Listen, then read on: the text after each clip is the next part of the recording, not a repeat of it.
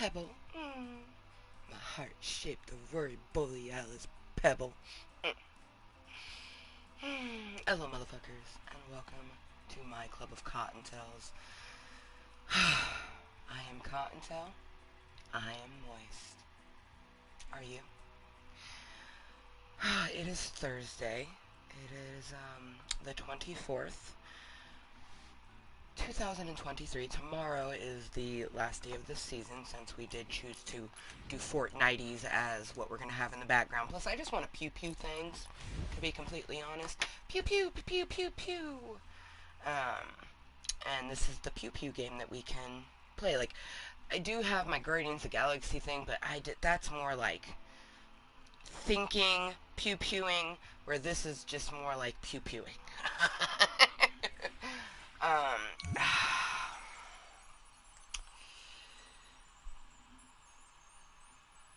It has been an emotionally draining night and morning already.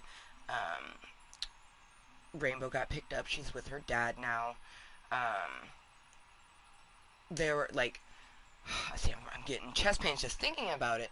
There was a question that I had wanted to ask, and I kept thinking about all the different ways that I could potentially bring it up, but I just let it kind of flow, and, they said, yes, that's fine, and of course it would be, you know what I mean? Like, I don't really think they would have said no at all. It was hard for me to ask. I didn't want to ask. I didn't want to rock the boat, but I'm glad I did, because now I get to have a first with my daughter. That's not why I said that I wanted it. I said because I wasn't comfortable, and that's true. He won't be there. It'd just be me and his wife, her, Rainbow's Allie mom. And whereas Allie is a wonderful human being, I enjoyed, our Mother's Day together. I'm not ready to do something just her and I at a school with our daughter, because Rainbow is her daughter. Rainbow views Allie as a mom. And, her dad did marry Allie, so legally she is her stepmom. But I'm still just very much struggling with it. This weekend, she's going to her first ever state fair. I'm really disappointed about that, because I missed out on all the Clark County fairs, and now I don't get to go to the Oregon State Fair. She's also getting to do it with her grandpa, which I only dreamt of doing, like, beach trips and different things with, my daughter, her father, and her grandpa. Like, I really love Papa Lewis, like, a lot, and it hurts knowing that, I don't get to go do that. So, I'm glad that I asked, and, I get to have a first with her that you'll never get to have it ever again. Your kid only starts one grade the first time. Not many kids, get held back in kindergarten. So my daughter has this thing where she has the first day of school, and then she has a gradual start day. On the gradual start day, her dad wasn't going to be able to go. And originally I was like, oh, well, Allie mom can be there. But the more I thought about it, I was like, you know what, I don't want her there. I want this to be just me and my daughter. It's a first that I get to have with just her. I don't want to walk with my daughter to school with just me and her Allie mom. I don't want to try to figure out answers to all the questions that may happen when we get to the school. Like, I would much rather just it be me, and I'm very happy about that decision, and I'm glad that I asked, and I'm glad that it's done with. I feel guilty. I feel guilty for asking for time with my daughter. Like, and I grew her in me. That's how weird this dynamic is. I'm really starting to feel like the outsider. Like, I'm the extra parent when I'm not. I'm the main care provider. I am the person who watches Rainbow the most. I'm the first person they contact if something happens to her. So, it's frustrating that I'm feeling like an outsider, So I'm very glad that I can do just one little thing, by asking a question and get something for myself. The question was extremely difficult to ask, and, like, I was just in panic up until the moment of talking about it. And I just, like, we were already talking about school stuff, so I was like, speaking of school, and then that's how I went into it. It just was so smoothly, and I'm just like, yes, yes, yes, yes. Oh, now I can just, focus on my doctor's appointment on the 1st, which, not looking forward to that doctor's appointment. And then I had to reschedule one that was supposed to be for the 31st because gotta meet Rainbow's teacher that day, so I rescheduled my pap smear. I'm still a little bit kind of like, really? It's gonna be on a Friday the 13th? And not just any Friday the 13th, a Friday the 13th that's actually in October. Oh, man.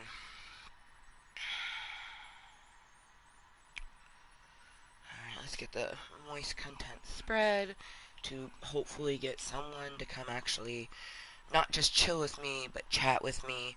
I'm I'm slowly but surely depleting to a point where I just don't even know how to get social interaction anymore. Like, I've face to face, because like I get text messages and things like that. I have some social interaction. It's just not face to face. It's freaking Thursday. Tomorrow's Friday. Friday and Saturday are coming up, and I message someone. I past my better judgment, I message this person, and still no response. You know what I mean? And I'm not gonna message them a bunch like I did last time because it didn't do anything. Like, obviously, if they weren't busy and wanted to hang out with me, they would. But just like every summer since, they don't. I'm beginning to think that they just say they love me. They say they care, but do they actually?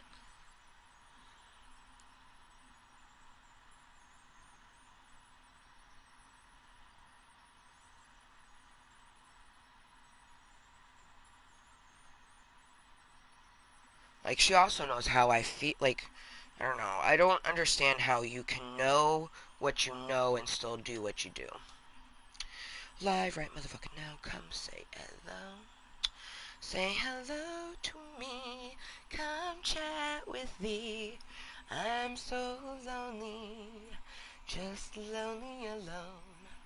So very lonely alone. Oh, one day we won't have this amount of loneliness in our life, but right now, this is what we have. I'll grab celery sticks so I can actually eat something instead of just, content, and not eat anything, because that's not good. Um, oh, man. My head hurts, because I do have two very full bottles that could go to bottle drop, right? And I've taken bottles to bottle drop now twice. The first time was very lovely. The second time was just horrific. On the bus, I should say. I've gone to bottle drop many times via car, but I've done it twice now with the bus. And in all honesty, I don't even want to get on the bus with my bottles. I am like terrified. The thought of it gives me a panic attack. And then I think, okay, well, we'll just walk. And I'm like, if we do that, we are going to be in so much pain. We can't do that. So now I'm just kind of like stuck. Like, I have these two full bottles. I need to also get more bags and tags. And I am petrified to get on the bus. I have nobody I can ask for a ride. So I'm just like, the fuck do I do? Like, what the fuck do I do? So we came to Club Kottontale. Like, honestly, the title almost was gonna be like Club Kottontale needed moisture depleted. Wow, that would have been a really good title, actually. Club Cottontail needed moisture depleted. That's damn. That's beautiful. Whoo. But instead, I went with I am Cottontail. I am moist. Are you? Because I am Cottontail, and I am, in fact, moist as a motherfucker. Just always being 100% myself, regardless of what some motherfucker thinks of me. I'ma love myself, and I will be loved. Just apparently not locally. Alright, motherfucking now. What's wild is sometimes when I'm feeling just emotionally and physically drained and I come here to Club Cottontail, I feel like I could just take a nap. Like, the feeling that I get from being in Club Cottontail just makes me want to curl up and take a little nap ski. Oh. But we're not gonna do that. Instead, Jada Rose is already loaded to perfection.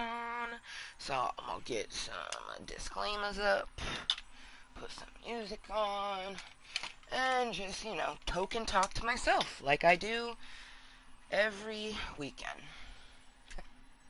Looking super fucking cute. Got my cute little piggy tails in. My hair's looking all nice. I got my, this is, you know how like a penguin gives their soulmate a pebble? This is a heart-shaped pebble, and I have one, and I also have one that I've given to my nest friend, and then she sent me one that's on this most adorable little penguin, and the penguin's holding the little heart-shaped aurora borealis. So, like, we both have given each other a pebble. And I love it so much because, like, the beaded ones that she got us, mine's outlined in purple, and then hers is outlined in teal, and they got the little heart, and our necklaces are exactly the same. But I love it. It has, like, this winged sort of heart around it, so it kind of looks like the pebble is being like hugged. I love it. She loves it. I love it. It's the best.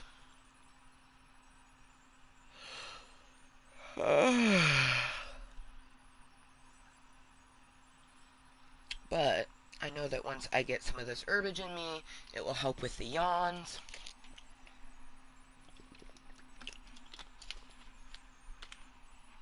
So I'm going to be playing with my best duder. I got my nest friend around my neck. Oh, I got any, of my Cottontales that are lurking, twerking, watching incognitally, or potentially watching this later on as posted content. And, of course, I got the beautiful technology in the end. The only thing that I need to make content is myself and technology. That is it. And I have those two things, so huzzah. I also have been reaching out to my best duder a lot more because I'm very monogamous. I have a polyamorous mindset in the aspect that I love to give love, but it's not going to always be romantic love, okay? I'm very monogamous. I want one person to give all of my ness. And I'm more attracted to individuals that appear to be the opposite sex. And I say appear because I have very much been attracted to females that look like dudes. I would say most of my crushes that I've had on girls were from girls that had like a masculine looking face, but they were girly, or they dressed masculine. That's always been what I've been attracted to. So going to my best duder for things is more helpful than going to my nest friend, because my nest friend I view as sort of like a parent, a mom. So I come to her when I'm needing that nurturing feeling. And then, which is still love, right? And then I go to my best duder when I'm needing the feeling like I'm seen by someone of the opposite sex, but also a romantic affection that him and I have within our relationship. Like, straight up, if I could do long distance relationships, him and I would probably try to date. He's in a polyamorous marriage, his wife, his partner, has another partner. He is able to have other partners. We seem like we would just click. And we would if I was okay having a romantic long-distance relationship. I'm not even okay with long-distance relationships. I don't like them. They don't give me everything that I need. But I appreciate them because, like, right now, the only close relationships I have are long-distance. The two people that have helped me today in feeling mentally better from my panic attacks and whatnots was my best duder, who's on the east coast of the United States, and my Canadian mommy, who's in Canada. So, she's an hour ahead of me. He's 3 hours ahead of me. There's no way they're going to, come over and hang out with me. But, like, with my best duder, we can hang out and play games, and I really appreciate that because it's all I have. But it also hurts me because it just reminds me, like, damn, this is all I have. Like, we don't have anybody to hang out with in real life. I hit people up, but it's always, I'm busy, I'll hit you up when I'm not busy, and then they're not busy, and I see a post of them doing something fun. I have now removed those people because I'm getting really sick and tired of them saying, "Oh, I'm busy, I'm busy, I'm busy." When I'm not busy, I will hit you up, and then they're seemingly not busy, and they're at the river, they're at a party or whatever, and I'm just like, fuck this. I don't want to keep seeing your happy fucking adventures when I'm reaching out every week with no give back. Like, fuck that. I'm not gonna watch that shit no more. Um, yeah, it's completely wild. Like, I truly wonder if I have anybody locally that actually cares. Because if I did, they would hit me up. You know what I mean? Like, I know they must care in some kind of aspect. That's why, one of the really, the only text message I got from her first was on Mother's Day. And it was a little GIF saying Happy Mother's Day. It wasn't like a typed out message. It was a GIF that she probably sent to many people, you know? Yeah, just like on her birthday, I messaged her at 1 a.m. to wish her a happy birthday. She messaged me like 12 hours later, "Oh, sorry, thank you. I'm at the beach and I have shit reception." I'm like, damn, that's really shitty reception that, for 13 hours you didn't get my message, but you were able to send two messages within a 1 minute span. People will make time for you. People that want to make time with you will. It's just unfortunate that a lot of those may be long distance. And hopefully you're an individual who gets all of the things that you need from those, because I am not. I can feel myself depleting every single day. I'm contemplating going to my daughter's school. They're doing this cleanup thing on Saturday. I fucking have a shit ton of arthritis, hand problems. I can't do a shovel or anything like that. But I'm like, oh, maybe I'll bring my wagon and like line it with plastic and can gather weeds that people pull or something, just so I can have interaction with other human beings. And it's her school, so it's not weird. Like, I can be like, yeah, I'm Amber Jr.'s mom. She's going to be starting kindergarten. Like, but I'm scared to go do that because I would probably just be in the way.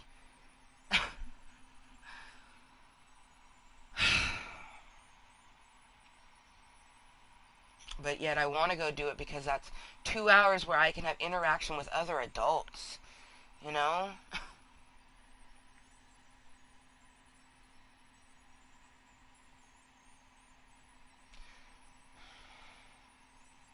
My daughter can feel it. My daughter can tell that I don't have people to hang out with on a consistent basis.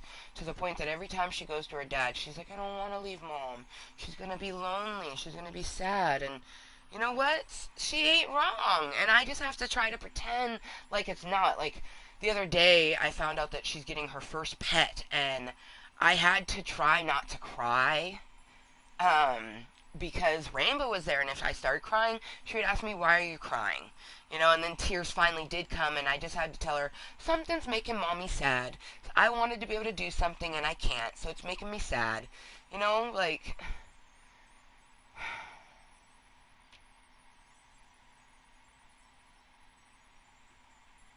I tried to plan a beach trip with my daughter every year for the last 3 years. Actually, every year for the last 4 years.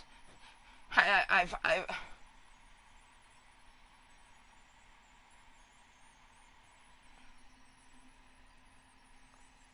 just at a loss.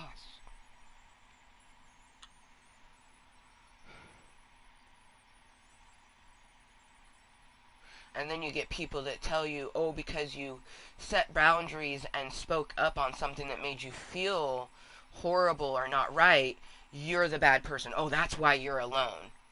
Because you respond that way. That's why you're alone. You're one of a billion people. Okay? Clearly we're not meant to mesh, but you don't have to, and I get it from strangers, I get it from people who know me.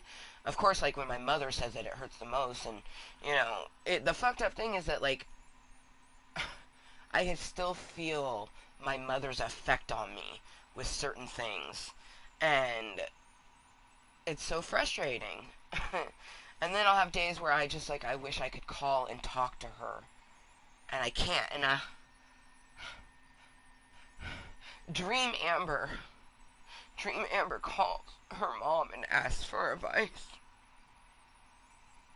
And lately I haven't been getting any kind of sleep because my dreams are so...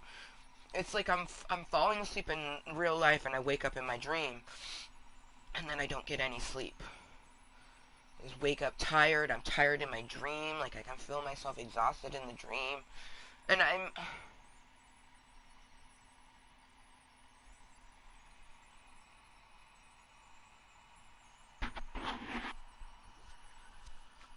I'm just at a loss. So while we're here in Club Kottontale, we're gonna get some medicine in us. Here in an hour, we gotta take the rest of our pill medication. I've already taken 2 anxiety and 1 panic pill today, and you know, the panic pills I have, they help a little bit, but they don't fully take it away, which is shitty. So I feel like I need a higher dosage, but I don't know. I also know that a lot of what I'm lacking is just that interaction with other people. Getting to hang out with someone. You know, I haven't hung out with anybody this summer. The only people I saw in June was at Rainbow's birthday party, and that was the end of June, and it was awkward and just no. It was very unpleasant. You know, so the one time I got to see people in the 3 months of summer, which people designate June, July, August, I only got to see my ex-husband's family and feel like an outsider. I have not seen any of my friends, someone who I would call a friend. I have not seen any of them since March. And the person I saw in March is Leah, and she's a new friend. She's still like... Yeah, no, like, is she my friend? I don't know. But that was the last person I hung out with, you know, and it was awkward and weird, and every time I tried to talk about something, she would, you know, respond in a way that hurt my feelings, and when I try to say that, sometimes she would say, "Oh, that's ridiculous, I'm not doing that," and I'm like, "Well, it's how it made me feel." I need more people in my life who don't question me when I'm making a statement about how something makes me feel. You know? I really should schedule therapy.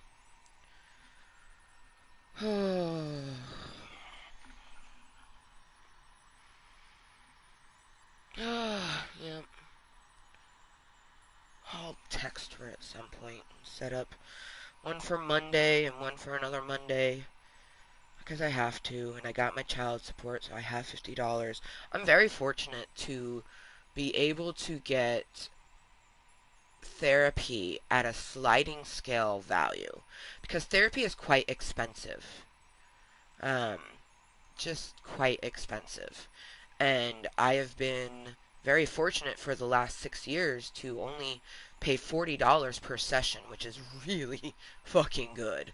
And recently, Hosey Posey, my therapist I've been seeing since the beginning of 2016, she told me I can do one better, and you know, we can do 2 sessions for 50. You know, it's just $10 more than what you're spending, but then you can get two because I need to be seeing it twice a month. Like, I should have already made an appointment with her. She even contacted me. Like, she can tell I'm just not doing very well, and it's so true. Like, I mean, I shouldn't be excited for a source of social interaction to be my child's teacher or principal, or, you know, try to make friends with other parents, but not want to come off too overzealous, because that happens to me all the time. It's much easier when someone approaches me, but that don't happen. That hasn't happened since I was in school. Or in relationships, like in my early 20s, I definitely would have like people stop and be like, hey, can I get your phone number? But I always, like, I had a boyfriend. They're like, of course you have a boyfriend. And now it's like, wow, you don't have one? Like, why are you single? You're beautiful and funny and all of the things. And I'm like, well, maybe my expectations, some people think them to be too high, but my expectations is honesty, communication, and I want to have attraction. Apparently that is it. What, am I just supposed to get with someone I'm not attracted to? That's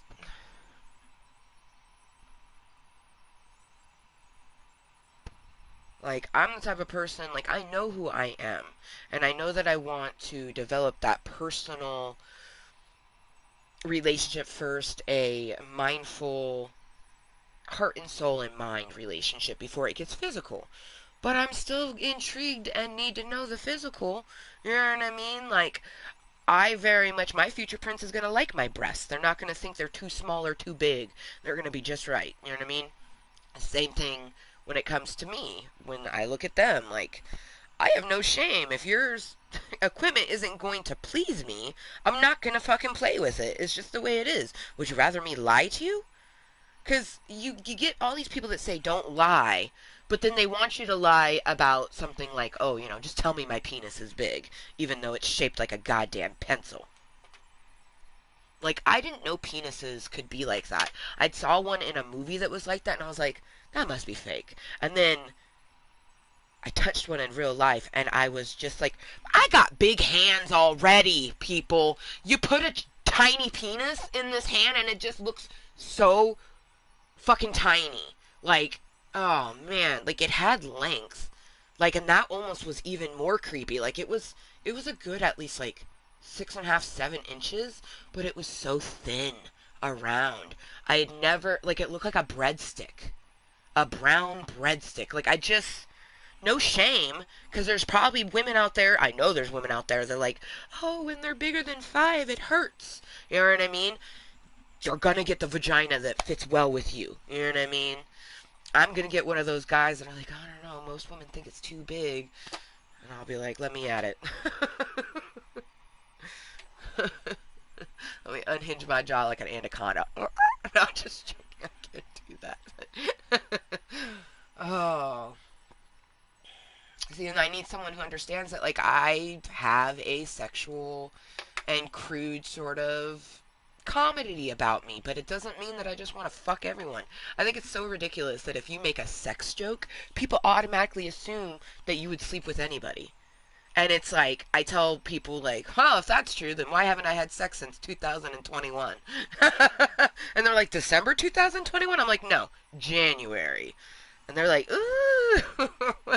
They're like, you don't talk like someone who's gone that long without it. And I'm like, your sexuality of your personality doesn't necessarily have anything to do with how you are when you actually have coitus. And I think a lot of people just misconstrue the, what gets you going and the difference between sexuality and sensuality. And it's, they're just more communications need to be happening. That's what it is. I wish my best duder was playing. But he's working.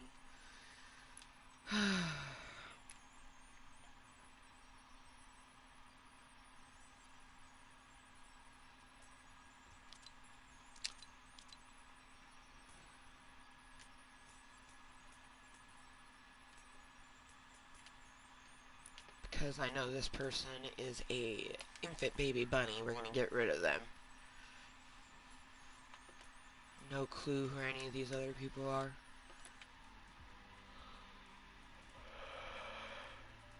If I wanted to game with someone under the age of 18, I would game with my nephew. But I don't like gaming with my nephew because he's not a team player. He does not know how to play as a team. Festival Lace. That's pretty cool.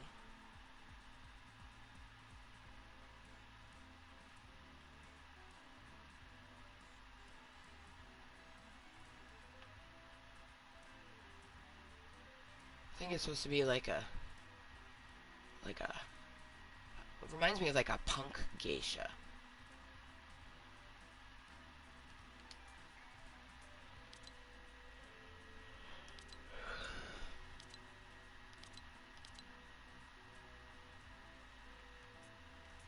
Oh, this is the skin that I saw someone using. Dope. Look at that long ass ponytail. Yes. Yes.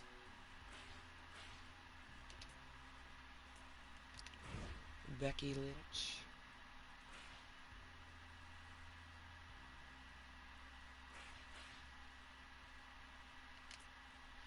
I haven't watched wrestling in such a long time. I know who John Cena is.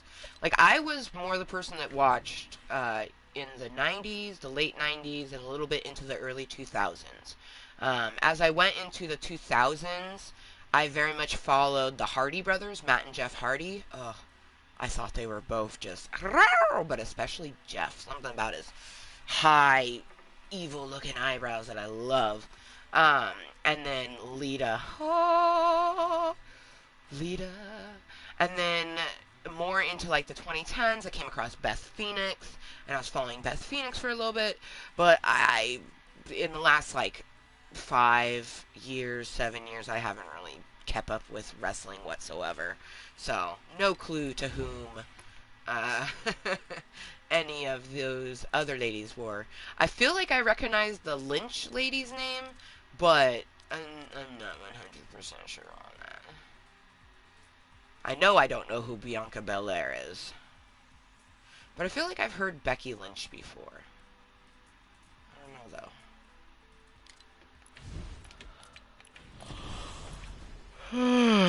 Okay.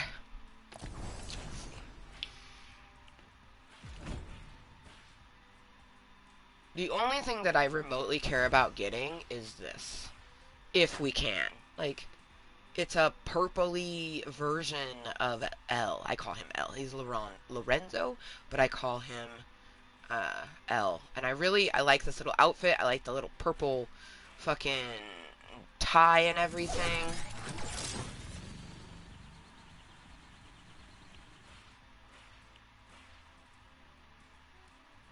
I could care less about any of that stuff, honestly. So 27. We'd have to get a lot, and it's probably not going to happen. It's just very unrealistic. But I'm going to be doing a lot of pew pew just to pew pew pew pew. So why not work on the different things? Especially these two things, because those will level us up, and every time we level up is when we get more battle stars. So, without further ado, let's get to it. Um, Cheers, and thank you to anyone that is lurking, twerking, watching incognitally. Uh, Club Kottontale is just a place for me to be me 100%. It helps me mentally and physically. It's very therapeutic. I do, in fact, make content for myself, but I very much appreciate anyone who happens to come by. Some people don't like that I say I don't make the content for them, but I'm just always going to tell the truth, whether it hurts you or not. Plus, it's my channel. No offense. I don't care if it hurts you. It's my channel. Because I don't say anything or do anything that's purposely trying to hurt people. People get hurt by the fact that I won't play a game they want me to play. People get hurt by the fact that I won't let them join me in the gaming, even though I'm, like, telling them why. And I even had one person like, dude, she's telling you that she can't because of her anxiety. Like, back off. Like, I'm so fucking respectful. I do my best to follow rules, laws, regulations, just all those little things. If I must, I find loopholes.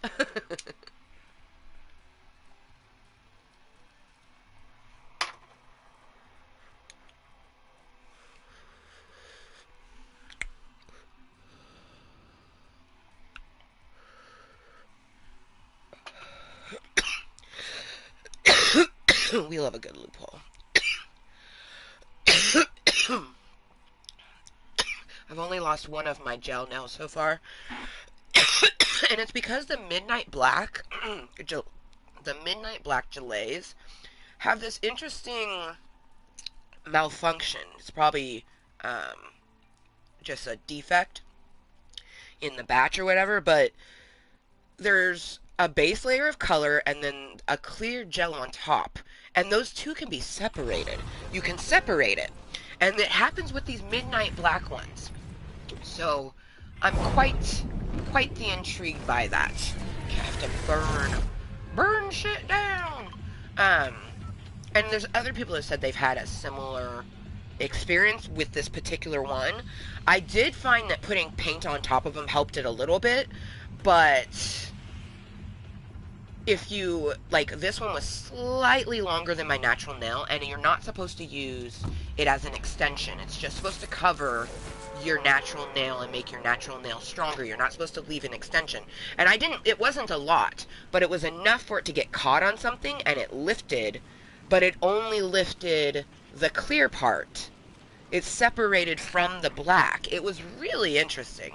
I should have kept it and documented it so I could tell the person who owns the company, because it's a relatively new company. They have a TikTok and a lot of their videos have been going viral, so they're a fairly new company that's getting a lot of new customers, and the only way they can improve is getting the feedback from individuals who are using and either liking or disliking or loving the product. And for me, I'm loving it, you know, even with the little imperfection, you know what I mean, like. And from what I can tell, it's just that particular one, so maybe it just has to be, you know, something and a defect in that particular batch. But the only way for, you know, the owner to find that out is you have to document it, you know, take pictures, send set picture to the owner.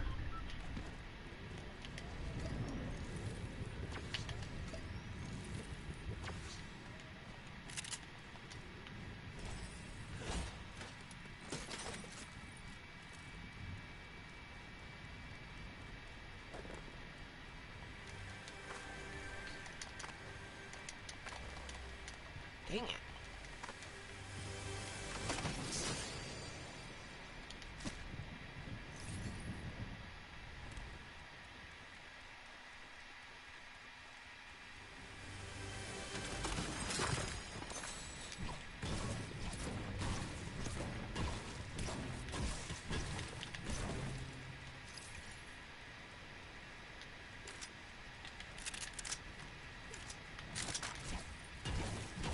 Sweet. You know, it's going to be a good match when you already got blue of two weapons that you really like. And we are fairly close to the circle. So I'll just keep looting until I absolutely have to stop.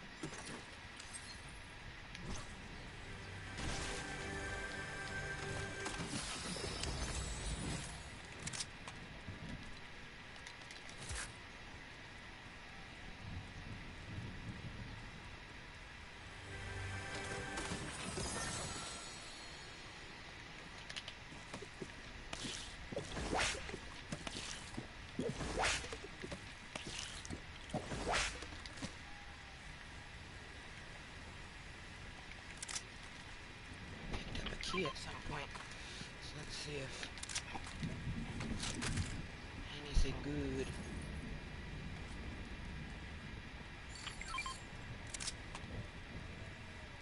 Ah, yes. Quite right. Ah, thank you, good sir.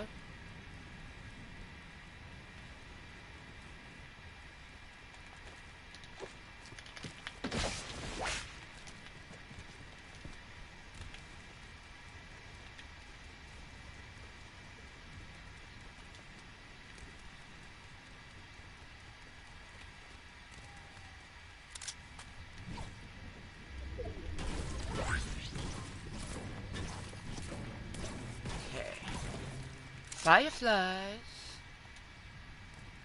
I would like some fireflies. There's a person down there.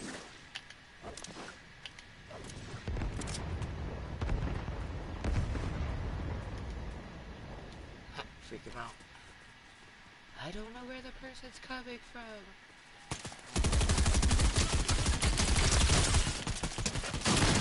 I for surely freaked him out with all those grenades. There was a lot of like, oh my god, where is it coming from?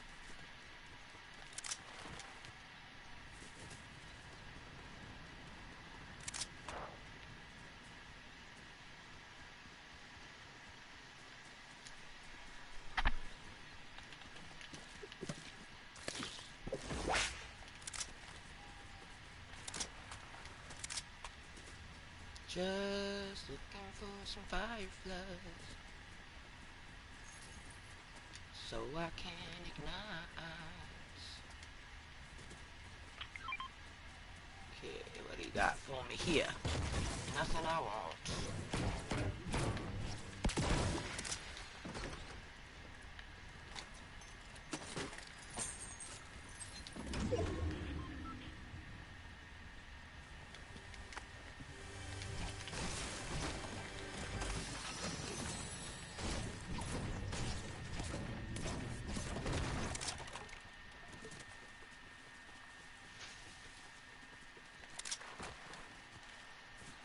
'Fireflies, fireflies, looking for the fireflies.'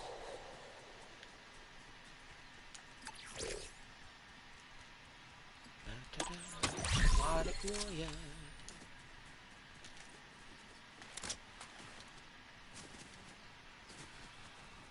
If I was a firefly.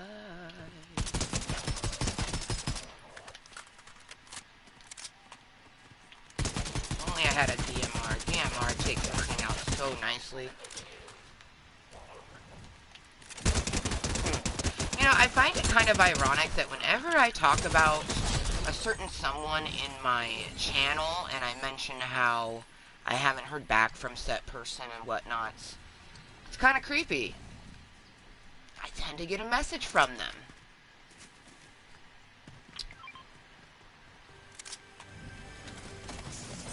It's the first time that I've gotten a fairly quick response. And all I said was, hey. Usually, I'm the type of person that does, like, a big old spiel. I don't just say, hey. I will be like, hey, like, you want to, you know, go do this, that, and the other thing? Like, I will do a whole spiel on what I want to do, right? This was the first time that I didn't do that. And I sent this, hey, yesterday. I sent it fucking yesterday.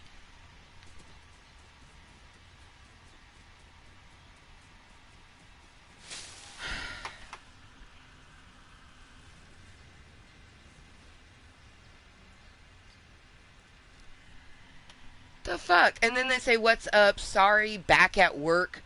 Too poor to stay home? What does that supposed to mean? Everybody has to work to live in their house and make money.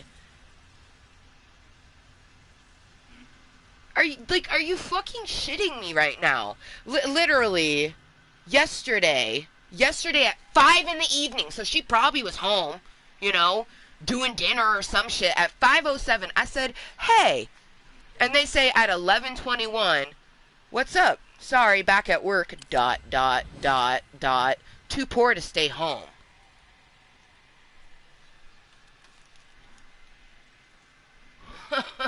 It's like, why add in that little tidbit? Why? When I get to the circle, I'm a message. I'm like, oh, I messaged yesterday because I wanted to see if you had plans this weekend. The same thing I always fucking do. Just trying to make plans with someone that I've known for 22 fucking years.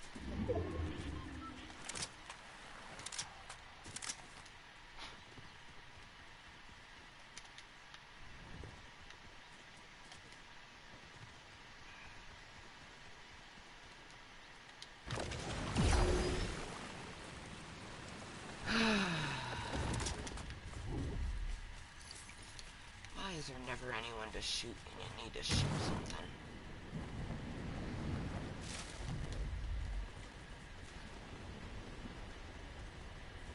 I have not found fireflies, but there's some of these little potty plants around here, so I'm gonna chill by this potty plant. This jungle foliage. Because we're right on the edge of the circle, so maybe someone will come down and we can whack the thingy.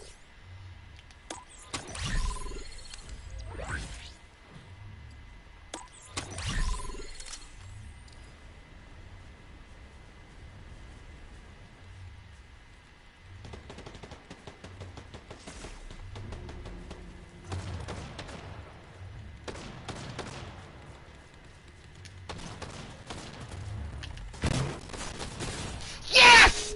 Yes! Yes! Yes! I'm so fucking happy. I'm so fucking happy. We finally got the pod plan. I'm so fucking happy.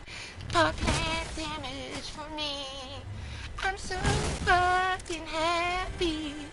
Pod plan damage for me. Woohoo! Ah, yeah.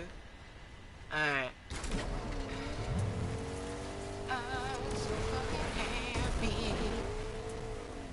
Wait. What are them wasps going after? Interesting. I'm so fucking happy.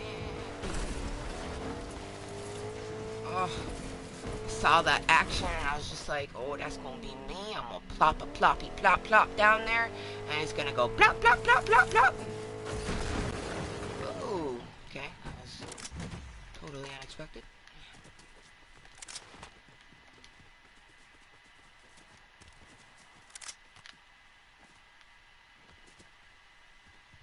Why is it eerily quiet?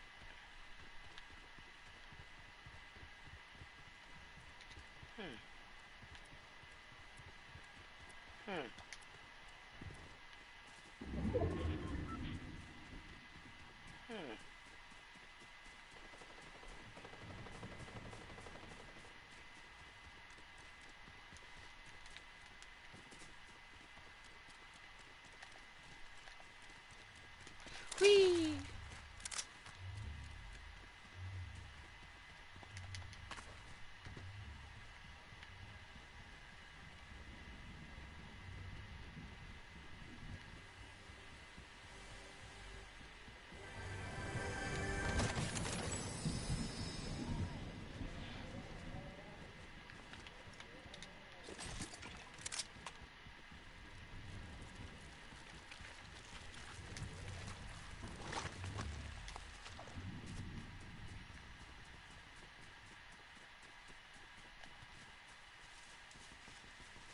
Fireflies.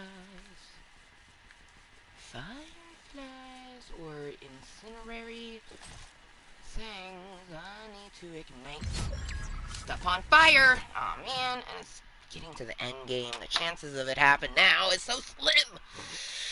Ugh.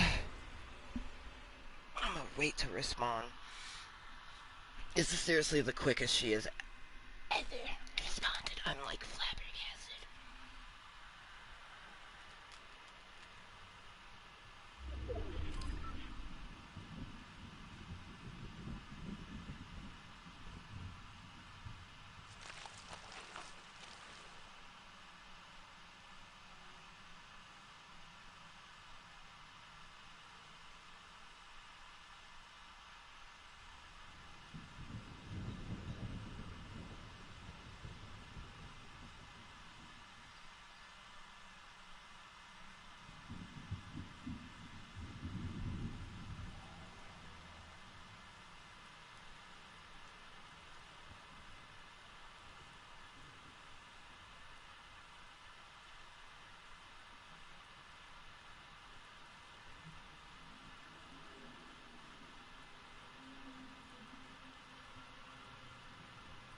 I just like I'm very annoyed by like how she added in the too poor to stay home. Like, okay, like I.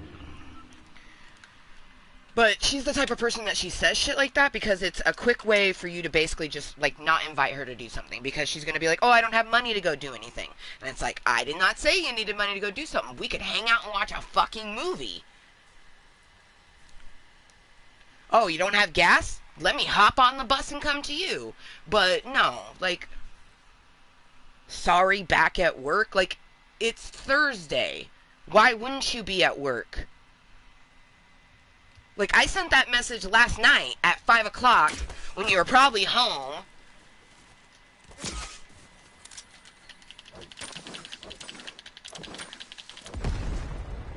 Fireflies!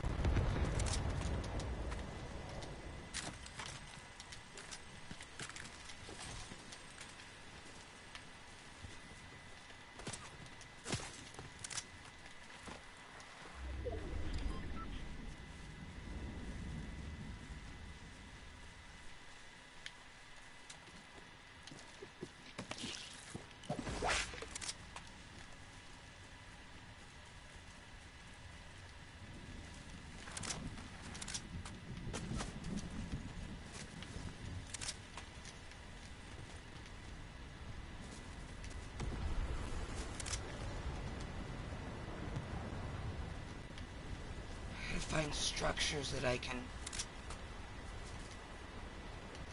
Does that count as a structure? Guess we're gonna find out. Nope.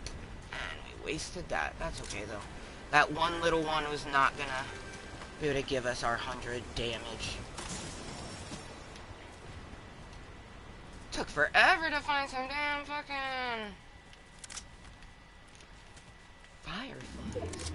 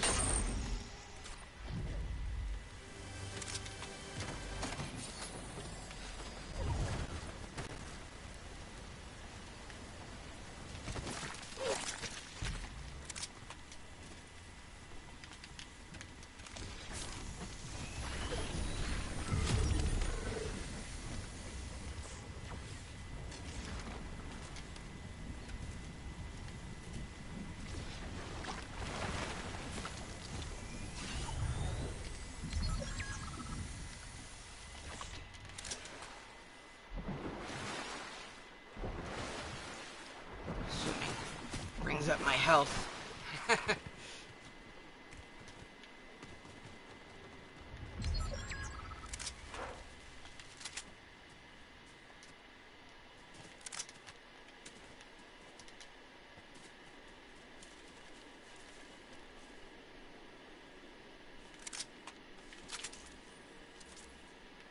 Do you think they're up on the house in the sky?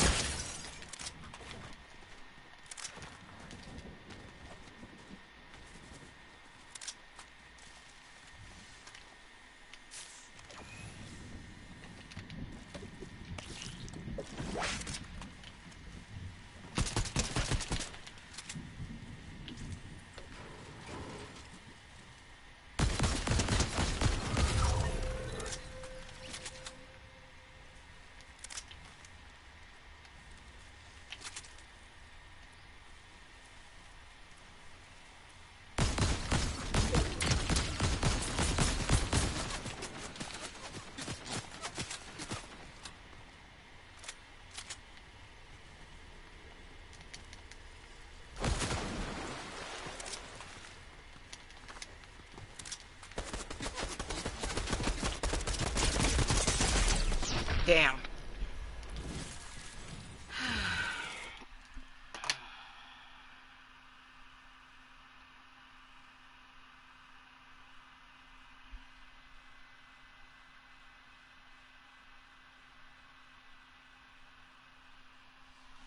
It's just like, it's so ridiculous. Like, I guarantee she probably thought that message happened at some point today, but I did it last night. I know she works. Every time she messages me and mentions work, it's like, do you think that I don't know that you work? Everybody works. I would work if I could physically and mentally do it. So, I don't understand. And then to throw in the, too poor to stay home. But you weren't too poor to go to the fucking beach for your birthday? I should not have even messaged. I should not have even messaged. Like, because I always get that sort of fucking give back. Like, what the fuck? Person I've known for 22 fucking years. And live. Her landlord is my ex-husband. Or her ex-husband. My landlord is her ex-husband. But yet, I haven't seen her even once this year. The last time I saw her probably would have been like a beginning of last year.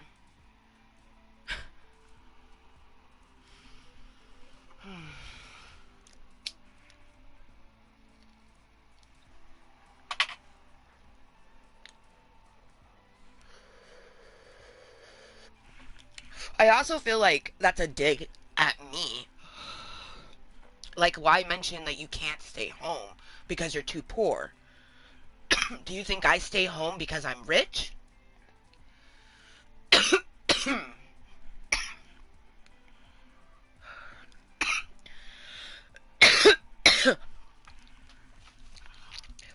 If a person who can't physically or mentally work a job, so I don't have a job, I don't make money at all. The only money that I get every month is because I went through a fucked up marriage, I got divorced, and he now pays child support. That is why I have money. I'm staying home because I can't go anywhere. Because I physically can't do it. I'm just so annoyed by that. I'm too poor to stay home. Like, I'm too poor to leave the home. Because what am I going to go do? You know, most of the things that involve no money is like hiking and stuff like that. And I can't do it by myself because of my health elements. I need to have someone there for if something happens, you know? Like, I'm just so very frustrated by that. Like, it feels like she's putting a dig at me. Like, oh, you know, I'm too poor to stay at home. I gotta work. I would gladly work. Like, I'm very perturbed right now. Like, ugh. Ugh. And she's never excited to whenever I get a message from her, it's never excitement of like, hey, long time no see. Like, I truly feel like she doesn't even want to hang out with me. Like, but yet every time I see her, she tells me how amazing I am and how she's a shitty friend and she doesn't hit me up enough and we don't hang out enough. But it's like, do better. I truly do not understand.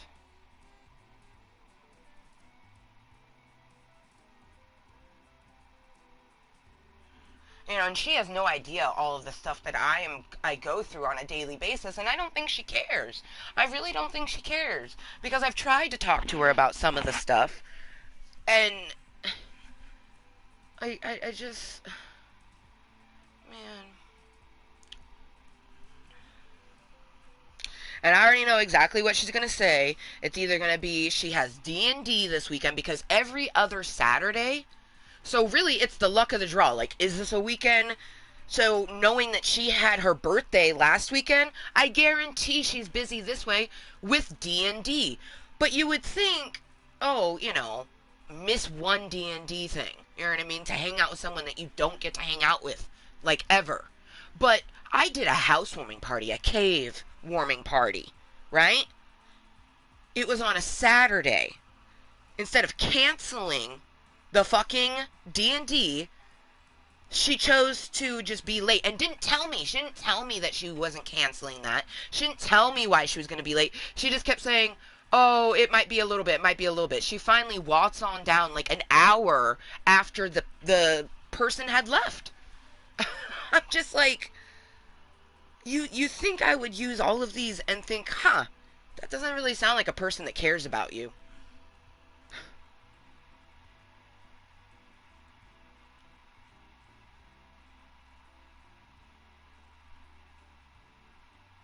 It's like I have her in my phone as Michelle. Michelle.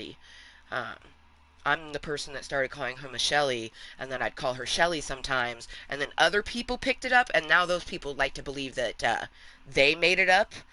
But at least I think it was at like her youngest daughter's second birthday. She's like, "No, Amber was the first one to call me Michelle." Um, but I just don't understand. I just do not understand. And like, I'm in such a weird bittersweet spot because like I kind of want to stay in the cave for at least another year because my daughter's starting school and I don't want her to have to, stop the school year and then restart it at a different school mid-school year. Like I want her to be able to finish her school years out. If we move, I want to do my best to have it be in the summertime. So I have a wait list that I'm on, and I'm either gonna get on it next month, like September. September 16th is officially 1 year that I've been on the wait list, and they said it takes 1 to 2 years. The lady I spoke with was very adamant that it was that amount of time. So going on that notion, it will be, sometime in the next year. And like obviously I hope that like it would happen now, even though it'd be wild and crazy. She could start school a little bit later type thing, but still get all squared away. Or, the best case scenario and what I'm hoping will happen is that sometime during the school year that will happen. Um, because if it has to happen, it happens. But realistically and hopefully, best case scenario is that like school just got out, end of June, beginning of July, August. I get, the email saying an opening has opened up and would you like it? And I'd be like, yes. And then, boom, get all moved in, get her transferred schools and stuff like that.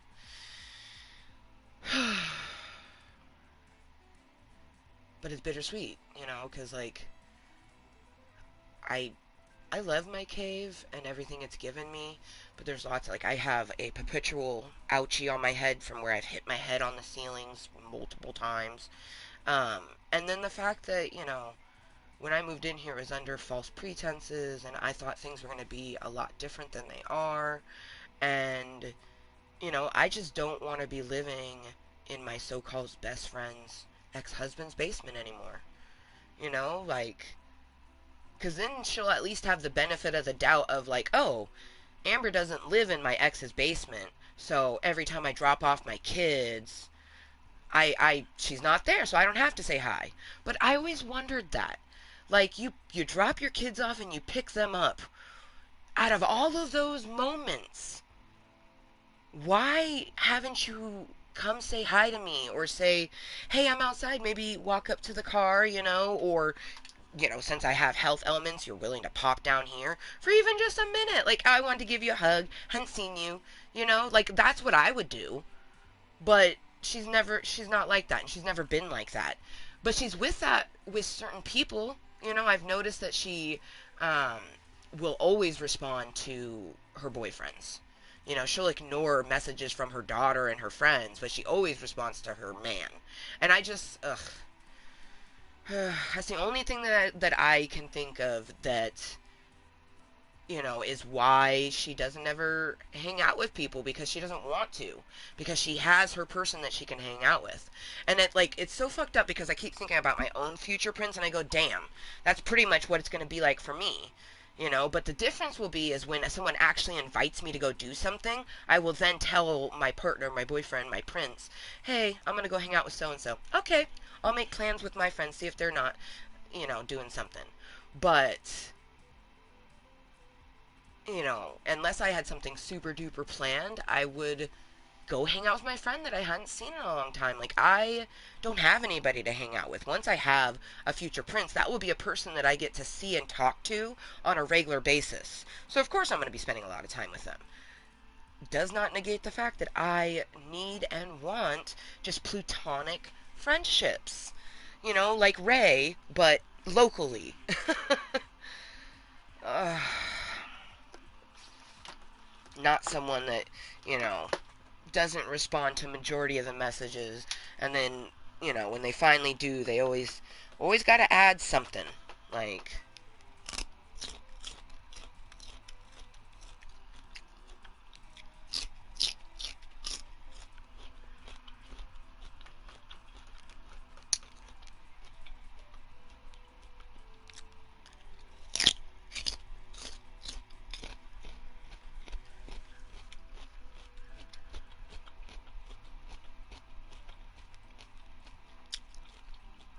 I'm just annoyed. Because, and the reason I was reaching out is because this is the last weekend of August. Like, kids are going to be starting going back to school very soon. And she doesn't have any kindergartners, so all her kids are going back, you know, that first week of September. My kid has a gradual start day. So, like, this is our last opportunity to make plans and hang out.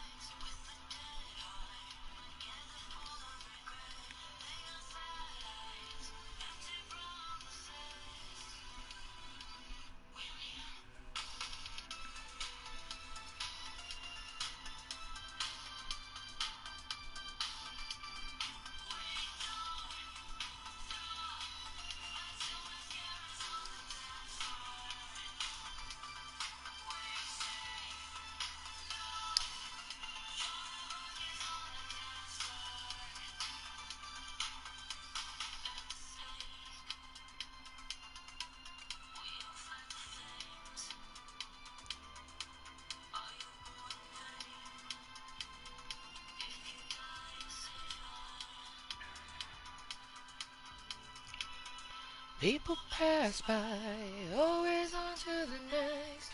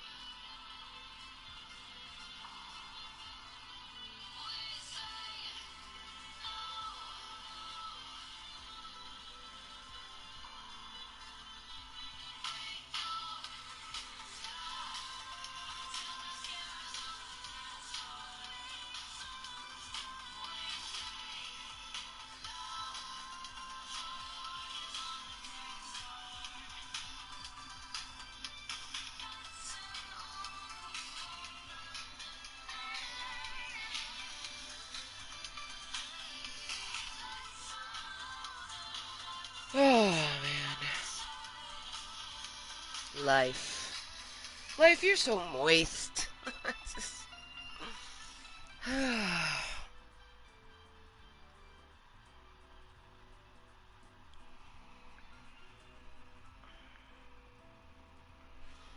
Do we actually have someone watching? Or are you just saying that? Let's see, shall we?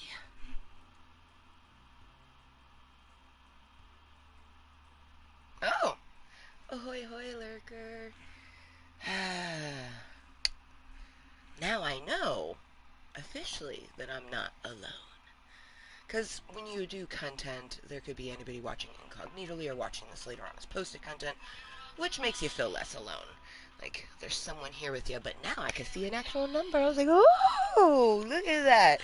And just before noon, when I take all my little bottle of medicines, cheers to you, lurker.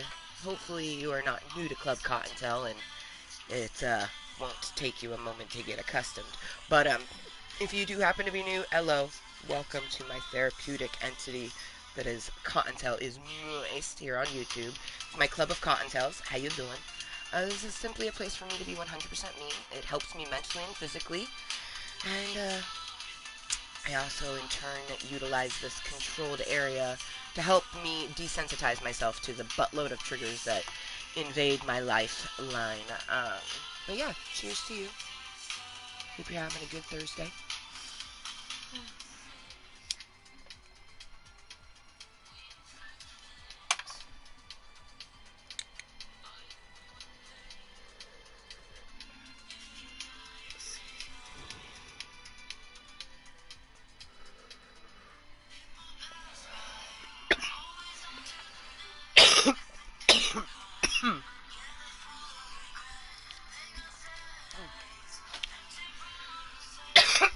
Celery for breakfast is delicious.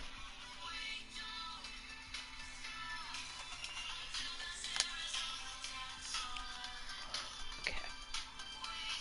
Let's see. Let's go ahead and disalarm. Dismiss our alarm. It's gonna go off in 6 minutes. Because I don't want it to mess with my music. Dismiss.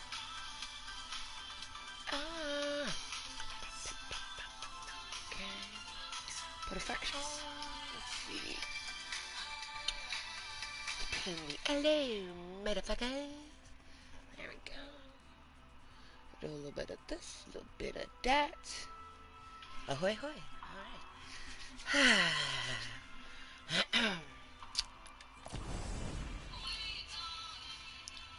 Sweet. I love that pod one had been so frustratingly difficult, and I literally eliminated someone with it. You were just supposed to damage someone with a pod plant, but I literally eliminated them because I just knocked it down into an area where 2 people were fighting, and it blew one of them up. It was so very satisfying, and I know that other person had to be annoyed, like, you took my kiss! It happens. It's the way of the game. But I was so happy.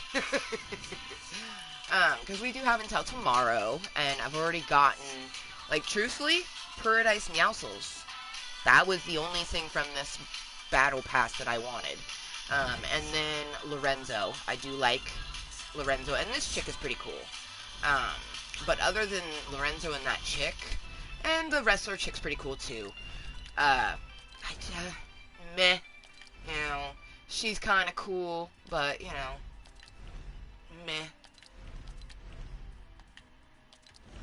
And then I did think it was pretty rad that Optimus Prime was the tier 100 skin. You know, I grew up with...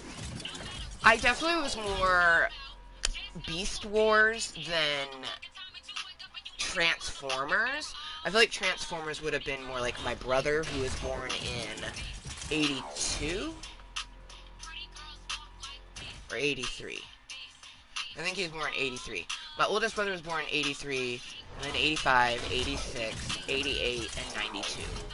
So yeah, 83. My brother, who was born in 83, I definitely see him being more of the Optimus Prime. For me, I very much liked Beast Wars, and I very much watched a lot of Mummies Alive, and, oh god, they had this, like, shark show, gargoyles. I watched a lot of X-Men.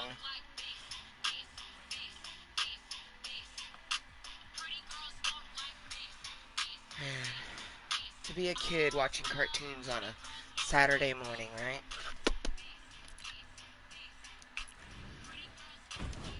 Uh,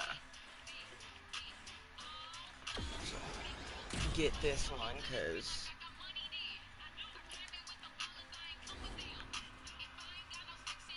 Hi, welcome to Club Kottontale. No, I play by myself. I will eventually, I do like playing with people, but I need it to be someone that I actually know or have gotten to know via my channel. Like, I still get heart palpitations when I play with my best duder, and I've known him for almost 20 years. So, I appreciate the asking, but no.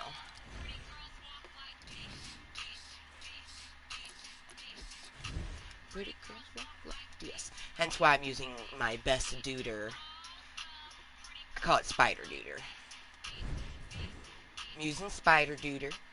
Oh, that's cute how it popped up Kottontale47 on it. I feel like it's telling us that we should use Kottontale47.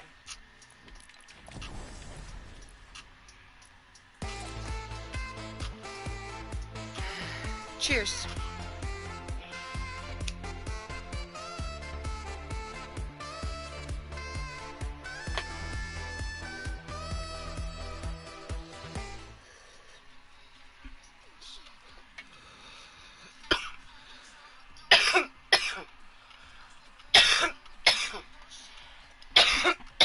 Hello, motherfuckers, and welcome to my Club of Kottontales.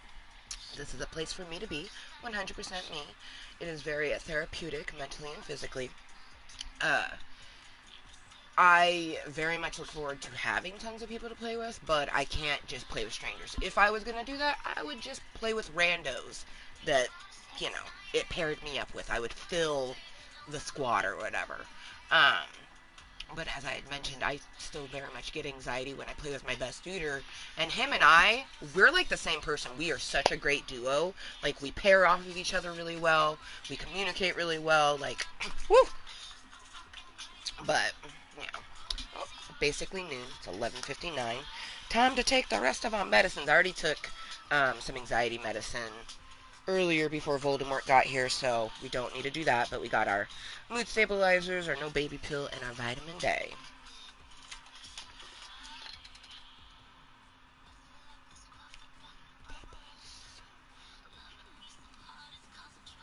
Okay. Okay.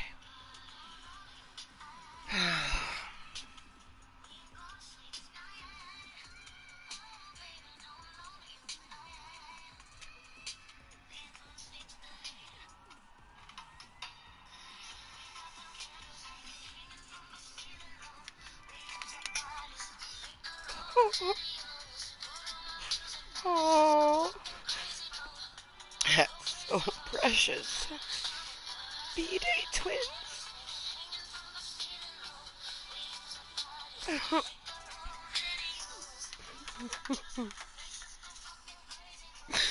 Oh, this is gonna be such a hard weekend. Rainbow's going to the Oregon State Fair. She got her first pet, and her first pet's birthday just happens to be her birthday. So her kitten was born on her 5th birthday.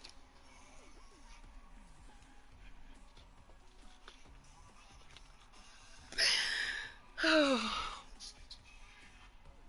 this is why I really, really hope that we get some social interaction. Like, I'm hoping that when my best duder gets home from work, he can play some Fortnite with us, whether I'm in Club Kottontale or not. Oh, man.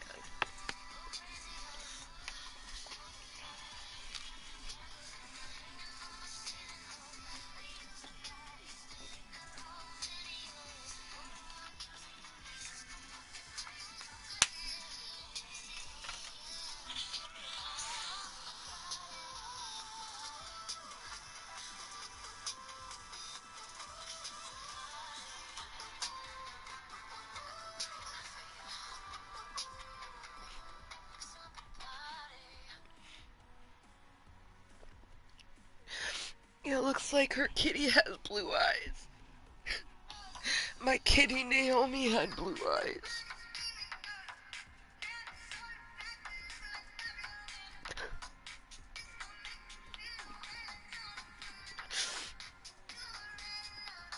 Oh.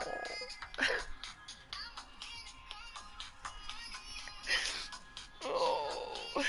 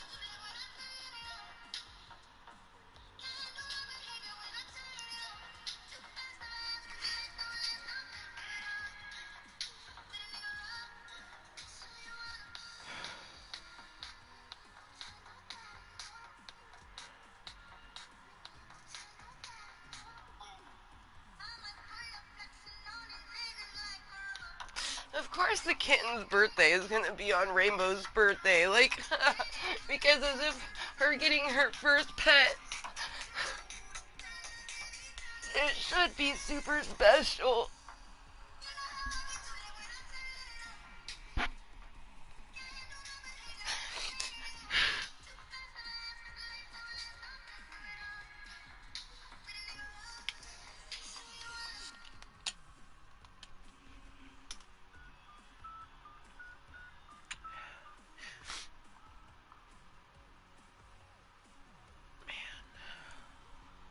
Okay, it's time to cash Jada Rose out and get a fresh one loaded. Cause we can't, I can't. Fuck. Damn it.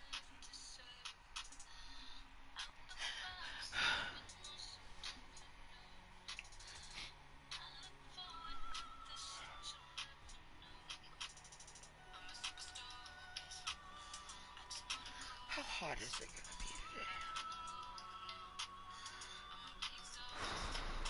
Oh, it's supposed to be 93 degrees today. Holy shit. Well, okay. Beautiful. It's absolutely beautiful outside. Oh, man.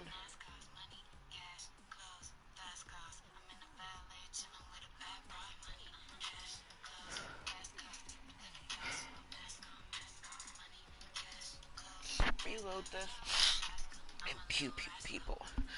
That's why we're playing this. Is to pew pew the pain away. Not think about all the things we don't.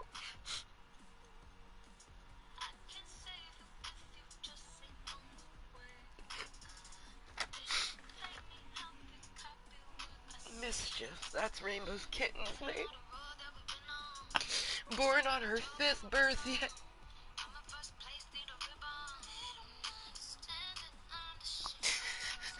They could give her a backyard. They could give her so much more than I can. It's just not fair.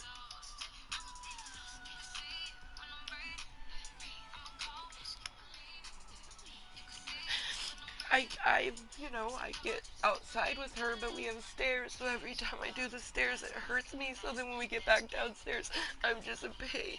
Or I'm just in pain even without going up and down the stairs.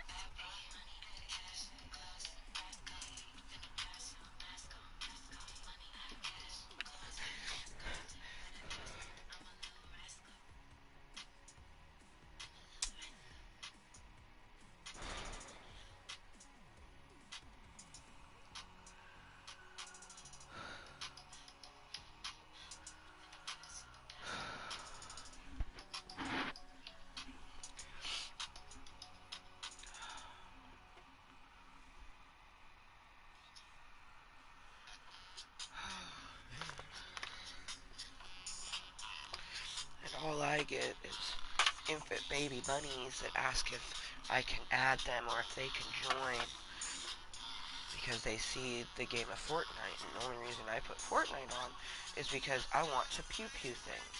That's it.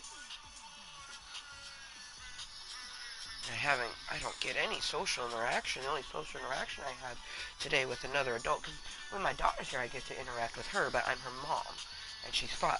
Like, it's meaningful interaction, but in a way, completely different way. And then, I saw her dad, Voldemort. That's never fun. It's just a triggering situation. And then, I try and try and try and try and try to make plans with people.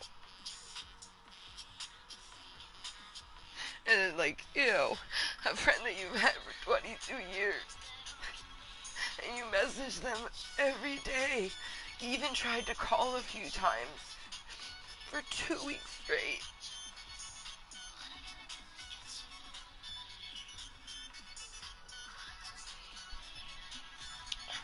Just for her to do a thank you to her birthday wish, but then when you decide to say hey again, they just respond in a very blasé way, and it's like, I sent so many messages and left messages about, like, hey, let's get together before summer's over, like, this is Rainbow's last summer before she starts school, like, just all of the things.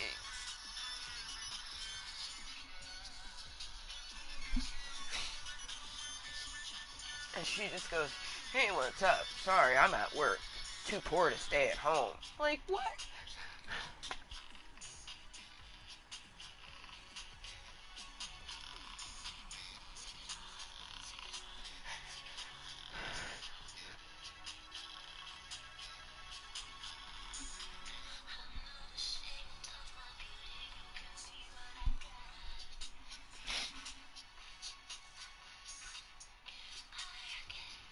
And now I have a bunch of people watching me for no reason.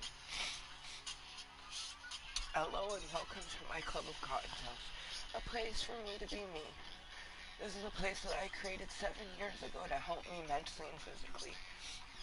And it does every single day. And I do it every single time, I should say, because we don't do it every day. It's a therapeutic entity that will trigger me, and I'll attempt to desensitize myself to it. It's a place where I can get thoughts and feelings out. And hopefully, it's sometimes a place where I actually get to conversate with new and other people. Doesn't happen very often.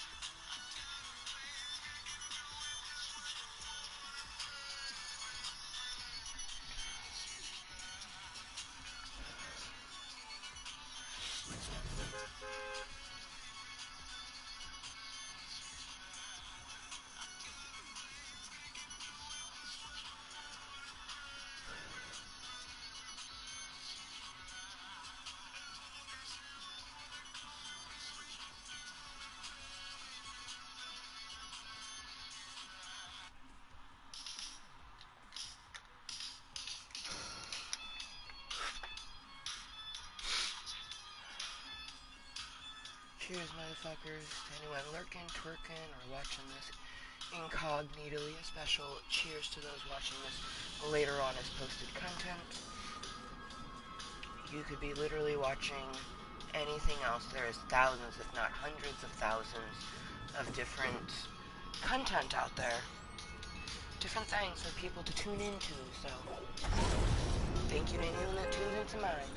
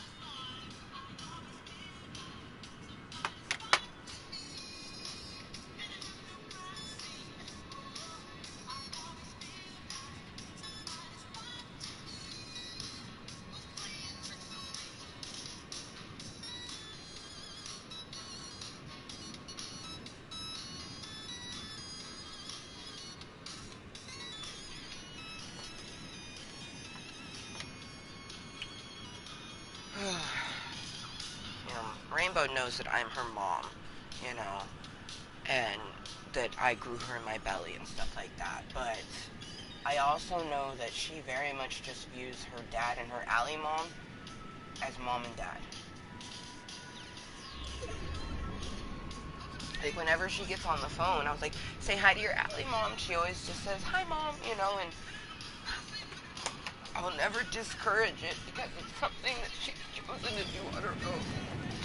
And I've met Allie, and other than the fact that she married Voldemort, and I'm unsure, what he could have said or done to make her want to be with him, but she's just such a wonderful being, and knowing that she's there with Voldemort helping, it means that my daughter is being taken care of.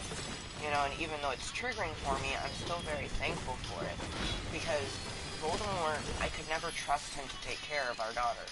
So at least I know with Lady Voldemort, Allie there, she's being taken care of, but that hurts. Like, Rainbow was never supposed to have two mommies. You know what I mean? I'm the mommy.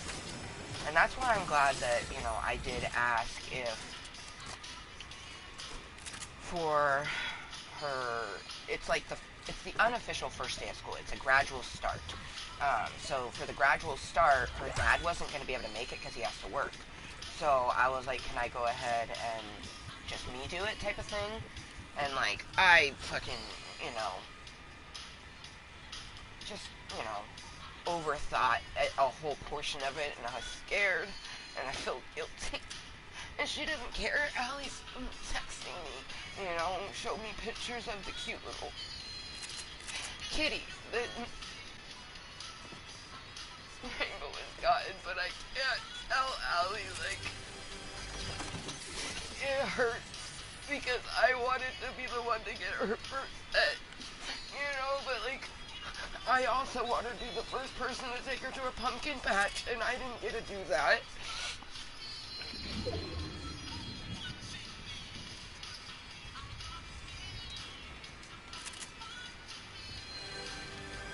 I'm so thankful that we can do a co-parenting relationship. I'm very thankful for that, but it just hurts. It hurts knowing that my kid calls someone else mom, and I'm a very jealous person when it comes to stuff like that. I never ever wanted anybody to call my mom mom.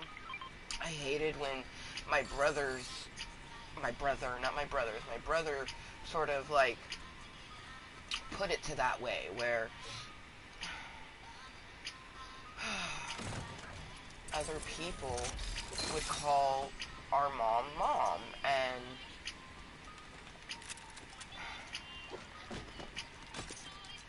just, I've never liked it. It annoys me, it hurts me, you know, and that's with someone calling my mom mom, and my mom was abusive towards me. Like, me and my mom don't talk, you know. Me and my mom have always had a very interesting and tumultuous sort of relationship, so for me to get jealous things pertaining to her, where it's like, I love her, but I don't like her. My daughter, I like her, I love her, she is my everything. And it just hurts knowing that someone else has been in her life enough that she calls, you know, that's her other mom.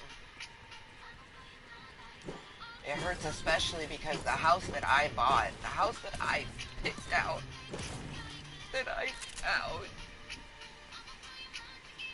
the house that I bought with her father, you know, he didn't even want to move. I'm the one that did all of that. Rainbow, I have to remind her, like, no, that was Mommy and Daddy's house. That was not Allie's house. Because to Rainbow,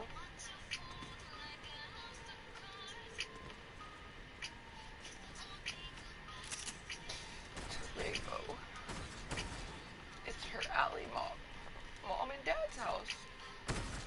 And I'm not the mom in that scenario.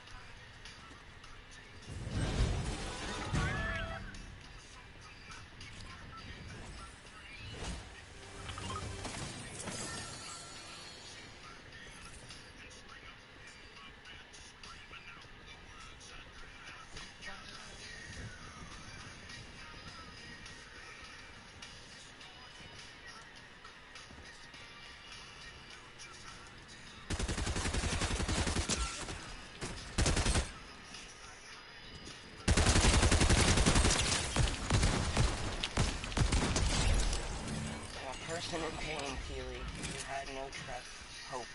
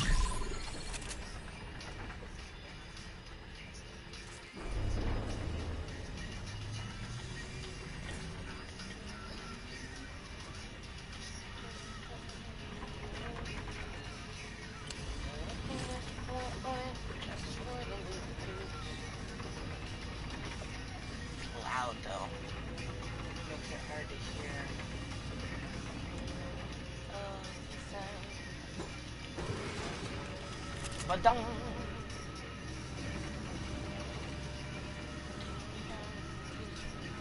Which are which?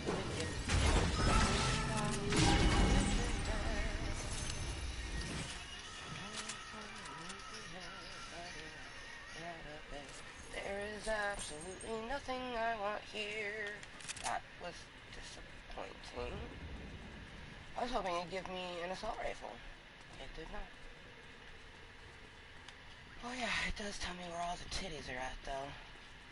If only that was a real life thing. It could just show you where all the titties are at.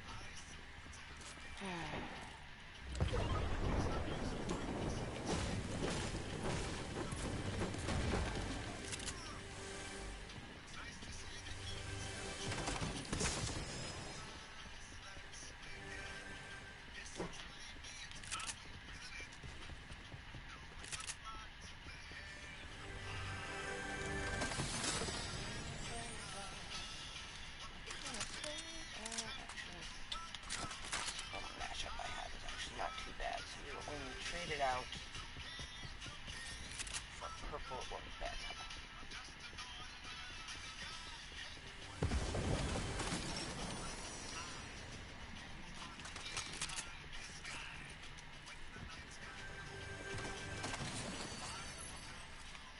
You're looking at him, young. Oh, you're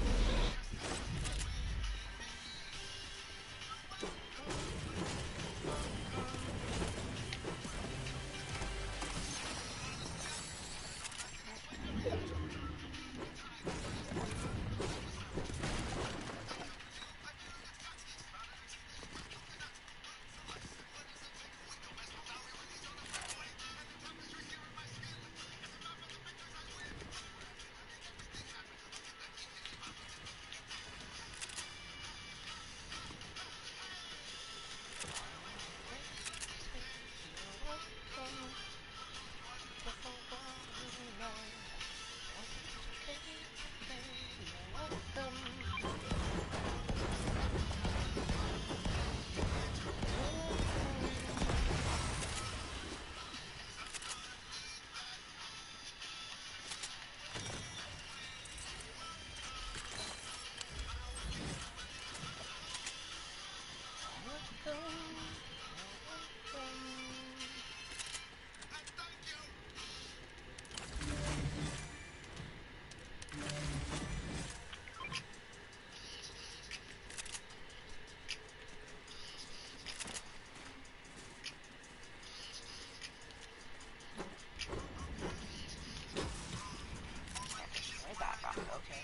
Are you sure this one?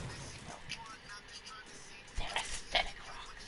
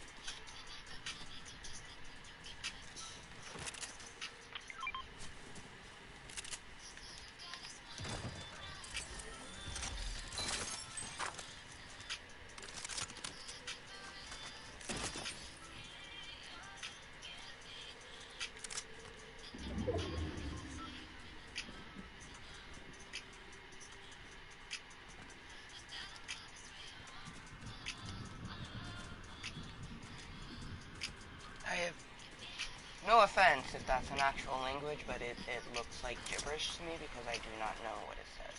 I cannot read what you typed. But hello and welcome to my club of Kottontales, where I'm currently just numbing my pain with pew-pewing in the pew-pew game, aka the Fortnighties.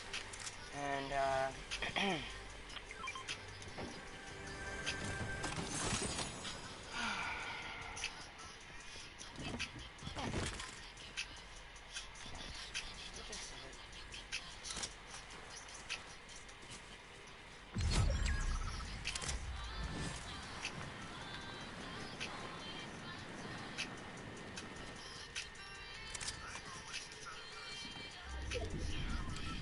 I also very much have to use the restroom.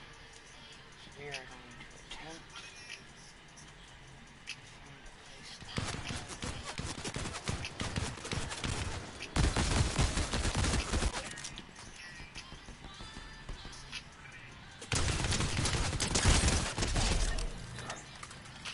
Well, maybe you should have been in a sneaky bush and you'd still be alive.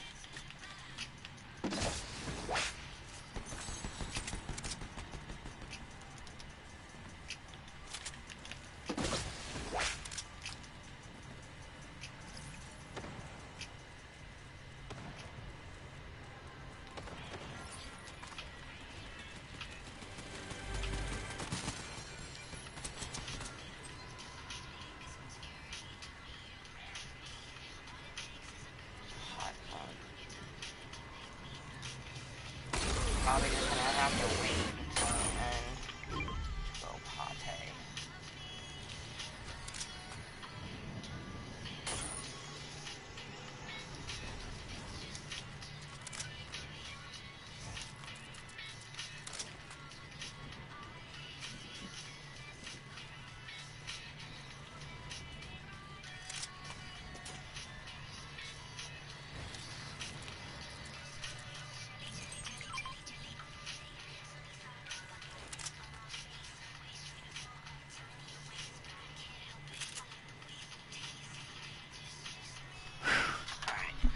If we die, we die, but I gotta pee.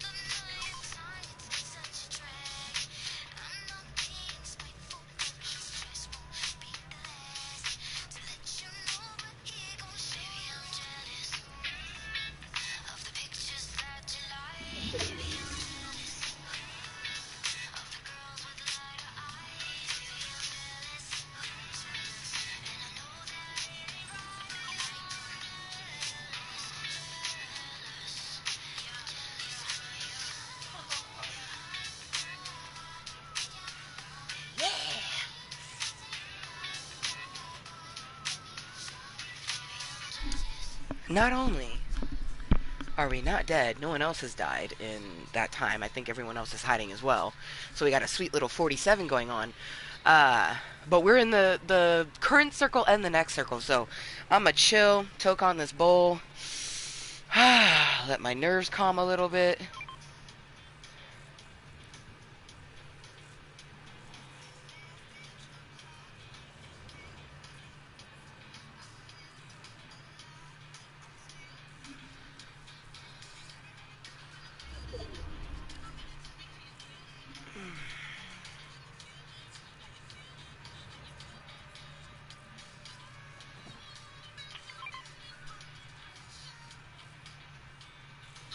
too hard to be the stress, yeah. Ah, what I used to be. Cheers.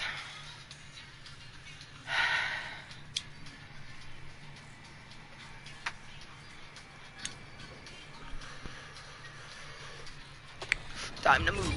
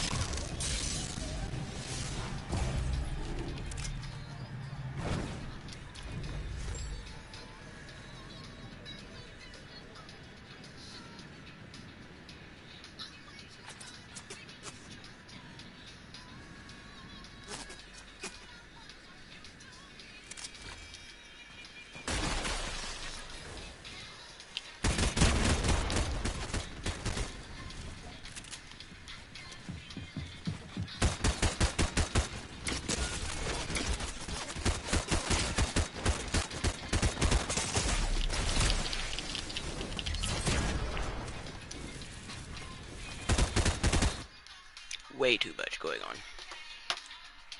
Alright, it's a Monday time. 1, 2, 3, 4. Make today greatness galore.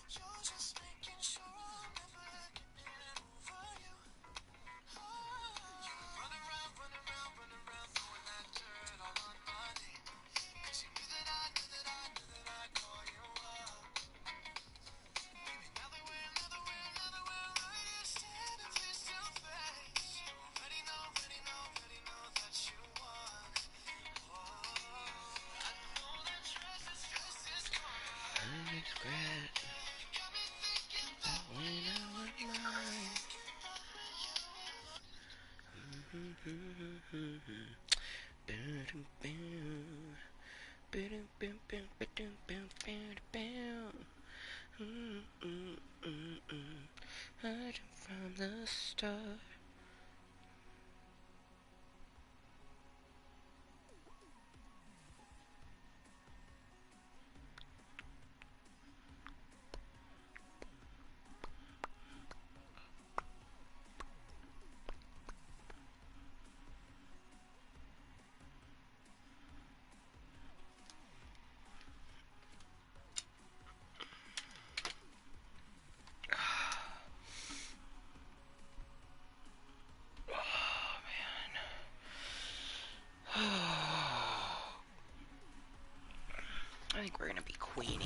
Now let's use Spider Duder again.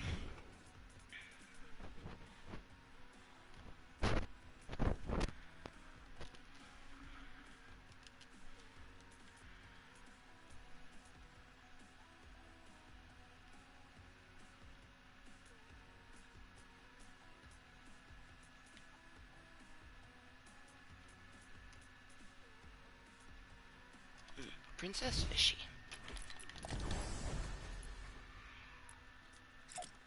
Oh my, oh I do declare, I do declare.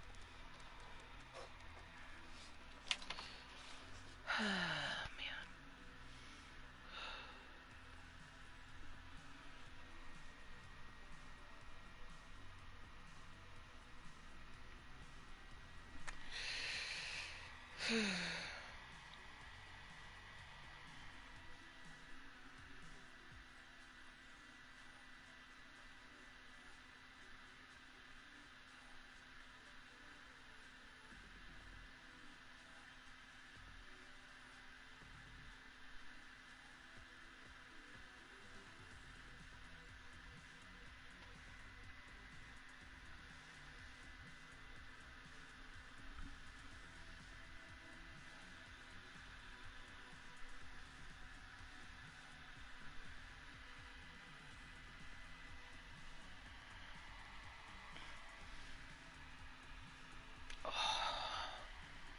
Where did my music go?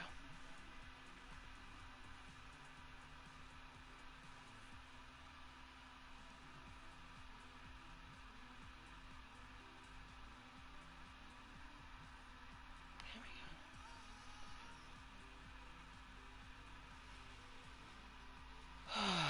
Okay. I'm gonna get Jada Rose reloaded. Even though it's gonna be really hot today, I still think I might attempt the walk. Because I have a little bit until Rainbow officially starts school, so it'll give my legs a chance to, like, rest up afterwards. But I'm gonna... I have to go the same direction like I would go to the bus stop. So I'm gonna take money as if I was to take the bus, but I just don't see myself getting on that bus because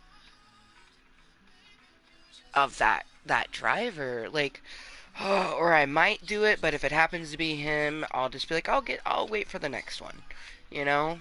Even if he goes, no, there's room, I'll be like, no, it's okay. I'll wait for the next one because it'd be too triggering. Like, I don't want to see. Oh, see, my heart's. Or like, if we just walk, we won't have to worry about the bus driver at all. But it's a very long walk, and the last time I did a walk like that, I could barely walk back. I didn't have my walking stick then, but I don't think the walking stick would help. So, you know what? I don't know. Let's flip a coin. Should we return bottles today? It said no. Alright, we're gonna stick with that. That does mean that I need to go to Walgreens and get some cheese sticks from there. Just enough to, for when Rainbow gets home, but I can wait and do that on Sunday, even, when she gets home.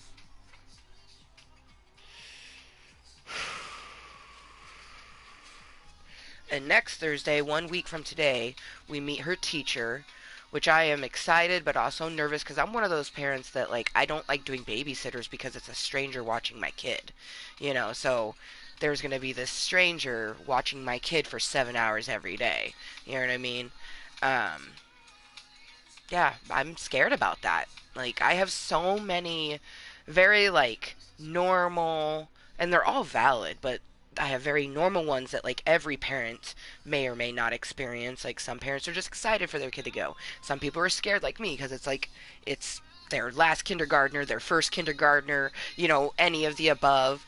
Um, it's just a kid, starting school, and it's like, oh, it's so intense, but I have all this other extra intensities and triggers that come from her starting school, and you know, uh,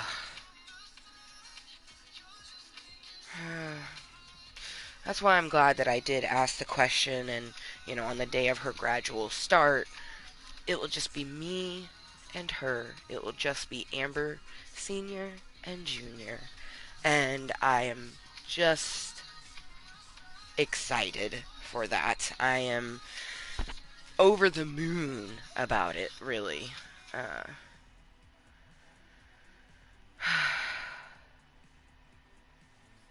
definitely feel like I think since getting it out, I no longer feel the guiltiness, and not as much. I think I feel it a little bit, but I was feeling guilty of like taking it away from her stepmom. But like, she was never supposed to have two moms, so I've had so much stuff taken from me that should never have. Like I should have been the first person to take my daughter to a pumpkin patch, especially considering like I don't have any memory of going to a pumpkin patch when I was younger. Like we might have done one, but like I don't have any memory of it. You know what I mean? So for me, it was my first time, and it was my first time in adulthood. I had never gone as an adult. So even if I had went it as a kid, I never went it as an adult, and I wanted, it to be our first time together, and it's just very saddening to know that, you know, I don't get the first. I got her second one. But like last year, the pumpkin patch that we were going to go to was closed, so she only got to go to one pumpkin patch, and that was with her dad and Allie mom and her grandma on that side and everything. It's just, it makes, I'm so happy that she's getting to have that dynamic, because that's the one thing I always wanted my daughter to have, is to be able to hang out with her grandma and cousin or cousins, aunts and uncles and things like that. And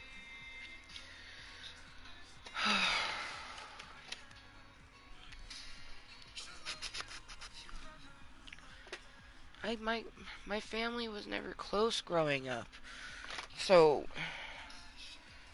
I could keep in contact with my cousins, but like one cousin, her father recently passed, and I feel for her, but her father was a horrible person, and did horrible things. And then, I have another cousin who I'd like to hang out with them, but I know stuff that his wife has told me, and I still have like past childhood memories with him that just make me feel uneasy, so I don't want to contact them. And then, I don't know where one of my cousins is at.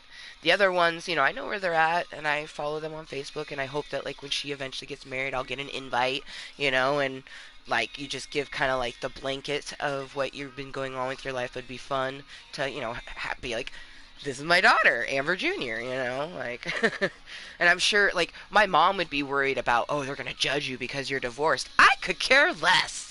I don't care about that type of shit. I just want to see and experience family, people that I'm related to by blood, because it's nifty. It's awesome. I have a lot of my family that I've created myself. I have a Canadian mommy. My best duder is my best friend, but he's very much like,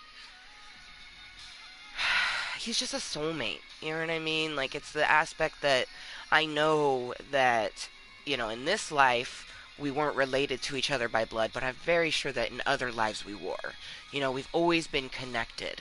That is what he is to me. And, like, I have those meaningful relationships, but I don't have family that I could call. Like, I don't have any family I could call right now, except for my brother Christian. What would I call Christian for? I'm not going to call him to say hi, so I could text him to say hi, but I don't really have a reason to call him. You know what I mean? Like, but I can text. I text with my brother Christian. He's always kind of been more shy and more to himself. You know what I mean? But like when the new, I almost said Charmed, the new Craft movie came out, he told me about it. I had no idea this movie was coming about. He told me about it, and now I own it on my Prime, and I have the physical disc of. I went to say Charmed again. Dang it! It's because it has very similar vibes, but of I can like see that the craft. That's why it's the C's that are throwing me off. So I own the craft on DVD, and then I have the second craft on Prime. They should make a Charmed movie. That would be fantastic. I feel like they're going to have some crossing over with the new Charmed show that's on Netflix, and sort of incorporating maybe ones from the past, like the OG one that we know and love. I don't know though. I feel like it though because of the house that they show at the end, but we'll just have to see. Man, but then that just makes me think about family too. Charmed is all very close knit in their families. Man.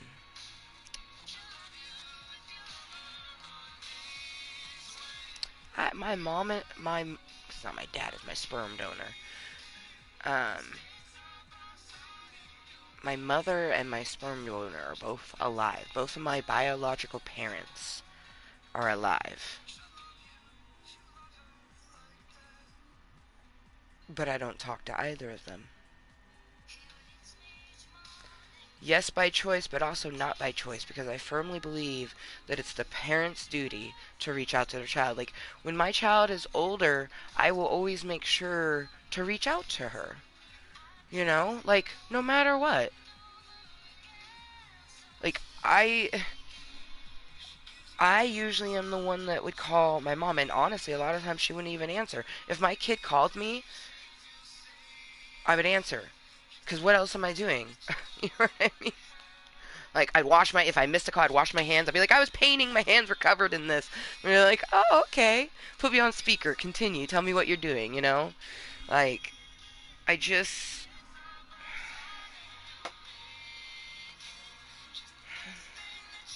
I miss all of my ex's moms. I don't miss them. All of my exes are exes for a reason, but their mommies? Oh, I miss their mothers.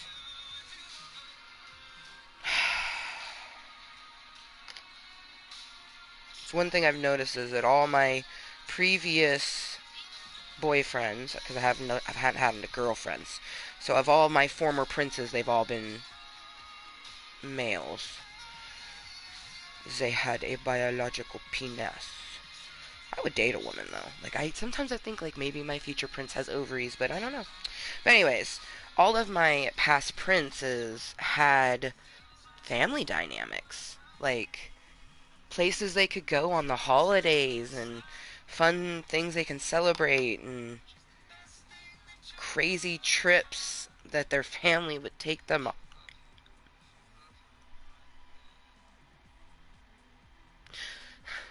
I'm upset because Voldemort was the only one to go on a trip with me, but everything he did was pretty much a manipulation tool.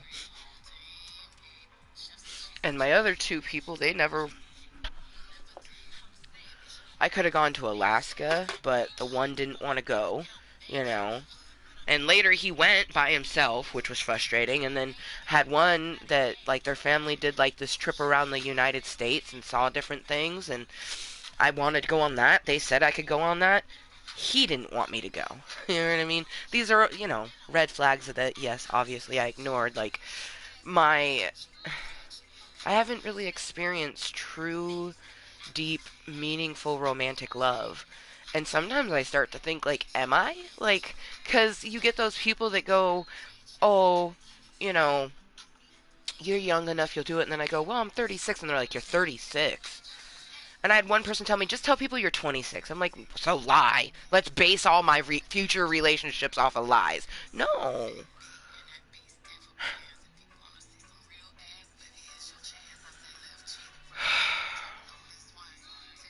And I just kind of look my way to other people's romance. And there's lots of people who, very much just enjoy their late 30s into their early 40s, and their mid 40s is when they settle down. A lot of that is 100% by choice. A lot of those individuals is, they're just sowing all the oats. I tried that. Been there, tried that thrice over, two of which I was attempting to make a friends with benefits. The middle one, that second one, that was 100% the slutty Ambers just wanted to get a nut. And that, ugh. And the universe sent us Tucker the Fucker to show us why we don't want to do sex just for that. If we were going to have sex, it was a friends with benefits. You know what I mean? We're mutually respecting each other's bodies and flourishing that. And, the last time I had snoo snoo, OMG. I think about that probably more often than I should, about the fact that, like, if we could have been friends with benefits, it would I would be so physically and intimately satisfied. I'd still be lonely in the aspect that I don't have like my actual person to hang out with, but like I would hang out with that person. So that would be another adult that I'd get to hang out with, and then I'd get the serotonin from the sex. So there's a lot of payouts on that. So whereas like now I'm just not around anybody, and it's so chatty because we learned from those casual experiences that we don't want that. So now we just need to make and develop friendships. I've tried. I've also tried to just be strictly like looking for the romance. Not that didn't yield anything. So now I'm just flowing mostly, trying to my best every single day focus on just that, the day, my present, this gift of beautiful life, and then my health and my home. Because those are the things that my life consists of. There's so many other things, but health and home. Health of my body, the thing that's the reason why I'm living, and then a home, a place for me to come feel somewhat safe, because it's hard to feel safe in your environments when you are riddled with anxiety and triggers, but some place that's yours. Like, no one's going to be coming through my door. I have had people come through the door before, but it hasn't happened in a long time, and hopefully will never happen again. And if it does, I just, at least now I have panic medicine for that. But like I could snuggle up in my bed and take a nap if I want to. I can go do anything because I am 36 years old and the world is my oyster. I have a lot of limitations, so within those limitations the world is my oyster. And I keep trying. I make conversations with complete strangers. I swear, there was this one guy, he had to have been married. He had to have been married because, like, I was feeling the vibe, and I know he was feeling the vibe, but he pulled away type of thing. So either it doesn't know how to feel and read the vibes, or maybe, he's one of those people that wants the girl to be more dominant because some men like that.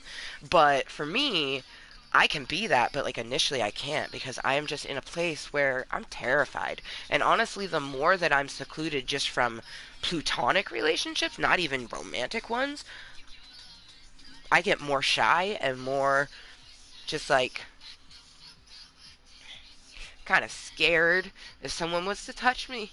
In all honesty, like I would love to hug my best duder right now, but I worry that I would flinch.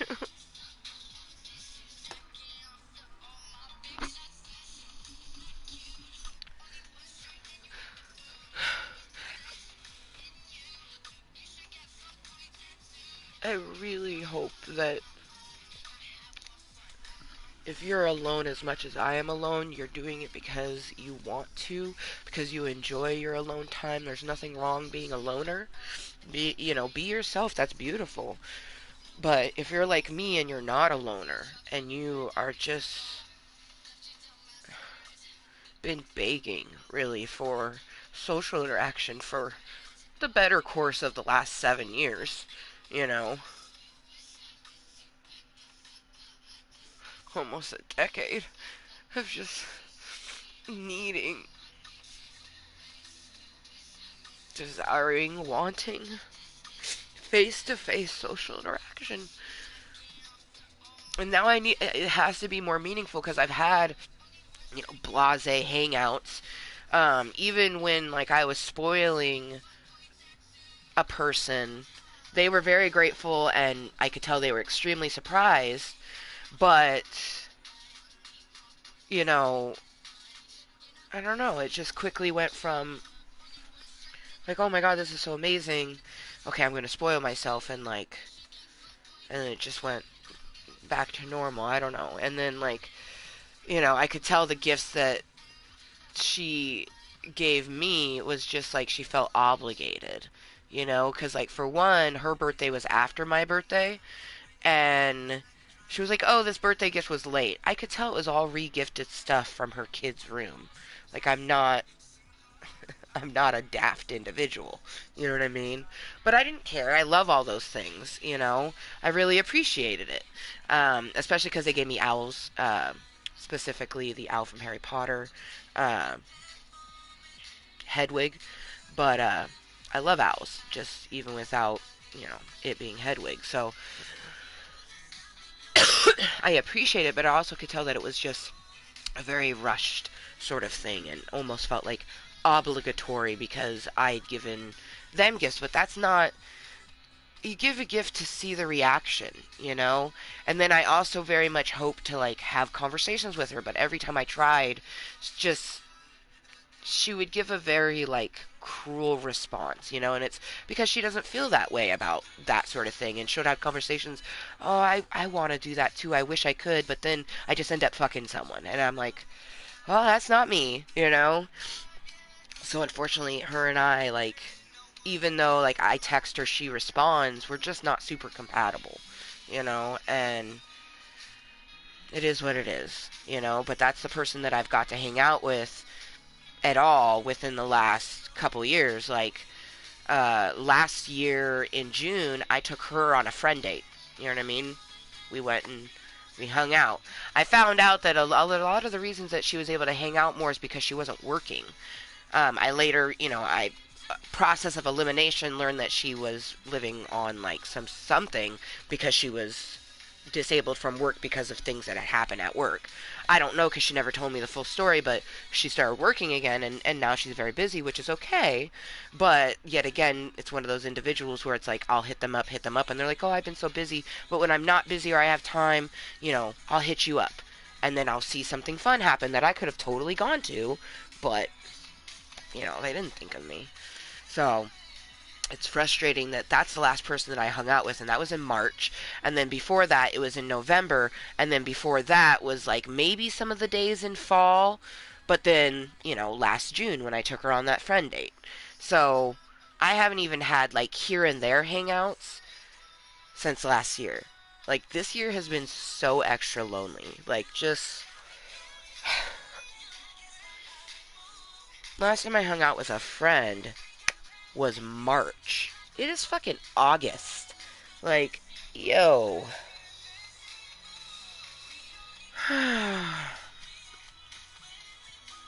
It's almost September.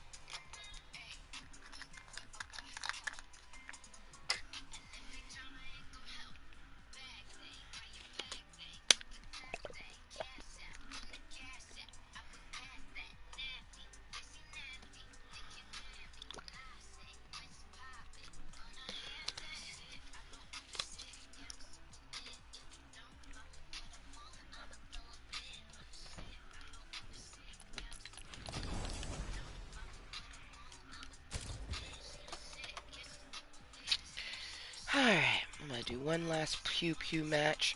I think that's about all my hands can take because they're still healing from my carpal tunnel surgery, so certain things still agitate them. So we're gonna toke this bowl, play this match, and then, honestly, I have no clue what I'll do after I end this meeting. But this match is the last match we're gonna play, and this toke is either the last one or the second to the last one. I could see me smoking another one because this one's gonna happen while I'm playing. Cheers. Excuse me.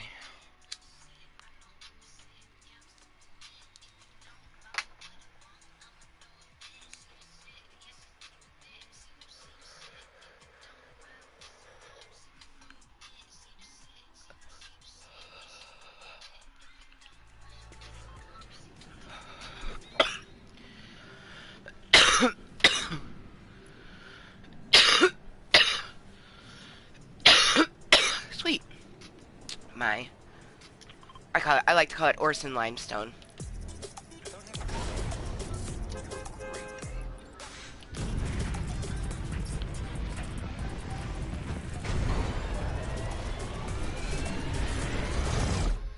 I like that last image of the fan. That was beautiful.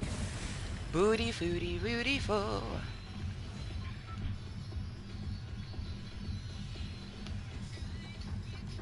Actually, I might do another match. As long as we do a nice little break in between and I rub my hands. I don't have anything else to do. I mean, I plan to stretch. We're definitely going to do a lot of stretching. Because, yeah, stretching is good. I got to show up every day for myself, even if it's a little bit. You know, I've been doing shoulder presses every day, even if it's just 36. The other day I meant to do 100, but I did 50.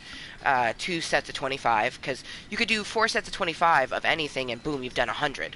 I love that. I love that 4 sets of 25 is 100. It just makes it, honestly, really obtainable and easy. Like, sure, those 25 reps may be difficult, but just imagine once you're done and you go, holy shit, I just did 100. You know, maybe it took you 30 minutes or whatever, because you have to take breaks in between the reps, you know. But, oh, so worth it.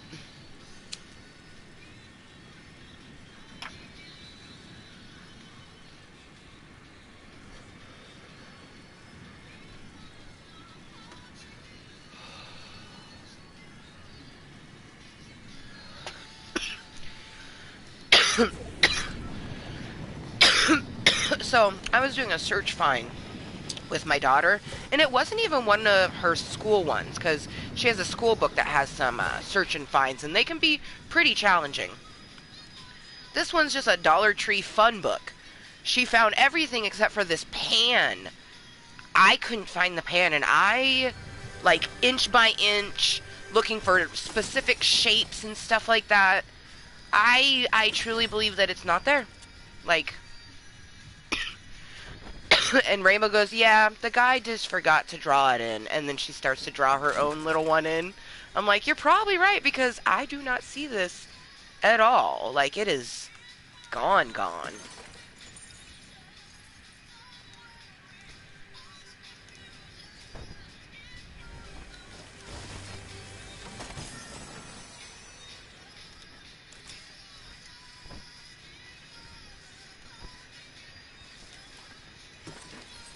Okay, we're hoping to get stuff of our incendiary dreams. Fireflies. The weapons don't...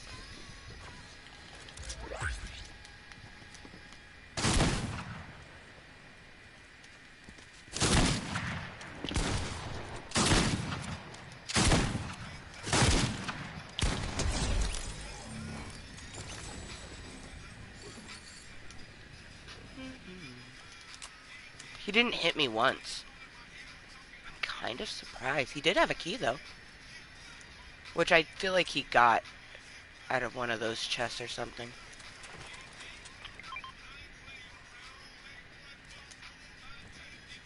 Get back.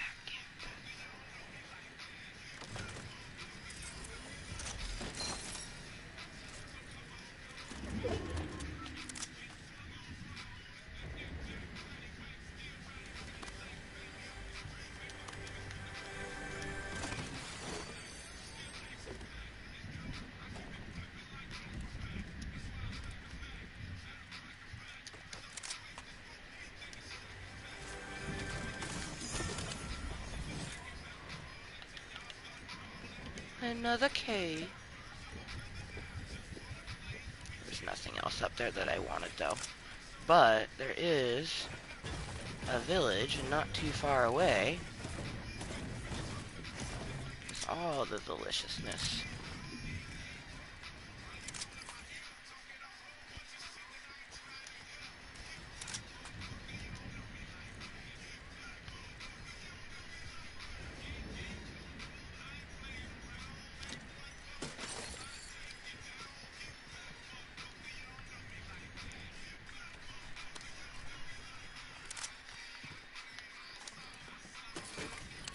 Right there.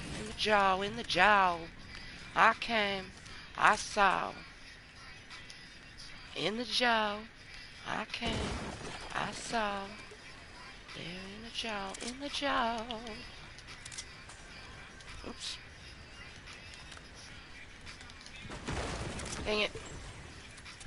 That's not what I wanted to do, but it will work. Okay. I saw.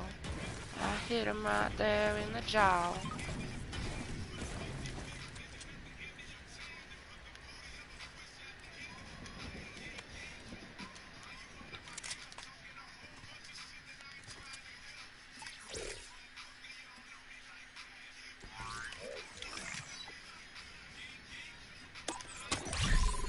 Yeah, lots of new people following. Hello and welcome.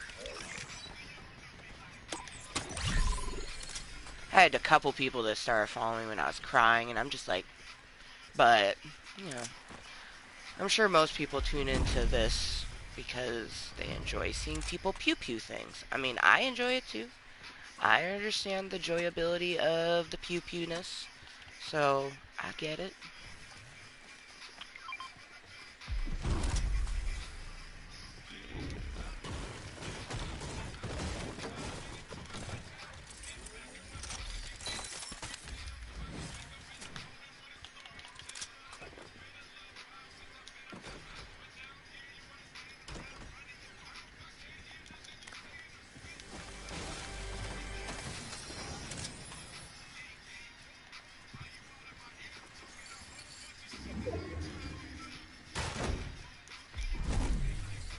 Get back, motherfucker. You don't know me like that. One false move and I'll take you down. You don't know me like that. You don't know me like that.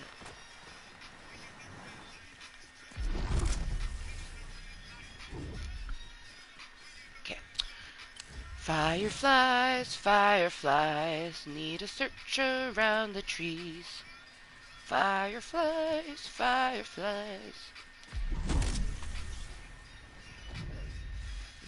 Fidula, fuel. It's like doula, but fuel. That is nifty.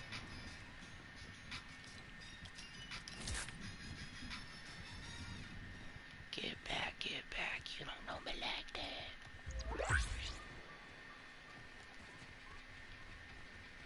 Make one false move and I'll take you down. Ooh, I see some glowing. Glimmer, shimmer. Yeah. Yes. All of them. Yes. Yes. Do you got some over here? I hear you crickety. Cricketies. Chirp, chirp, chirp, chirp, chirp.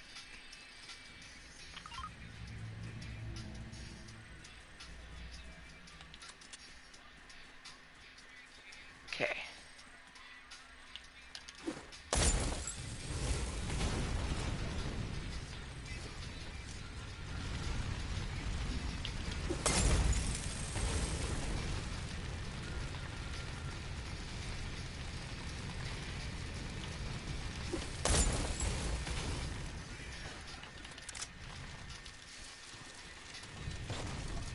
Oof.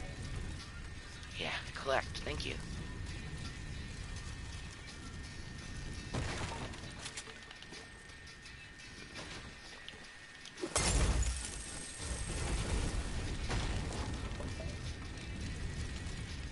Burn, baby, burn. Disco Inferno. Burn, baby, burn.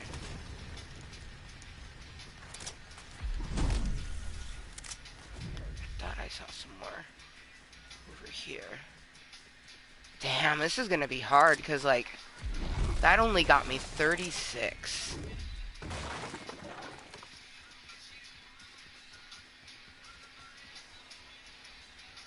And it didn't even burn the fucking house all the way down. Alright, search for more fireflies. Fireflies, fireflies. Searching for some fireflies. You know what? Let's see if...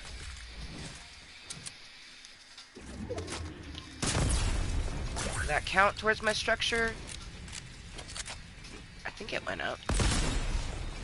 Yes, it did. Yes, okay, cool, cool, cool. I'm not interested in that other beat. Okay. Yeah, buddy.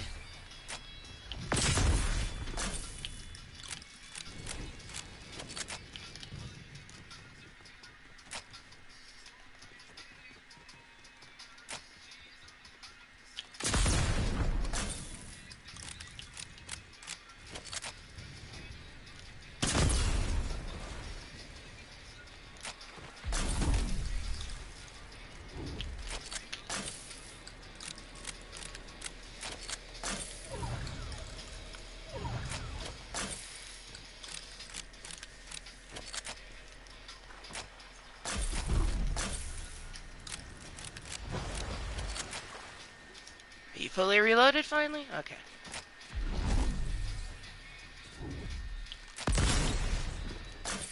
No? Really? Aw. Did not catch that on fire. There we go. That will catch on fire.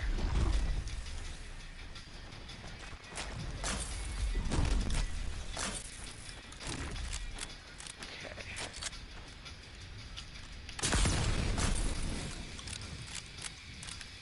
I need to find some ammo. Ugh, no, I'll keep it for now. I don't want to drop it because I do love it. Need ammo.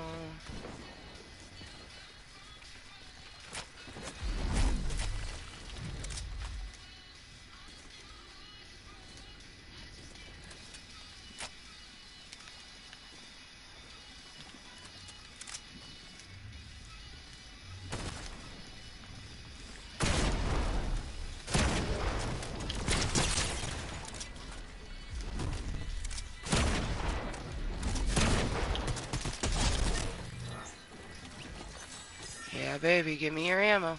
Thank you, thank you. It's good doing business with ya.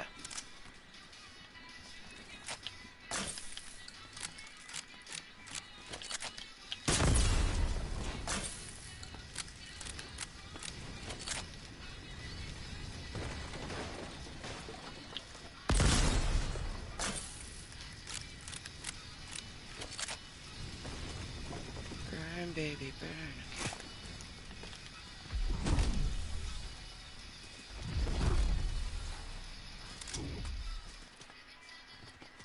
Where'd those shots come from?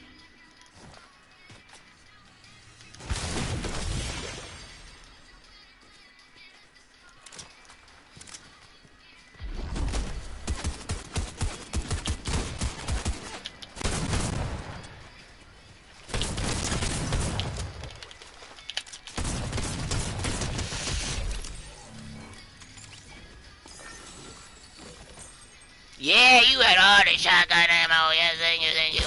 Thank you, thank you, thank you, thank you.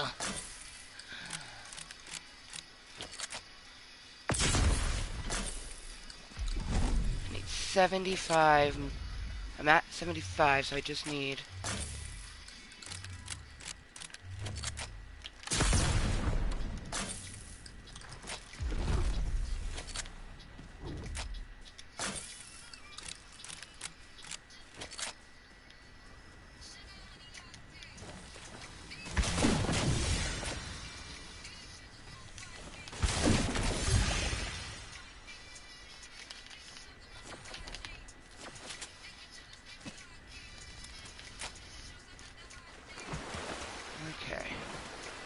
Okay, we just structure that will go up in flames. There we go. Lots of little things here.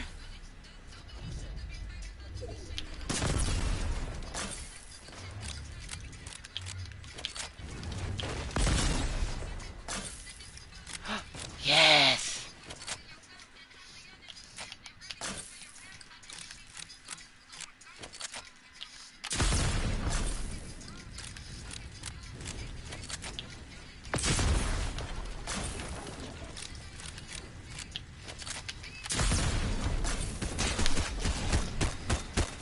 You are not gonna fuck this up for me, bro.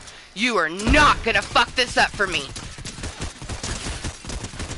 Motherfucker, you are not fucking this up for me.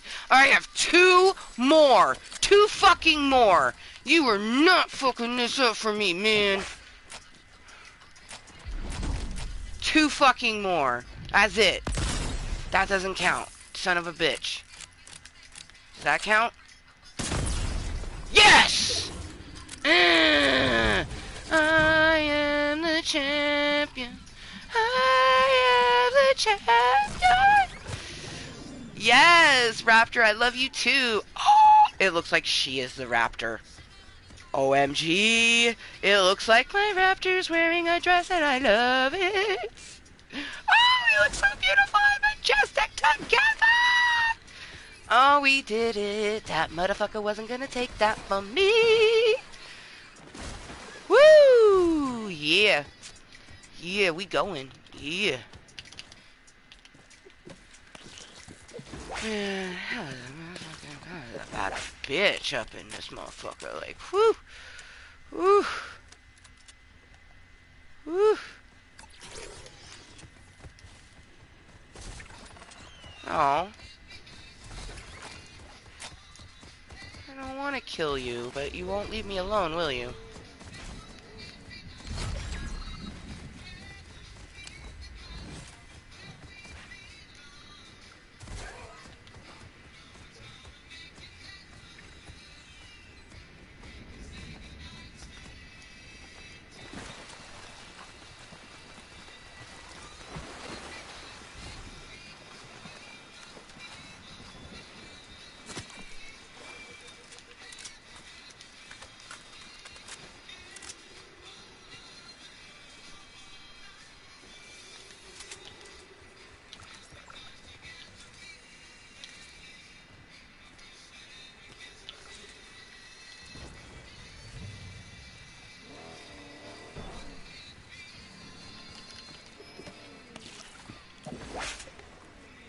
Okay.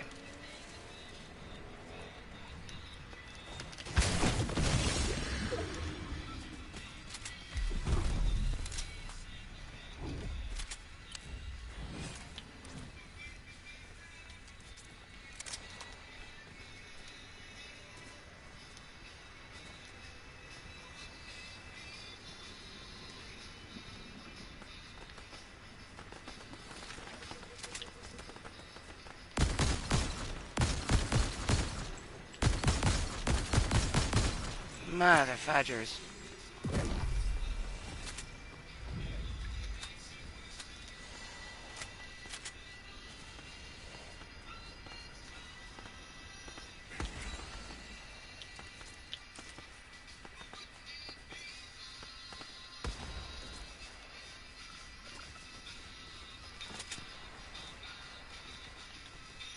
I'll be right back, Chompy.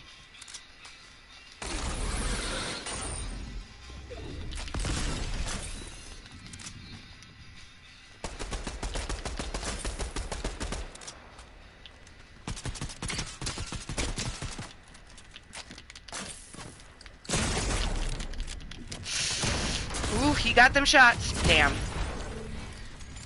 Yeah, and he had my favorite shotgun. Yeah, my favorite shotgun. Ooh. It is 422 for my best shooter right now.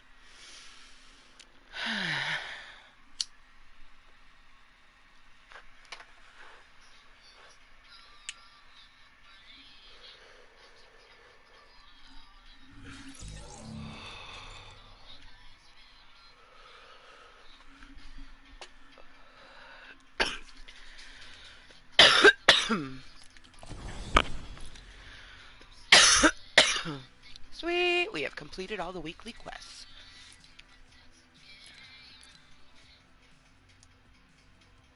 Oh, bonus rewards, interesting. Oh, that ain't gonna happen. Ranked stuff, yeah, nope. Not interested.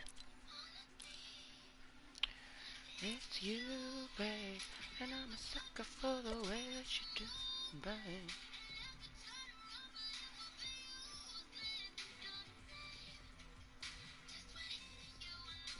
this stuff just we do automatically. Let's see. Oh, hit a stink flower with a pickaxe. We can do that.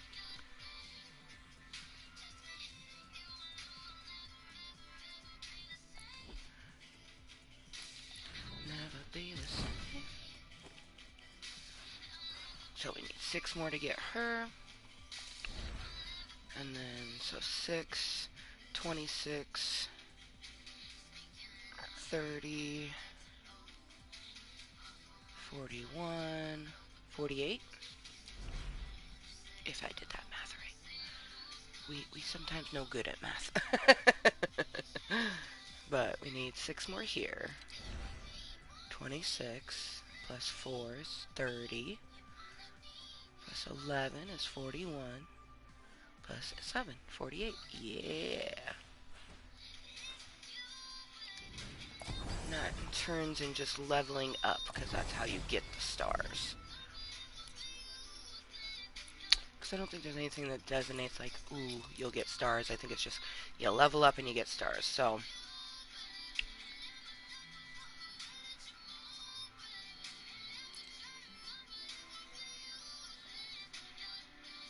we'll play another match, and we'll do that, but also Royal Ruins.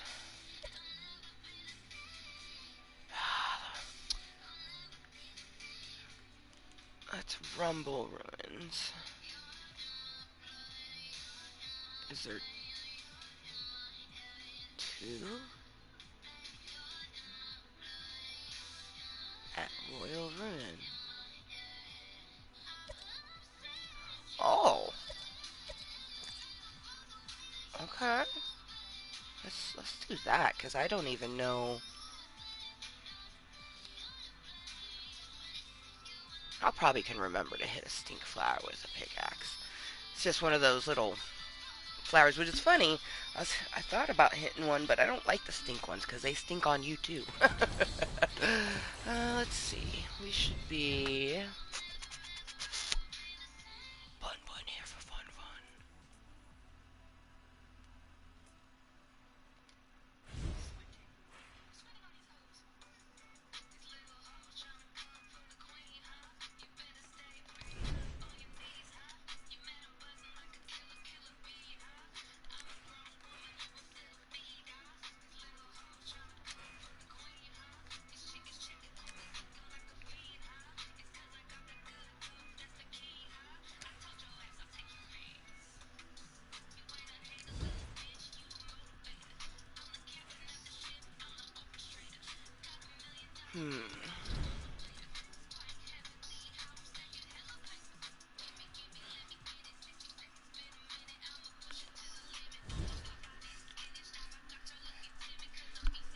That is so cute! Oh, it's so perfect!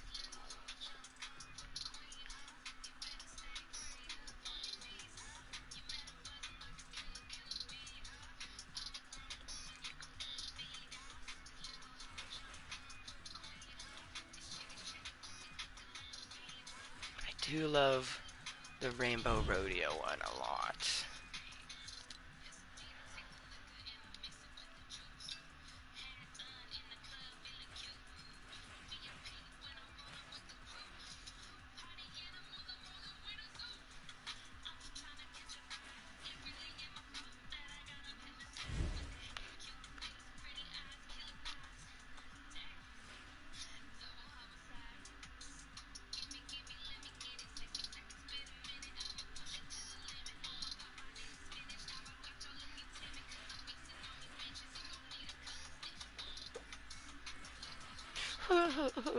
Why you make me hurt like that?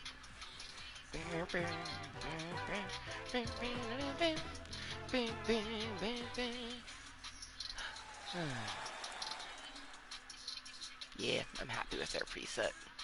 I really like this crowbar pickaxe. Like, that and the, we have a regular axe. Be easier, just go to my favorites.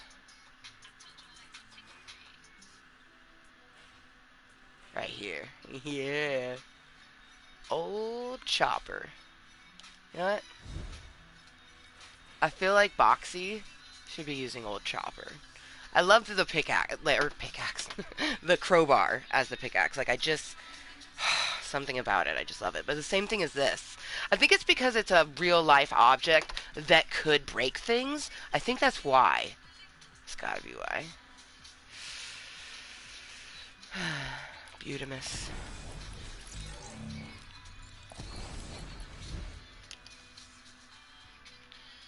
Put She-Hulk there. I was like, excuse me. Well, that's good. Your body is like 80% water, so you should be moist. I'm moist as well, but I'm also moist. To be moist is to be 100% yourself, regardless of what some motherfucker thinking you. You simply love yourself, and you are loved. But I kind of expected someone to do the moist that you put down, MOIST, you know, water that I apparently am lacking right now, pussy juice, you know, moist.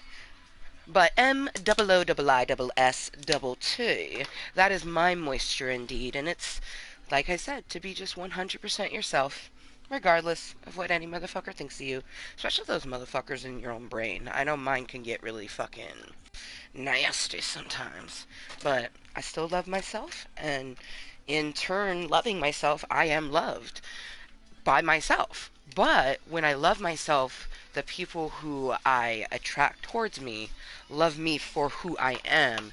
Therefore, again, more set love from just being moist. But they put OMG, I'm moist. I'm here for it.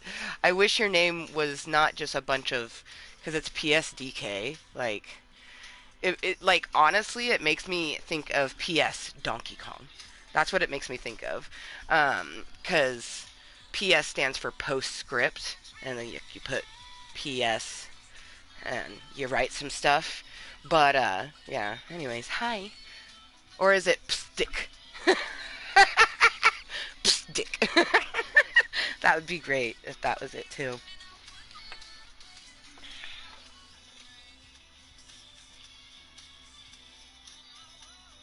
I just wanted to double check my title. I'm like, I know I put my moist up there, but let me double check. And it does in fact say, I am Kottontale. I am moist, are you? And you're watching the YouTube channel either via my PlayStation, which I'm Kottontale is moist on there, gamertag Kottontale, and then my YouTube channel is Kottontale is moist. So, it makes sense, but I also very much was looking forward to someone doing just that, being like, oh my god, I'm moist, you know? I feel like we've gotten lots of baby bunnies, infant baby bunnies, just popping in and saying hello. Which, you know, more power to you. That's why I have my disclaimers, you know. First and foremost, of course, there is Club Kottontale. Hello, motherfuckers, and welcome to my Club of Kottontales, a place for me to be 100% me and help myself mentally and physically. That just basically means that every single bit of stuff that you watch here on my YouTube channel is therapeutic for me in some sort of way. And also, in turn, I am level 36 in life, going to be 37 at the end of the year. So I would prefer to interact with individuals around my age, and I honestly at first had thought about doing that, like 36 plus, 37 plus, but then I'd have to change it. And I could put 18 plus, but 18-year-olds can't smoke marijuana legally. They can't have a drink with me. You know what I mean? There's still some strip clubs they can't go into. So 21 and up kind of just blankets it. You know, you can buy the booze, the recreational marijuanas, and go into all the fancy brothels. You know, you could probably handle Club Kottontale, but maturity also doesn't see any level. I know very many immature 60-year-olds, and I know very mature 16-year-olds, so it just really is dependent on the person, but I myself would prefer to interact with other like-minded adults. But this is a 21 plus content channel. All is welcome. However, this channel slash chat has crude slash vulgar content. So it's just, you know, a little warning. Warning, warning. The moisture might drown you. Put your water rings on. Oh, please let this work. I have this great. Well, maybe if I spell it right. If I spell it wrong, that ain't gonna do it. Oh. But, my moisture is pretty intense. It drowns most, so you may need some water wings. Is it supposed to be? I think it's supposed to be water wings, not water wing. Assbot's probably like, you almost had it.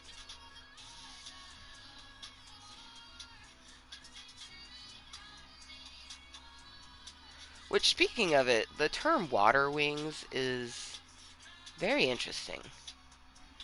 Like, yeah.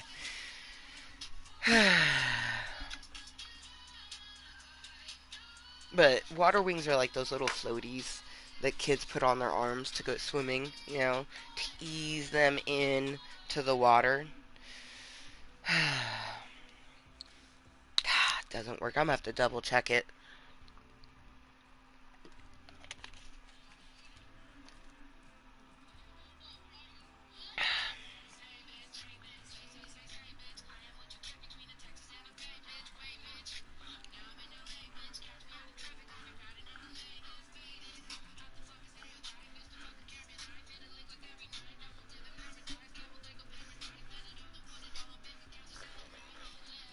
That's one thing I will be glad when school goes back in, because when my daughter's in school, if I want to play some pew pew game, that'd be the best time to play, because all the kiddies would be in school.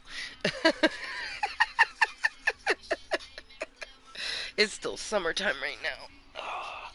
And whenever I play games like Fortnites, it definitely brings more of the young infant baby Cottontales, infant baby bunnies.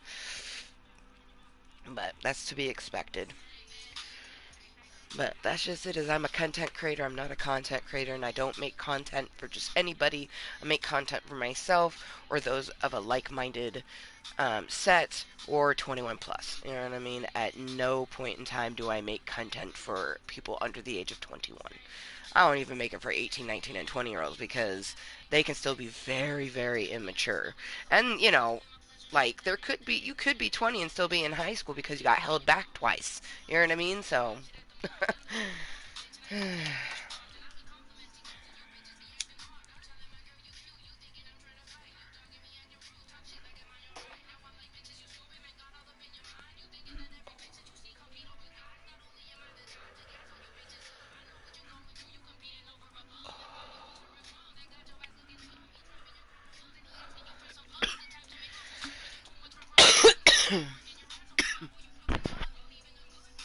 that was booty.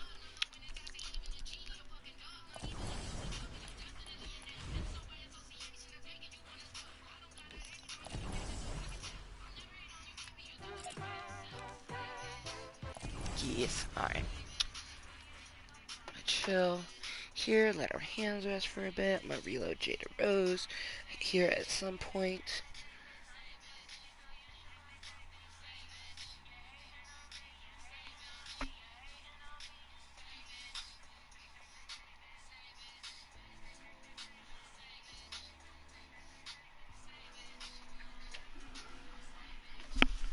Ah, shit. Well, that was a very unexpected item.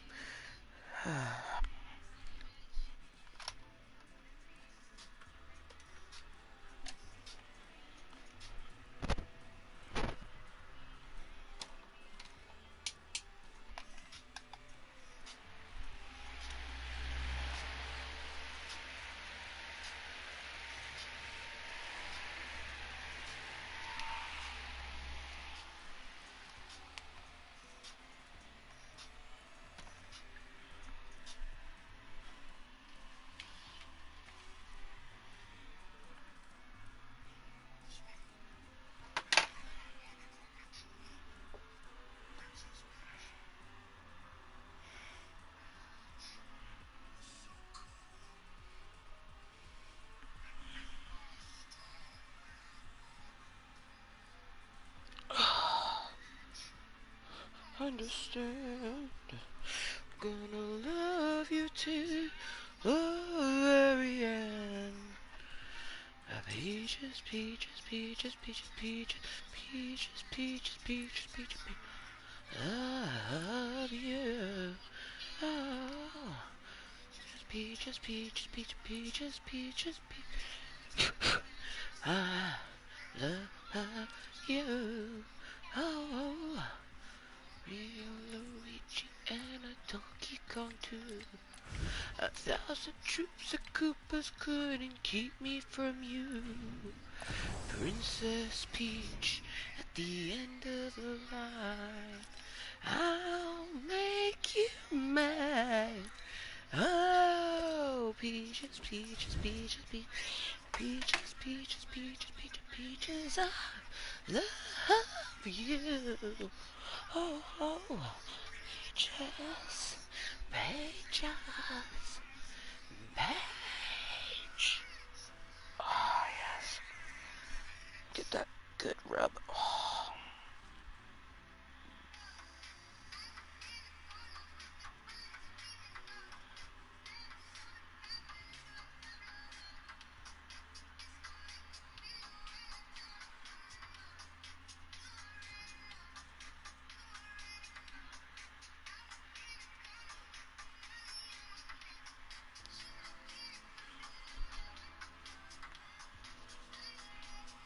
Ready now? Oh, my hands are very dry. Let's put some lotion on these bad boys before I start getting cracking. Oh, eczema is a heck of a thing to have. Ooh, yeah.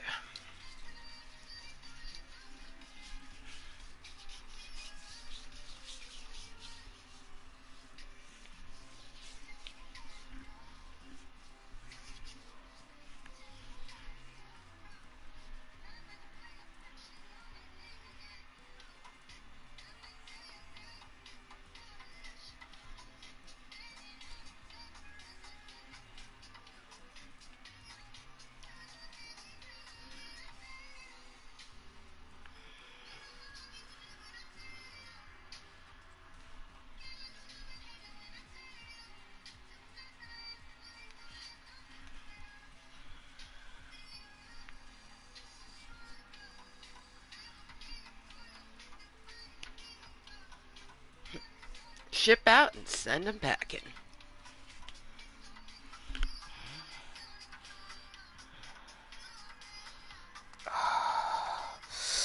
Ooh, Achilles. Your outer shell is healed real beautifully, but on the inside you just ache. Ow. Oh. It's because Hermes isn't strong enough to rub, because he's still healing. So he's not strong enough to rub Achilles, but you can see, like, right here, Hermes no longer has that, and Achilles does. But it's because Achilles is only 3 months old. Hermes is 6.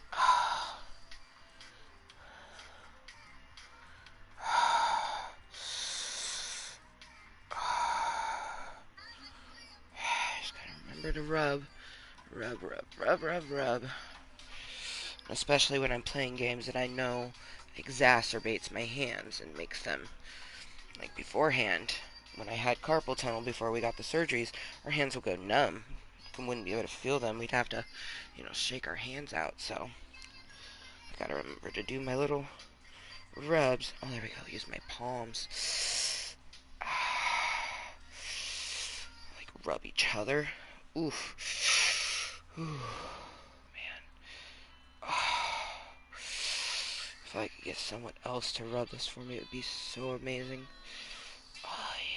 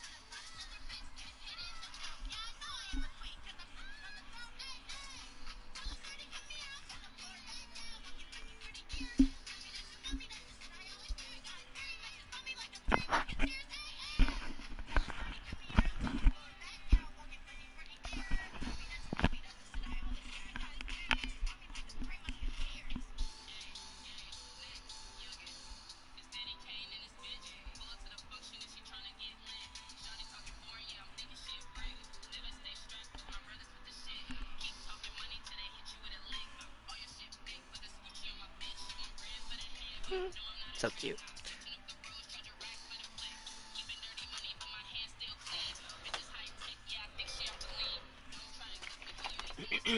Alright, order of operations, if you just happen to be tuning in, is reloading Jaded Rose, resting your hands a bit, and I think I'm gonna do another match. It may be our last match, or maybe it won't, I don't know. Last time I totally was thinking, oh yeah, this is gonna be my last match, and I was like, is it though?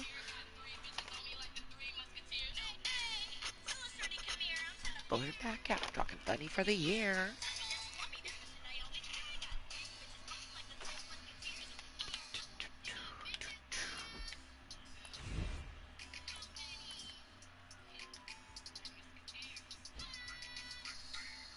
Aw, got a 69 and a 47. How you doing?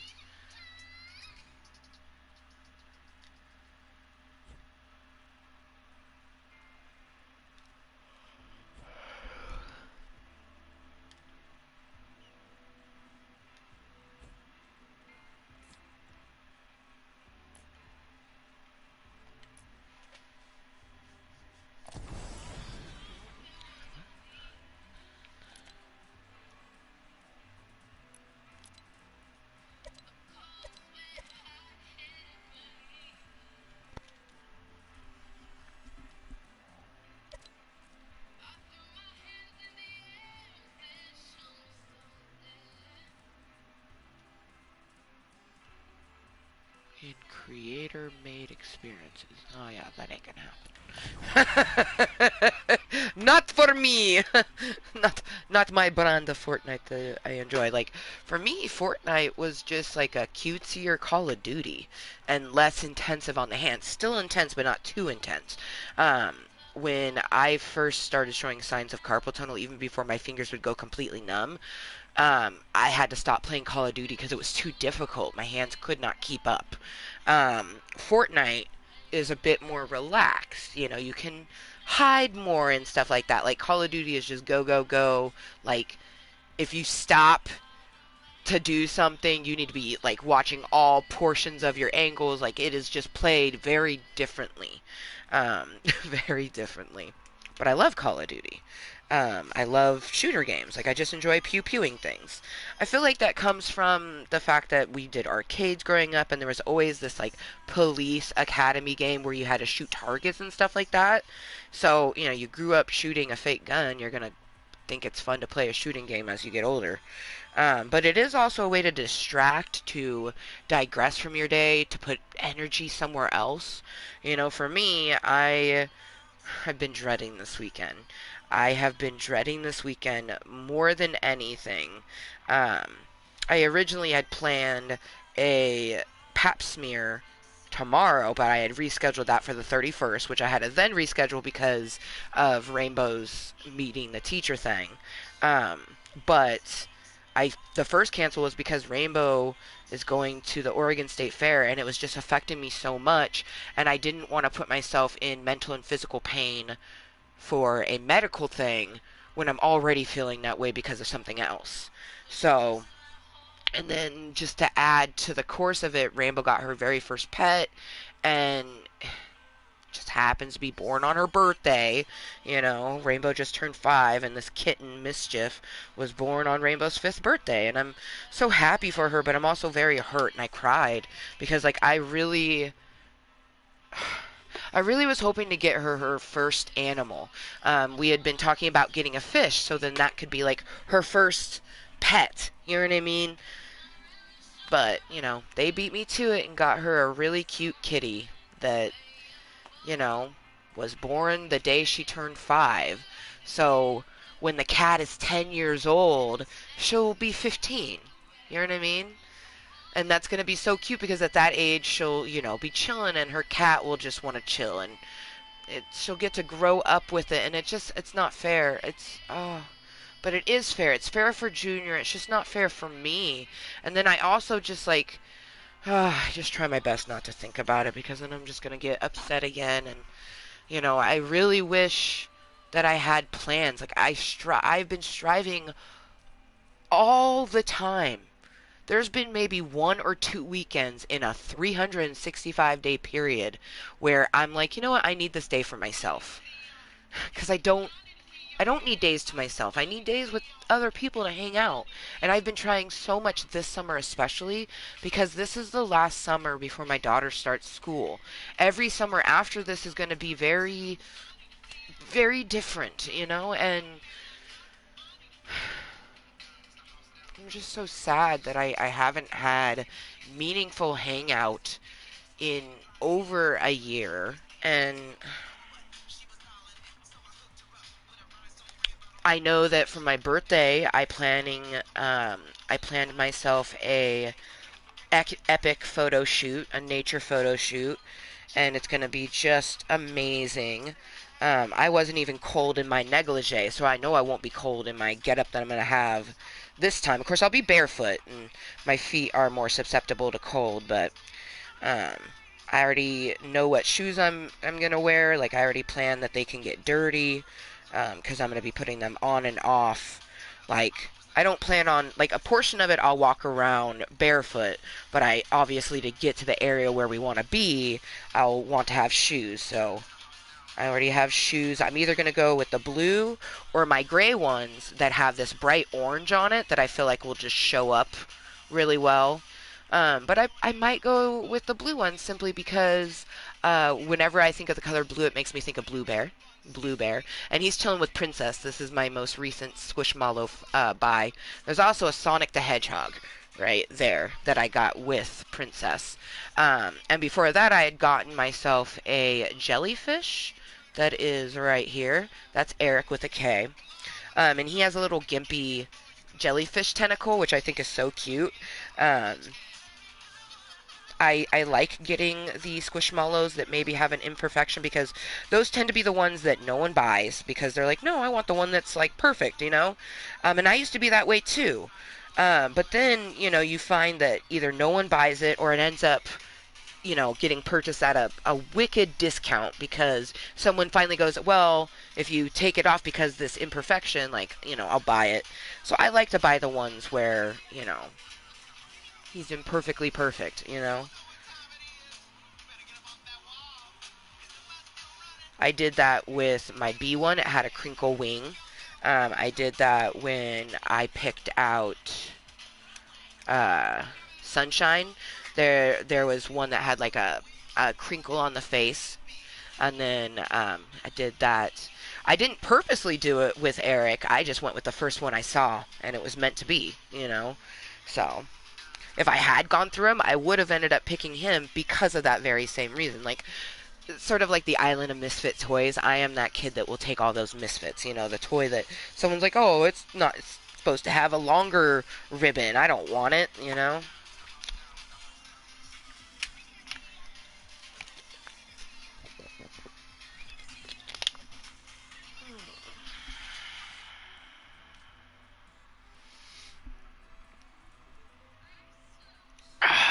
But yeah, because of Blue Blair, I like wearing blue things. It makes me think of him. So, because the shoes are going to get taken off. They're just for me to be able to walk from location to location, which I really don't think we'll need to do multiple locations because I live in Oregon. Oregon has a lot of beautiful nature pieces just in your own backyard if you have a backyard. But if you go to a park where there's a nature park, you can get some of the most phenomenal images within, your neighborhood. So I already know where I'm gonna go, and it's gonna be a Playfect. And I already plan on, whatever she wants me to pay that. Last time she was building her portfolio, so she didn't um, have me pay, but I had still gave her a care package with like some candies and weed and stuff like that, and she's like, "Oh, this is better than cash any day," and I'm like, "Oh, okay."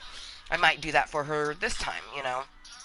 But I'm very excited for that birthday photo shoot because that's something I have planned where I know I'm going to be around another person and I am going to have so much fun. And I want it to just be me and her because this is probably going to be my last photo shoot that I do in my 30s.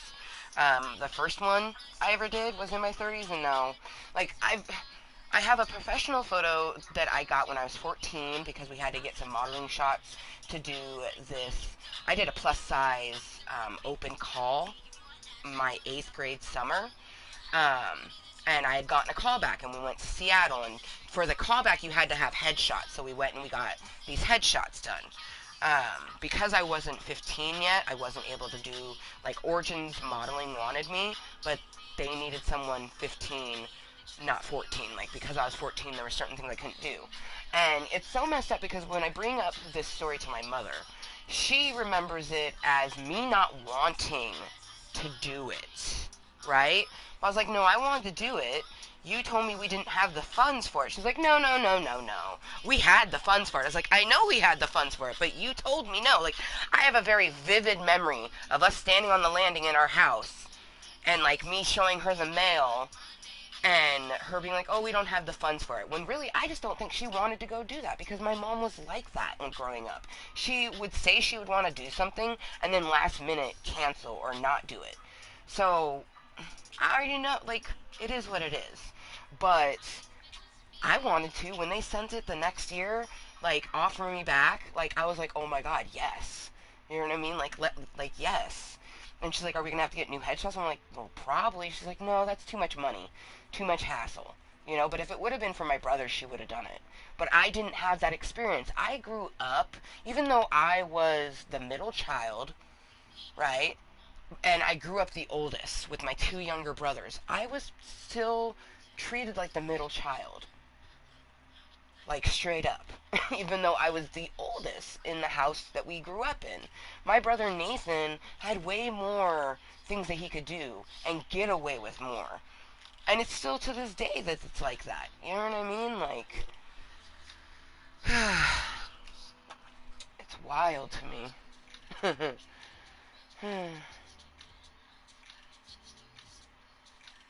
What would my life have been like, you know?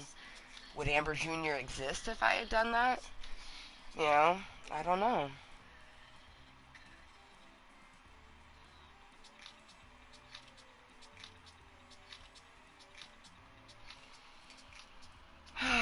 Man. If it's meant to be, it will happen. And I do sort of like, once I get myself in a mental capacity where I can be confident enough in a business setting to be like, you know, this is me, this is brand myself sort of, so I could be a model. I'm not in a I'm in just a shell of an Amber, you know? Like, waking up and doing the day, making breakfast for myself, my daughter, making lunch, making dinner, these are all very, very huge accomplishments for me. And until those don't feel so intense, I can't really think about other stuff. I can't, and I don't know if I ever will. Like, it's just, you know, I still very much struggle with those thoughts, those intrusive thoughts, and I no longer try to think of the ways that I could do it. I feel like my medicine keeps that from happening, but I still very much think of, like, if I wasn't here, I wouldn't have to worry about how I'm going to get money to live.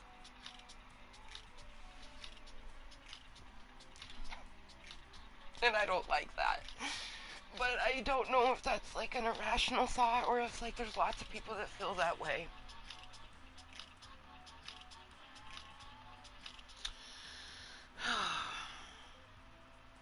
Who knows, right? Only the universe does. And I feel like there's so much greatness for me. Like, I just know it. And I do feel like I'm meant to be a model, but as I mentioned, I'm not in that capacity where, like,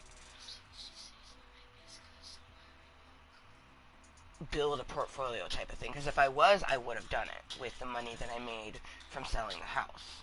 But that has just been honestly used for a few frivolous things, but mainly to help other people and to do everyday things, medicines, you know, uh, food that brought comfort and stuff like that. Gas to go do those things that brought comfort. Um, I wish I could have been in a headspace where I would have, you know, branded myself because I know that I'm one of those unique beauties, and being the age that I am, but looking the age that I do, I feel like it very much could be branded as well, especially because we are seeing older models, supermodels, and plus size supermodels. One that just instantly comes to mind is Tess Holiday. I used to follow her back when she was Tess Munster. Goodness gracious. But she she is 35. She is plus size. She's shorter. Like, I'm taller than she is, and she's doing it. And it's tough, but she's doing it.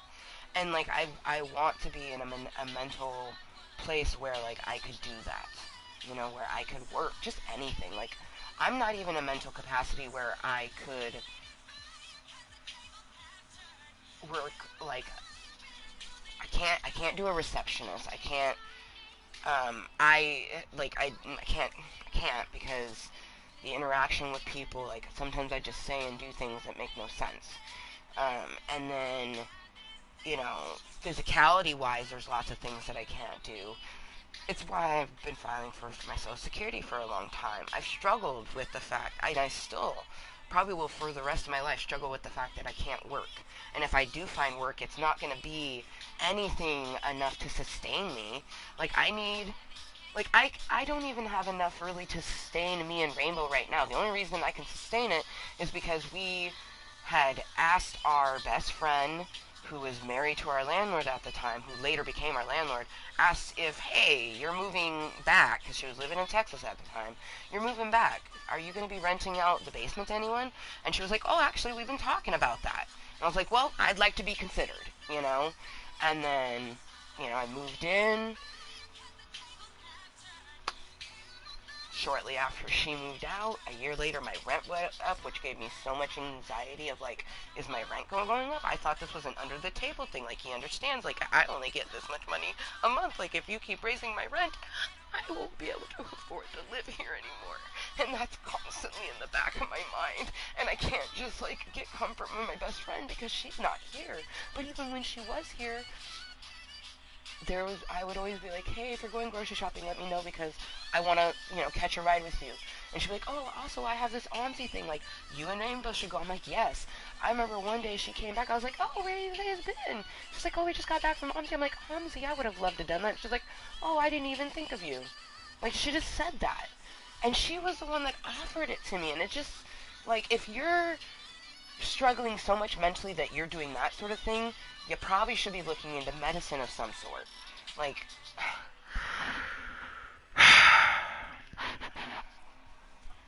so why do I expect that she would hang out with me when she's no longer up there? But the only reason I'm here is because of her. And I'm on a wait list for something that goes based on your income. My income is, $747. That is how much I get a month for my child support. Because Voldemort likes to just round up. It was too tedious for him to give me $747. He just gives me $750. But that is all I have every month to do what I do. And then I have a tiny, teeny, tiny. It was a nice nesting egg when I first started, but it's a tiny nesting egg now. But at least it's something. It's more than if it wasn't there, I wouldn't have it. So it's a blessing. And I wouldn't have it if I hadn't gone through the Hurricane Voldemort and purchased a house with that hurricane and sold said house.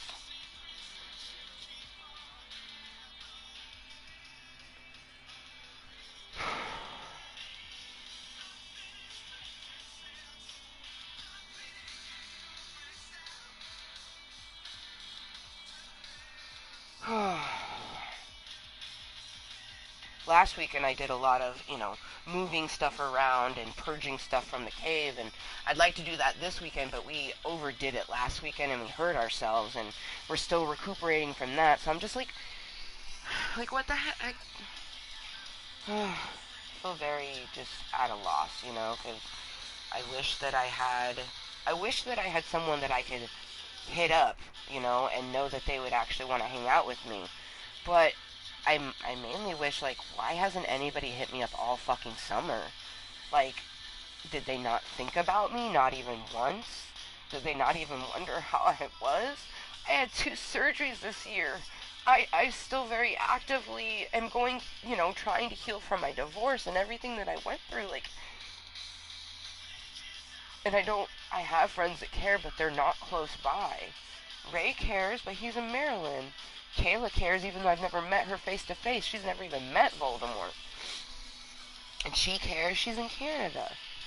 I don't have anybody that I can hit up and be like, hey, let's go for a nice hike or a picnic, or if you don't want to be out in the warmth, my cave is so cold, come hang out with me. I got tons of different movies.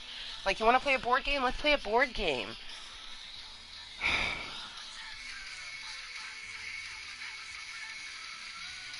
Not I. It just makes me think back to my best friend. The reason why I'm here. She has a D&D session every other Saturday. She missed my cave warming party for one. I told her, hey, will you ask if I could be a part of it?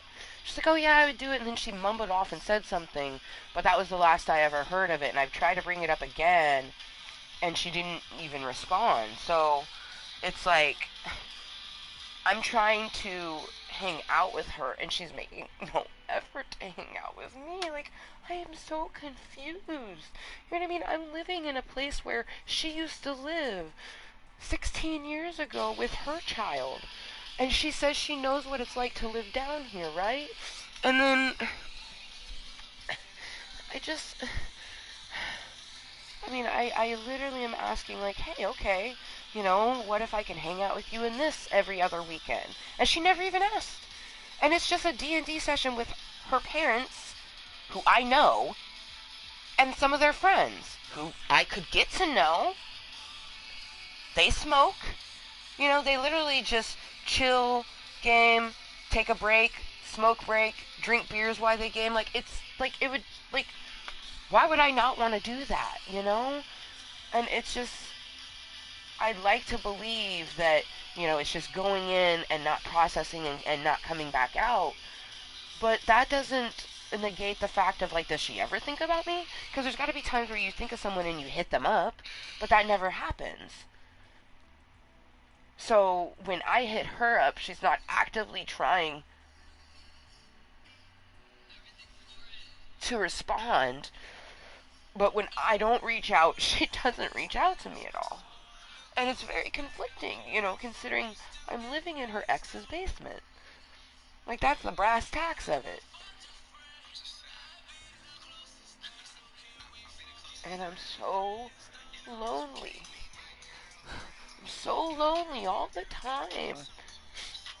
And now I'm just alone because Rainbow's not here. I'm lonely even when Rainbow's here because your child is not a hangout. It's not a friend that you can hang out with. You parent, and I do it. I do the parenting thing.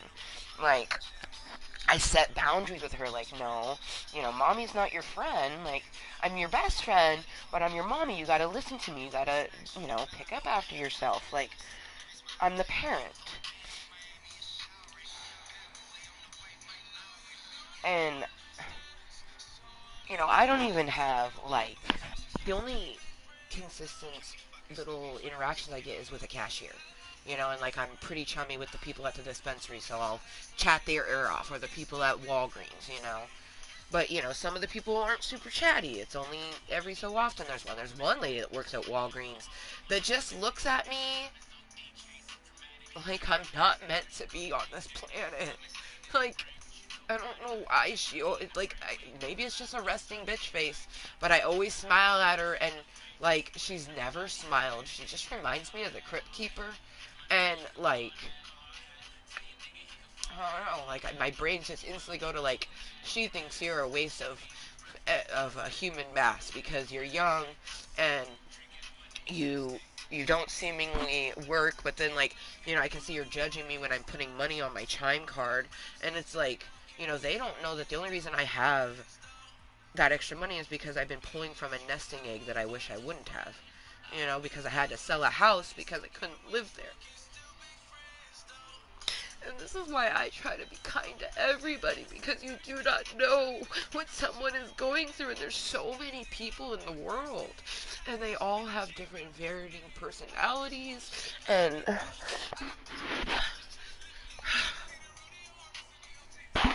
I wish that I could get the fulfillment that people get from online interactions and long distance relationships. And I feel like maybe I would get it from online interactions, but I don't get a consistent interaction, you know? Like, I enjoy when Iris is here and we chat and stuff like that, but, you know, they can't be here consistently, and I don't have, you know, 10 different Irises that can pop in at different times, you know, or like Raymundo.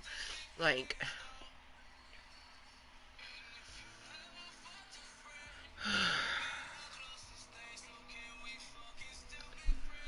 straight up, the only reason I'm not ending this meeting is I don't know what I'm going to do after this. I know I'm going to force myself to stretch because I have to. I have to show up for myself, but I don't see the point.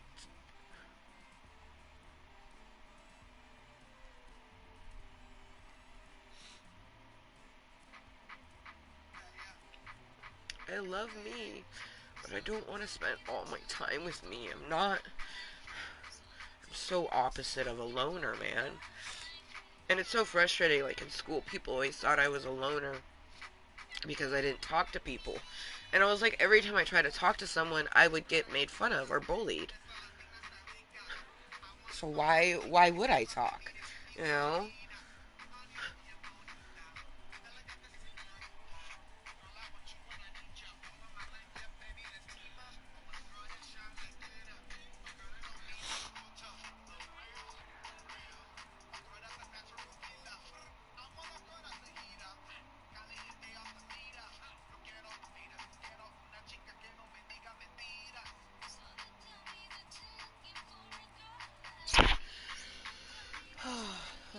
Cheers to anyone that is lurking, twerking, watching incognitally. You know, hopefully actually get somebody to have a chizzy chat with, but we've only had infant baby bunnies pop in, you know. I'm sure there's people lurking. I'm glad we don't have that consistent lurker. My body could just not take that right now.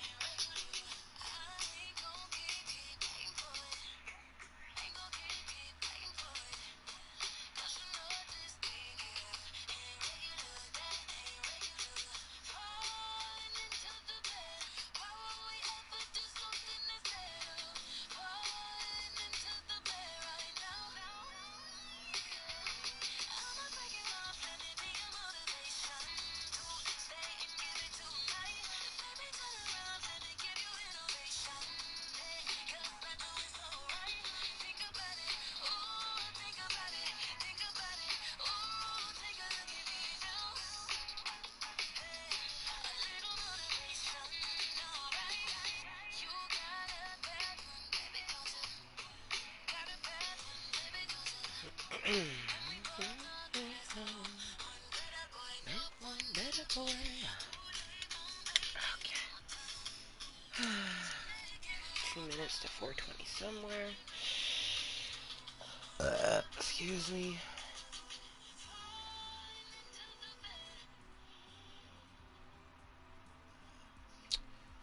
Oh, looks like we had a random person pop in. How you doing? I saw briefly it looks like they were talking about the current season or the next season. Let's see what it says. Yeah, yes. Oh, and it's not a new person. I know the new season is tomorrow. Anybody who plays and can read, right there at the bottom, through August 25th, 2 a.m. Eastern Time. So, yeah, I know. I know that the season ends tomorrow. I also don't care. One thing that I feel like my Fortnite meetings need to have like an extra disclaimer that I am playing this game simply because I like to pew pew things. That's it. I don't care about wins. I don't care about victories. I don't care about eliminations. I don't care about any of that shit. I just care that I wanted to pew pew things. Um, if it sounds like I'm frustrated in that tone, it's because the individual who mentioned that is, like I said, they're not a new person. They're a person who's been here quite a few times, and if they actually paid attention, they would understand and know a bit more about me. But meh, happy 420 somewhere.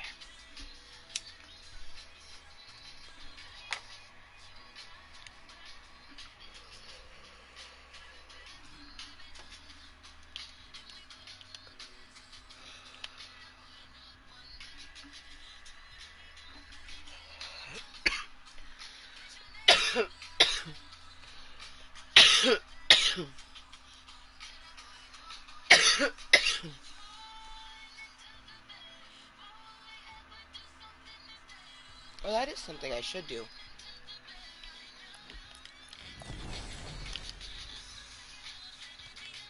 We have not watched this, so let's go ahead and watch this.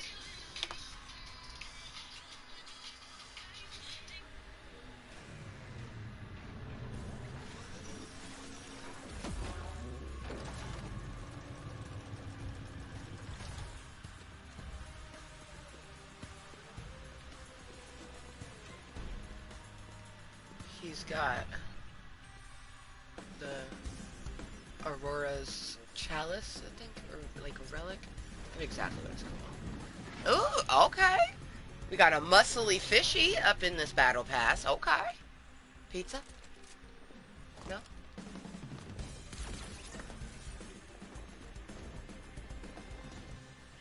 So far, the fish and the anime chick are the only two that I have remote interest in. So unless tier 100 is of worthiness, I probably won't get the battle pass next season. Because this usually shows you like all the skins you'll get in the battle pass.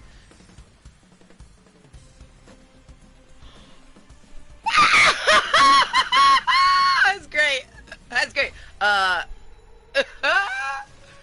Okay. Okay. If he is one of the skins, that might be. Watch this be like the tier 100 skin, that vampire sexy dude. What is that? What was that? Oh man. So like usually this is like what shows you things you get in the battle pass. So it leads me to believe we'll get that chick, the fish, this main dude, and then the guy. um Gosh, that's so cool. Like I honestly think it's so cool when someone gets immortalized into Fortnite, but especially cool when I recognize them. Like, let's be honest, there's a lot of the idol people that they have that I'm like, oh, I don't know who this person is. Process elimination, I could figure out that they play Fortnite for one, um, or something else, but I don't really know their origins. Like, and then there's something like wrestling ones. Like, I know that these are wrestling ladies, and I don't recognize her name, but I feel like I recognize the Becky Lynch. But that's how it's going to be. There's going to be things that people recognize, and then things that people won't recognize. Like, I recognize John Cena.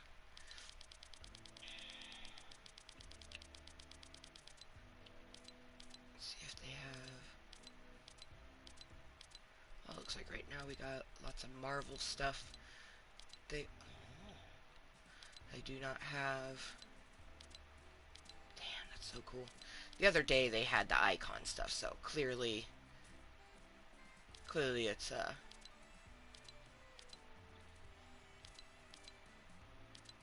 yeah, it's all the Marvel stuff. That's dope. That's so cool that they'll do that, though. Like, every time it recycles, it's gonna be a bunch of other stuff. Like, one time it was all the icons. So, like, Ninja is, like, one that I know. But there was tons that I'm like, oh, I don't know who this chick is, but I like her little fruit thing. And then there was, like, a dude with a burrito. And then there's, like, a kid. I don't know. There was, like... I don't... I don't follow pop culture like I did when I was a teenager. When I was young. Um, Everything I do now is mainly just combating my brains. And I was combating them then, but I also was trying to suppress a lot of things, you know, like I grew up in a household where you didn't get kind words. I very much remember being told, like, you know, I'll commit you. Like, like, what'd you just say? Like, I can commit you if, you know, if need be.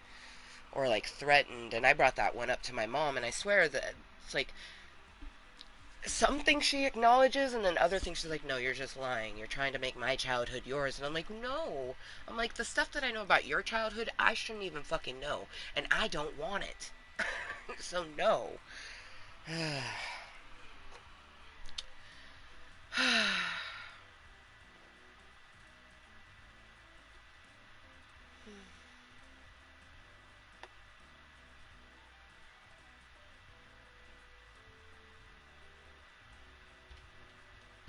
Gotta love how your brain goes from one thing to another thing to another thing. Oh, how I wish that, yeah, I had those random people that ask me a random question like, how old are you? Or, you know, why do you do this? Or why do you do that? But I find that most people just lurk, you know, depending on what it is.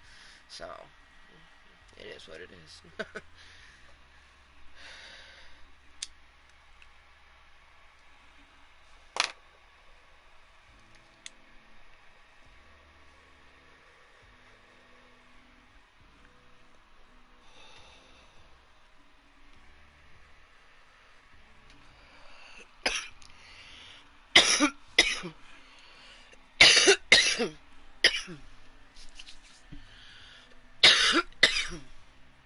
Yep, nature's calling. So I'll be right back.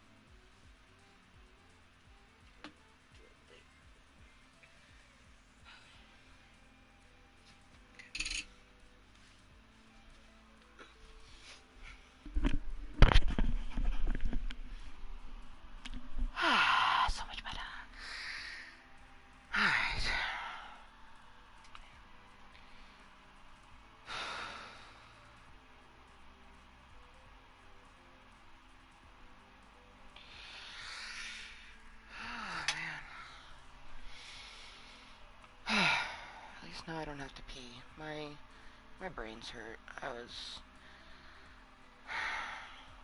almost turned into an argument, but some of the Ambers just chatting away in the brain, talking about different things, and man.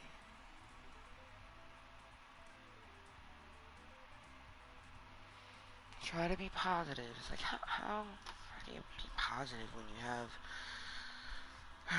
anyways. Man. Maybe hopefully social interaction will come other than I'm gonna walk to the store. I'll go get some social interaction there because I'll talk to the clerk, but other than that, hopefully we'll get some more. Like, I really hope that my best bitch gets back to me. You know what I mean? She responded to the hey, so I sent the next part. But I swear, whenever I send the part where it's asking about hanging out, that's the one that gets ignored. Like, and if it's that she doesn't want to hang out in person, that's fine, but she's not the greatest texter, so we can't have a text relationship. You know, like I just, so where she's not someone that I sit and, text with to get ness from, but I still, I want to be able to hang out, talk, watch a movie, like, but really, like, I want to talk about life and, maybe have a drink together. She doesn't have to buy it since she, doesn't have any money, which I still just can't believe she threw out the, like, whole I'm poor thing. Like, you just got back from the beach. Like, obviously you save up money for things that you enjoy. Or she might be like, oh, well, actually, this person paid for it, or that person. Like, it's just always an excuse and something like that. And I'm honestly very frustrated. Like, are you, like, is she even going to respond to it? Probably not. So, we're just going to hang out here in Club Kottontale until I feel like not. I think I might even message my best duder and be like, in in the off chance that you get to game,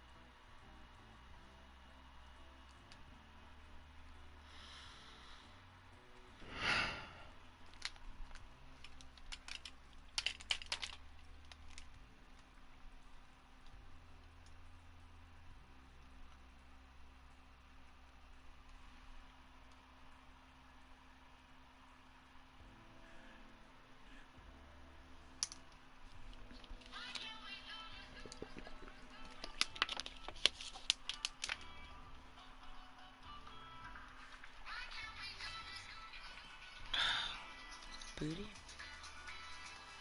Oh yeah, that is definitely booty. Don't hit it, it's a trap.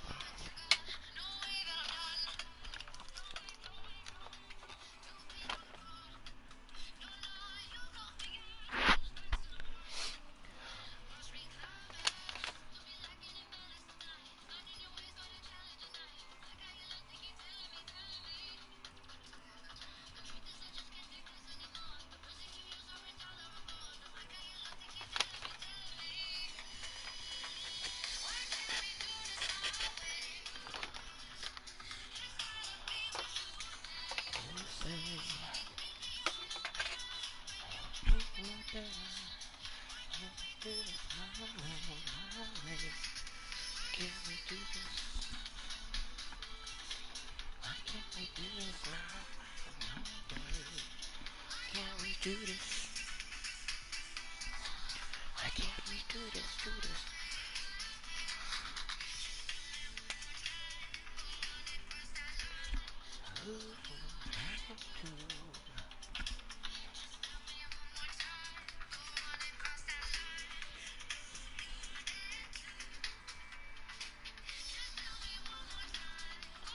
I think it might be time for me to alter the way that this top portion is.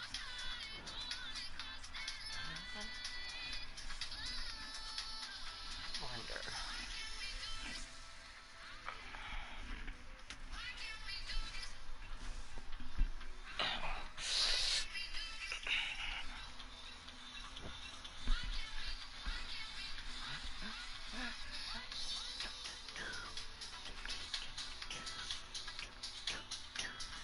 Ooh, my shoulder.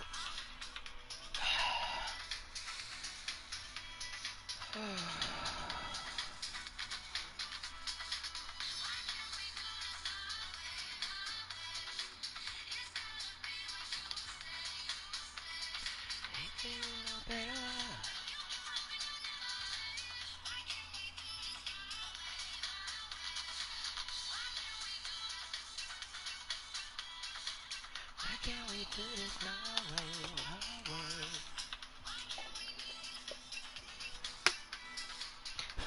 So the other day I was playing the game with my best shooter and I was just talking about different things. He was there for me when I needed him. And I was talking about, you know, how like we got into the conversation of like polyamorous relationships and how like I'm super monogamous. Like I don't want to be someone's unicorn. Like if I was gonna be someone's unicorn, I would just be your guys's. You know what I mean? Like, and he's like, for real? Like, yeah, you know. But that's just it. Is like, nah. Like I can't do a long distance romantic relationship, and I don't want to be someone's unicorn. Like I don't want to be in a polyamorous relationship. And I'm monogamous through and through. But I do have a like plutonic polyamorous mind because I'm gonna give love platonically always. And I might hug my best friend or snuggle them, you know, and it can feel like, oh, you know, are they fucking around? But I'm not, you know, and that's just it. Is like my future prince will be like me, even though we might deal with like inner turmoils or jealousies or something like that. We will always feel very confident that this person loves me and cares for me because we will let each other know and show it, you know. And I'm okay, like, with a clingy person, you know, like, clingy to the point, like, they still enjoy their me time, but, you know, they are totally okay with us spending majority of our time together. Like, I'm okay with that.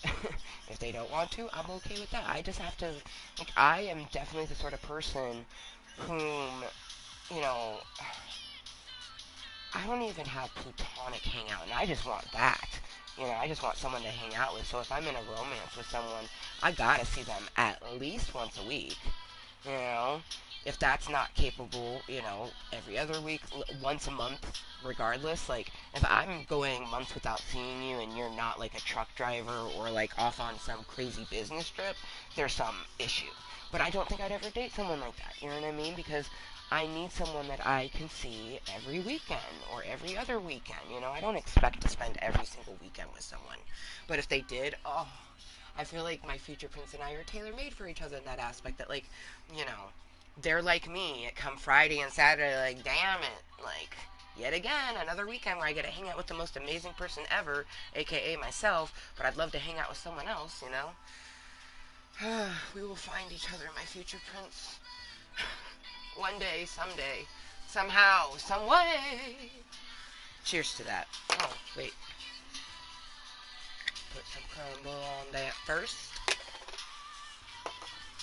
Someday, some way. I will find my prince, and my prince will find me.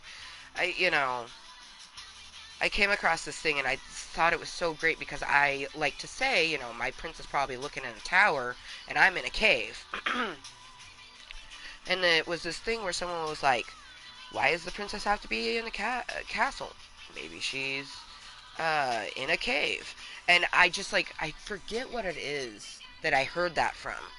Um, I'm gonna watch something that I think it's from and just like really pay attention. But if it's not from that, I don't even know where I heard it. You know what I mean? But I heard it and it was just like, yes! I was like, that's exactly like me. So I feel like, that particular thing that I saw, my prince is like going, huh, I've never thought of it that way. Maybe my princess is not in a tower. She's in a cave. And I'm literally like, yes, your princess is not in this castle. She is in a cave. I'm in this cave, my prince. Oh man, that would be like the dream. Like as if I came like my future prince just happens to be an entrepreneur, to the point that like I could work for them and do something to make money, but it would be through the company and like actually using the skills that I have. I'm very artistic, very crafty. Like I always imagine like I had this daydream where like someone from I forget what it's called. It's like Clean Edit or something like that. But anyway, Home Edit? I think it's Home Edit. Anyways, someone from that was like, I started dating this person and she's got some challenges, but I think she'd be really good at this job. Um, and then, they hire me and they're like, oh yeah, she's great. Like, does she have her limitations? Sure, we all do, but she's great. Like, I would do so good if, like, someone would just take a chance on someone who mentally and physically has a lot of challenges that they're dealing with. They say that they're out there, that you can find those jobs, but you have to be able to convey it. Like, I'm still not confident to go into a workplace, and if, let's say I got an interview, right? Like, I had put in an application to a couple places. I asked about one to be a bud tender. I asked one, like, for the Dollar Tree and stuff, and it was really that they needed someone to be able to work super long hours. Like, I wouldn't be able to do the stuff that they needed. Um, and I didn't even get the interview, but if I'd gotten the interview and they go, is there anything that limits you from being able to do something? I would have, like, I walk in with my freaking walking stick for one, so they're gonna know. I can't sit for too long, I can't stand for too long, and when I do, it causes pain. Stairs, I can go upstairs in an emergency, and I have to stick to that because when I do stairs on a normal basis, like I have been for the last few years, it hurts so much. It hurts so much. Like, I can't even do Just Dance anymore because my hip is just getting worse and worse. It sucks. It sucks booty hole, but I'm so still just very grateful, Sometimes I think, like, damn, if we had just stayed in the duplex, because Rainbow was born in the duplex. And, sometimes I think, like, shit, maybe we should, if we had never bought in that house, I wouldn't have a nesting egg, but I still would have gotten child support, and I already know that, like, we had a really good repertoire with our landlord at the duplex. I already know that, like, I could have been like, hey, can we just sort of do it stays this rent until I can, you know, get something else, explain my whole situation. And I feel like he would have done it because my now child support is how much our rent would have been. You know what I mean? So, and in that place, the water and garbage was already included. I just would have had to done the electricity. I definitely would have been able to get onto something, but I also could have seen him being like, you know what? I'll pay it and you pay me like a little extra in your rent or whatever. Like, I'll include that in your rent. I could see him doing that because we had such a good repertoire and like if I had divorced Voldemort then, I would have been divorcing him when I had an infant. Our child had not learned to walk yet. It would have been much different. And I do think that my landlord would have helped me in the duplex. But I bought a house with Voldemort. And, I'm not sad that we did it because the money that we got from selling our house, I was able to give money to people, and that felt so good. Giving money to different people, and then buying myself lots of frivolous things that I can now, appreciate, and things that I can actually use for a long period of time, too.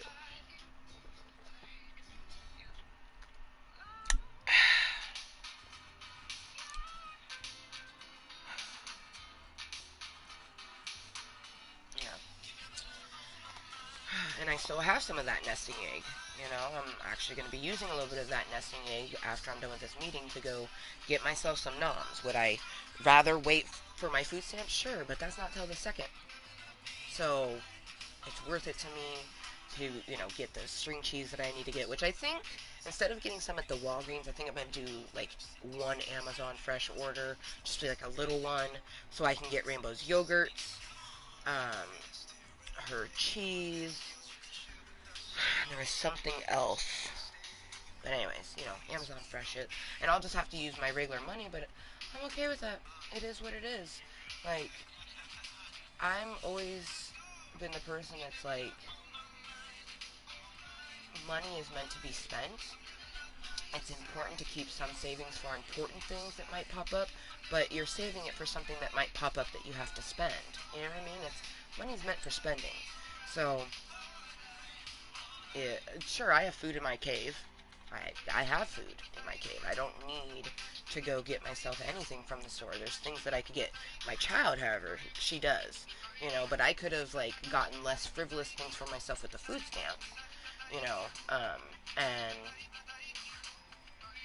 still have some for her. Like, I could have saved it all just for her, but we will get different things, that we don't need. Like, Walgreens can be pretty high price, so you buy, $7 ice cream a few times. It's like, whew, But, like, yesterday, I spent regular $7 on that, and that felt good. It also hurt a little bit, because I was like, ugh, I could be saving that $7, but I was eating my ice cream, I'm like, yes, this is worth it.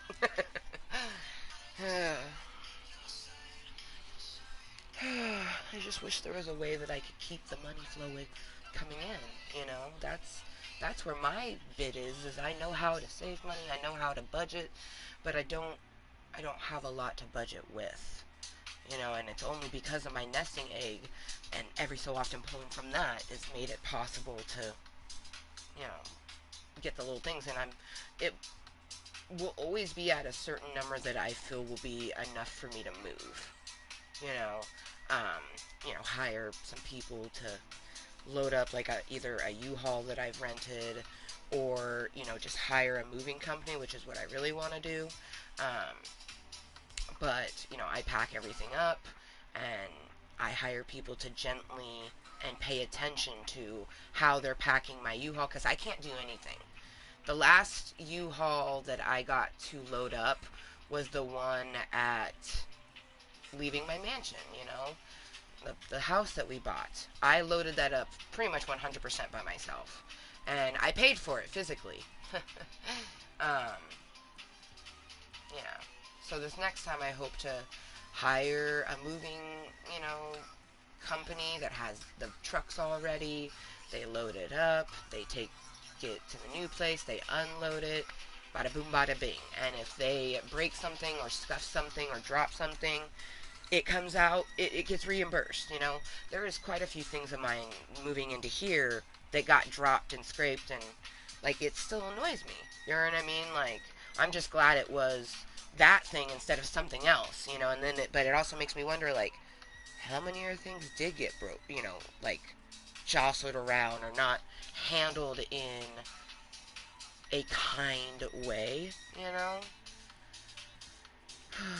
And when hiring someone, like, there's still a good chance that they won't be kind, but I don't know. I plan on hiring, like, either, like, a pop shop type thing, like, so-and-so and Sons, or the Hunks Move Your Junk type thing, because they're based in Portland, and that's close enough that I could hire them for where I am, even though I currently don't live in Portland, and the place I'm going to is not important either. They're close enough, though. Portland is so large. It has so many little cities. Like, I believe Canby is one of the cities. Like, there's just so many little cities around it. But anyways, hire something like that, and I don't think that they'll want to take advantage of a disabled single mother. You know what I mean? Who's moving from someone's basement into a low-income two-bedroom. Like, it's a duplex. I'm moving into a duplex. And I'm so excited. Like, I won't have laundry on the inside like I do have here or how I had at the other places I lived, but it will be on site. There's a playground on site, 2 bedrooms, a living room, a dining room, a kitchen, a bathroom with an actual tub. I'm so excited. Like, I'm so excited to just relax on my terrace, you know? So ready. And this is how I felt towards the end of when I left my mansion. So I know I just get this feeling that it's coming. It's either going to be really soon or it's going to be next summer. Um, and I don't know. Like, I don't even want to say, like, what I think I might feel like it because I don't really know. I feel like nothing's coming my way. You know, honestly. Like, I feel this weekend is very rough for me because I'm doing my best to not think about my daughter, you know, playing with her new kitten, or the fact that Saturday she gets to go to the Oregon State Fair, like, and the one person who's local that I could possibly hang out with, I messaged yesterday at 5 p.m. and said, hey, they responded around like 11 this morning, 11:20, somewhere around there, saying, what's up? Sorry, I'm at work, can't stay at home, too poor to stay at home, or something like that, you know? And, like, mind you, the last times that we actually spoke, it was her birthday. I had wished her a happy birthday at 1 o'clock a.m., and at, like, 3 or 4 in the afternoon, she was like, thank you, got shit reception, I'm at the beach, you know, and that, I didn't hear from her after that, and was never told she was going to her beach, you know what I mean? I hit her up a lot before her birthday. Um, Pretty much every day since August 1st, I hit her up many times in July, many times in June. I, I, I even tried to be done and tell myself, like, don't even try to, like, text her because she's not going to respond. And I'm just like, fuck me. This is the last weekend before Rainbow, it's, it's the last weekend of August, Next weekend will be officially September, and, like, that will be the last weekend that she does not have school. Like, there is the rest of this week, and then all of next week is the last time that Rainbow will be able to say that she didn't go to school. Because in 2 weeks she'll have her gradual start, and then the few days after that she'll start normal school. And it's just like, I want so badly to have someone to talk to, and I almost feel like she doesn't want to hang out with me because she doesn't want to listen to all the things that I need to talk about, you know? But I don't know that, you know?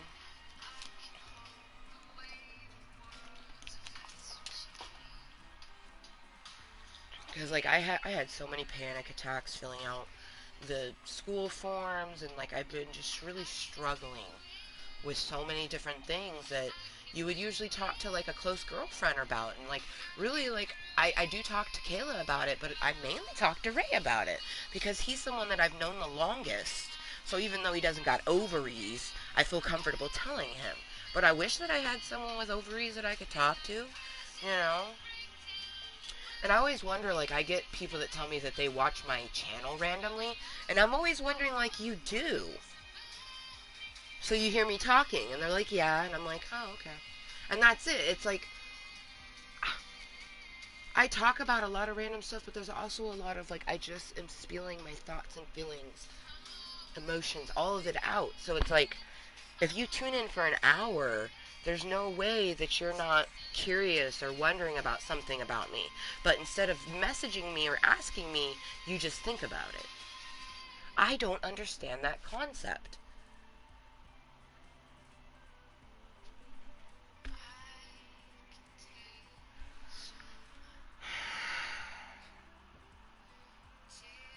I feel like a lot of the so-called friends I have in my life is you're their friend if you can always be in front of them. You know? I have friends that are not like that because I have Ray, I have Kayla, Jessica. But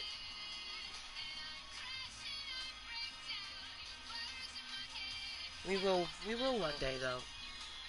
Whether it come from social interactions from my daughter starting school or when we eventually move into our low income housing, which I hate to even call it that because I personally think it's beautiful. I think it's really nice.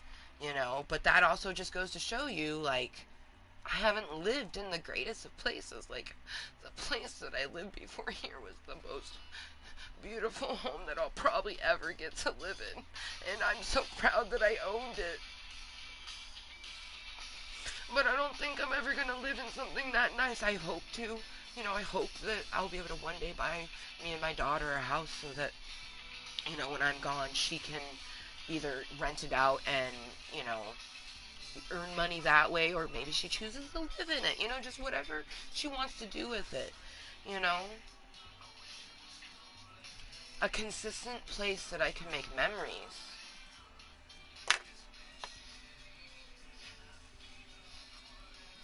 I don't think it's ever gonna happen, though. It's like I almost don't even have any tears to cry about it because apparently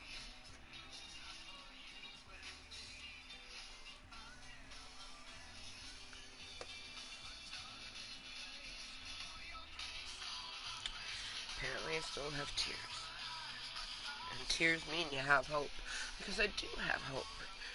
But I'm also just tired and exhausted because, I hope that something better will come along. I hope that friends, relationships, new acquaintances, that can flourish will come along.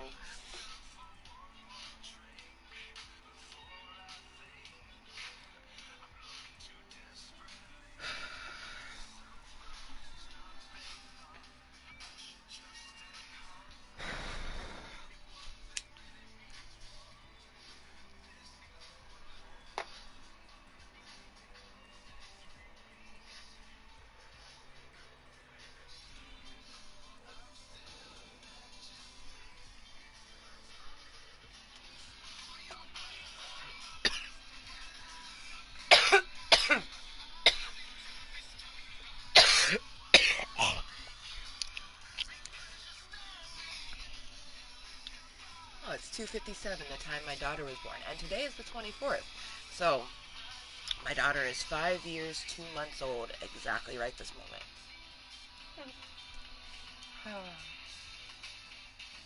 It's so wild. She's been 5 for 2 months already. A whole 5 for 2 months. And what makes me really sad is that she's got to play with friends and like other kids her age, but it hasn't been because of me. Not because of lack of not for lack of trying, just for lack of response.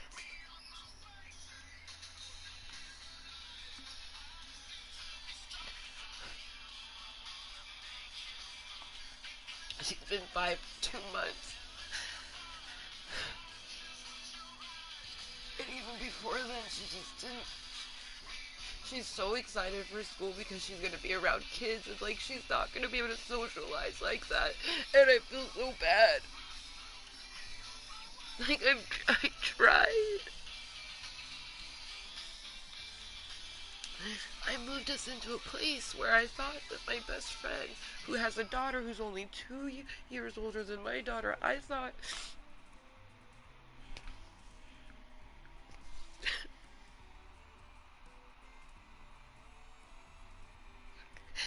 it was wishful thinking. That's all it was. I'm a hopeless romantic who wishfully thinks about futures that she hopes that she'll have, but really feels like we'll never get.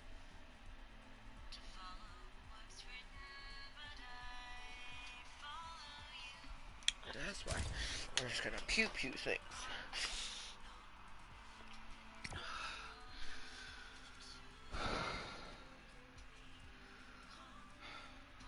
It's coming. Social interaction. Now there's gonna be a portion soon where it's just I have so much social interaction that I actually just like need a weekend for myself.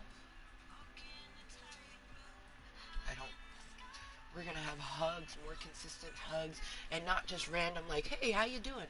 Like meaningful, deep embraces that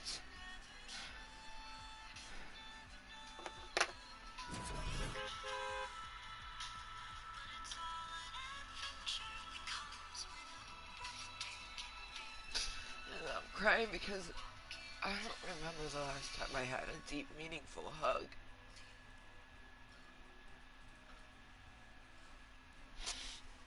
The last hug I think back to, like, I can somewhat remember what it feels like to be held. They were the hugest red flag ever. So, we can't think back to that. It gives us a weird feeling. But that was even, like, that was 2020? It was either late 2019 or, like, early 2020. Or maybe sometime in 2020. I don't know. Yeah, it was 2020. So 3 years ago. It's just been a long time since I've been held, embraced.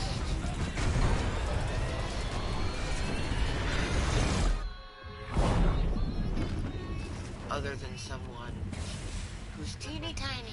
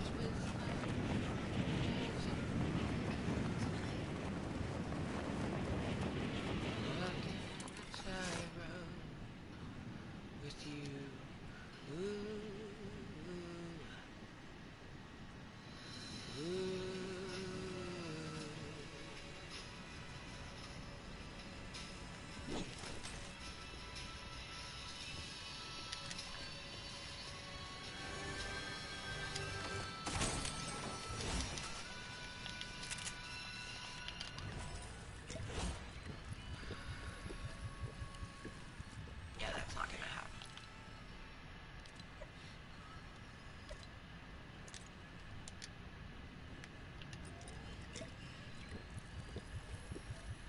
I don't play. I have in the past, but I don't really play the creator created things.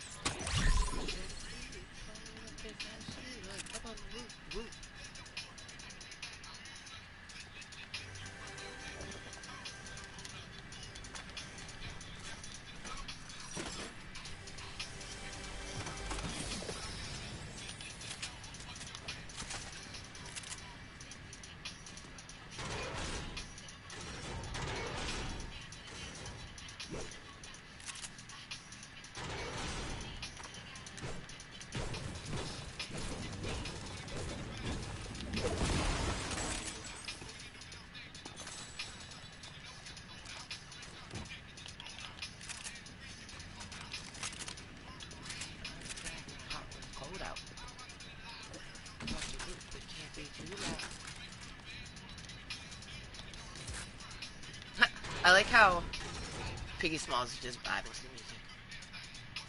It's Spooky Smalls, and he looks so amazing with the skeleton. I don't know why we didn't have this on her sooner, like, honestly. Like, what were we thinking?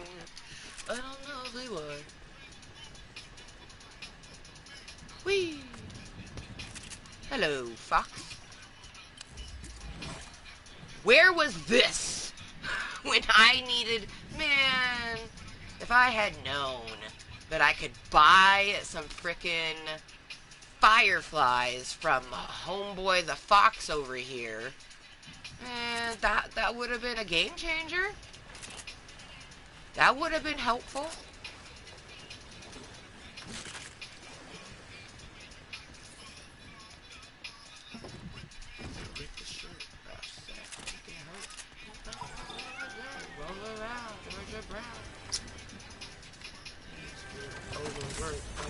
Don't be afraid. What is this? What is that? Ooh. Don't mind if I doozy doozy do. And yous are coming with some me. Alright.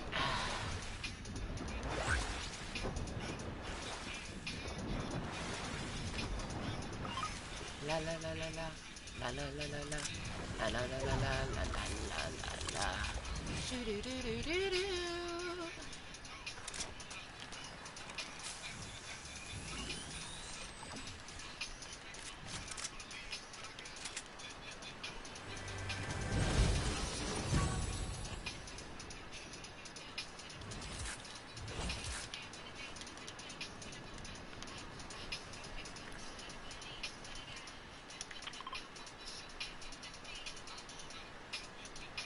Gotta hit me a stinky flower.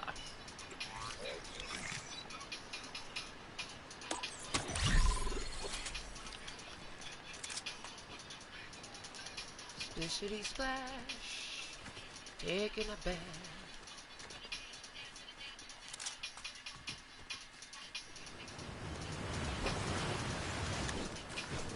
Whackity whack whack, whackity whack. Whackity whack whack, whackity whack. Hit the smack smack, hit the smack. Right in a circle, a rat-tat-tat.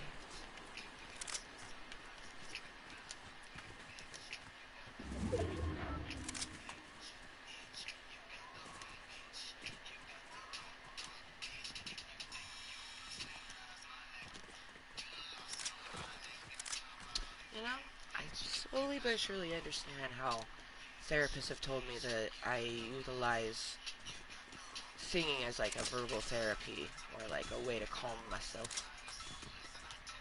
Same thing with like little dances and things like that. Oh, wow, we just have tons of people that are like watching via the PlayStation Network. How you doing? I appreciate you being here. Even though it don't really show numbers when they watch it on the PlayStation Network. At least I don't think. They'd have to come to the YouTube for it to be done that way. But that's okay. I ain't even worried about that. Having a number watching me and not fucking talking to me would just mess with my brains. So I will gladly. Oh yeah, stink flower. Okay, let's get down there. Find us some stinky fucking flowers to whack.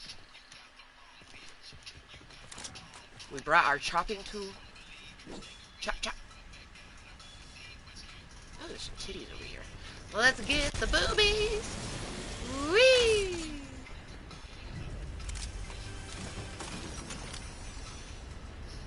Keep hearing noises. It's not freaking me out. Yeah, it actually is. Totally a little bit. Not the most enjoyable thing to be hearing noises that feel like it's coming through your floor, but it happens. It's the luxuries of living in a basement. Alright. Wee! Well, that was unexpected. Ooh. Thank you. Who are you? How are you?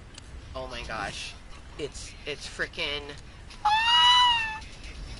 It's the frickin' Paradise Mr. Meowsers. How are you? Oh! How has it only been this time that I've seen you? Okay.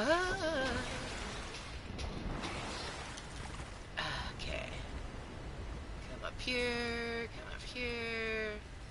That's a hanging titty. Okay. Is that? No, that's not a stink plant. Nah. Nah. We good.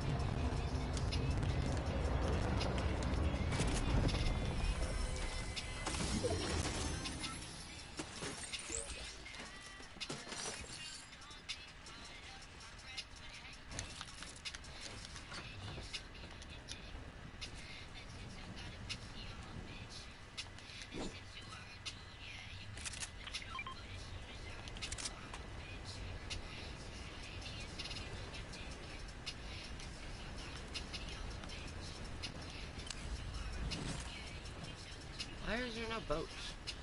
Oh, there's a boat. I'm on a boat.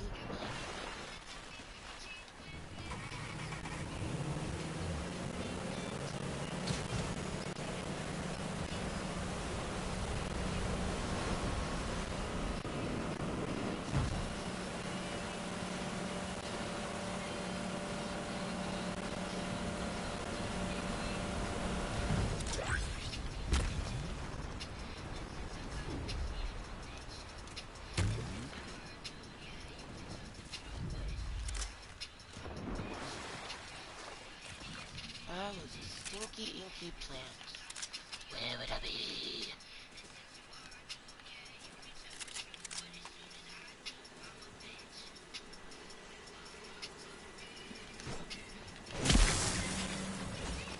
Of course it had to be the one that had bees on it.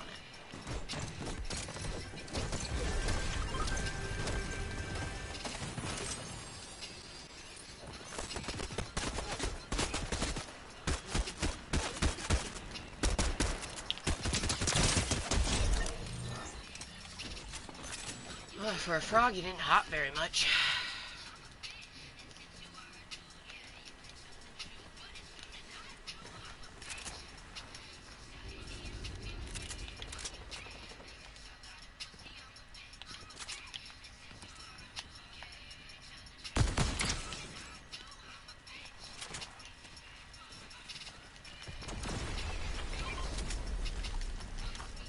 What do we got in? Don't mind if I do. I hope they never get rid of the DMR. Whee!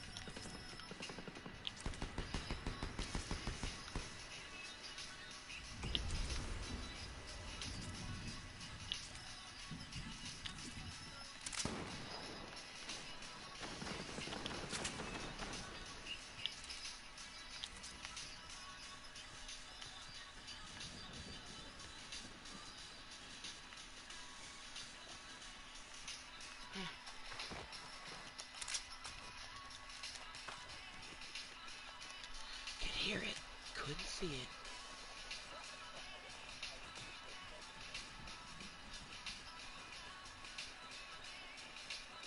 Crack shots.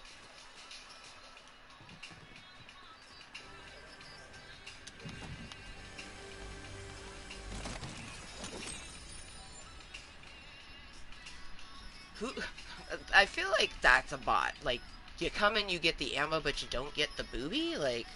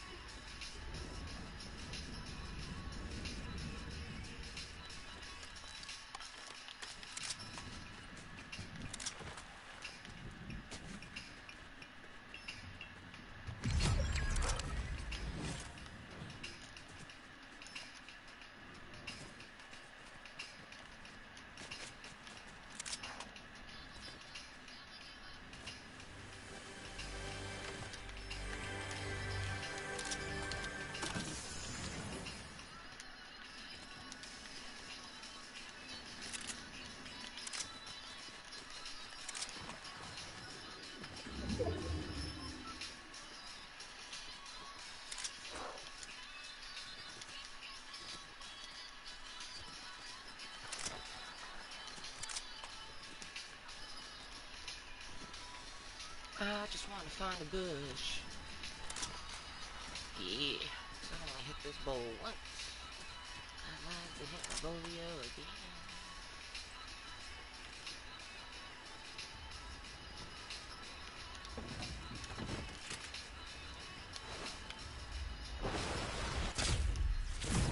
Whee!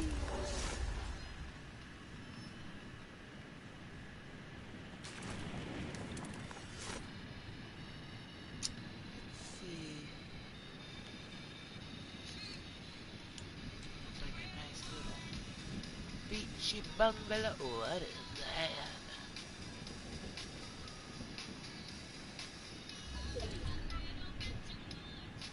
Purple stuff.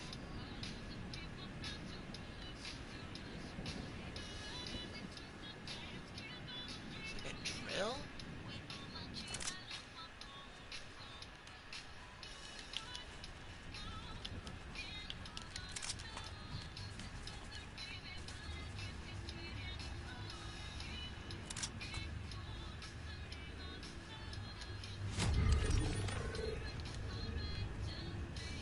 That had a party.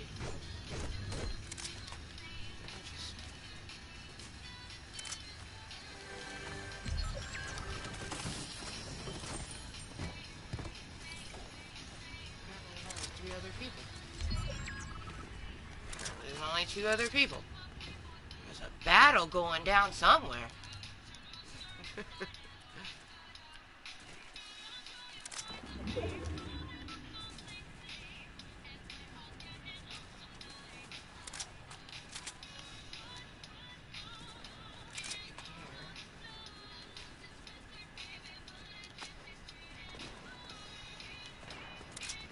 Shots.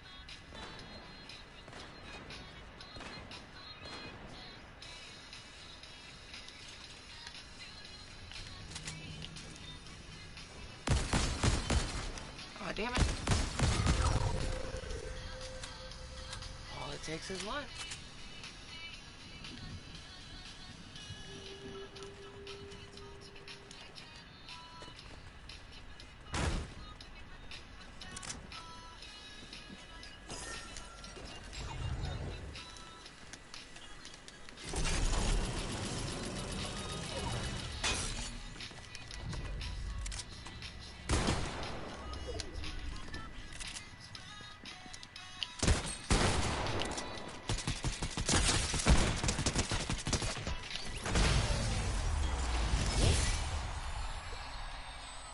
I was feeling it. I felt it this round. I felt it. It was the spooky smalls. It's definitely spooky smalls.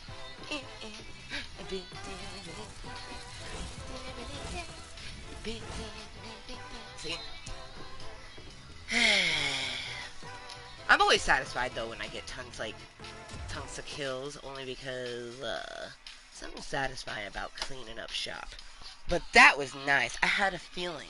I could just feel it, especially when it just kept going ding, ding. I was like, oh, they're just killing each other. Let me just swoop in.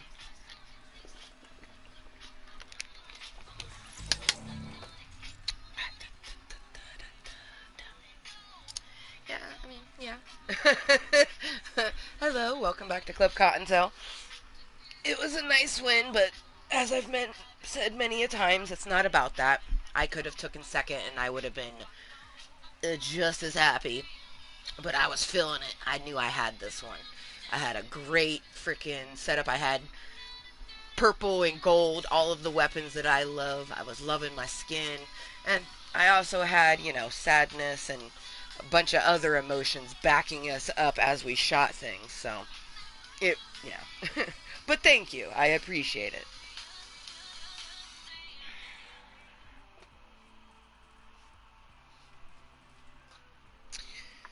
How have you been? Living life, doing the damn thing?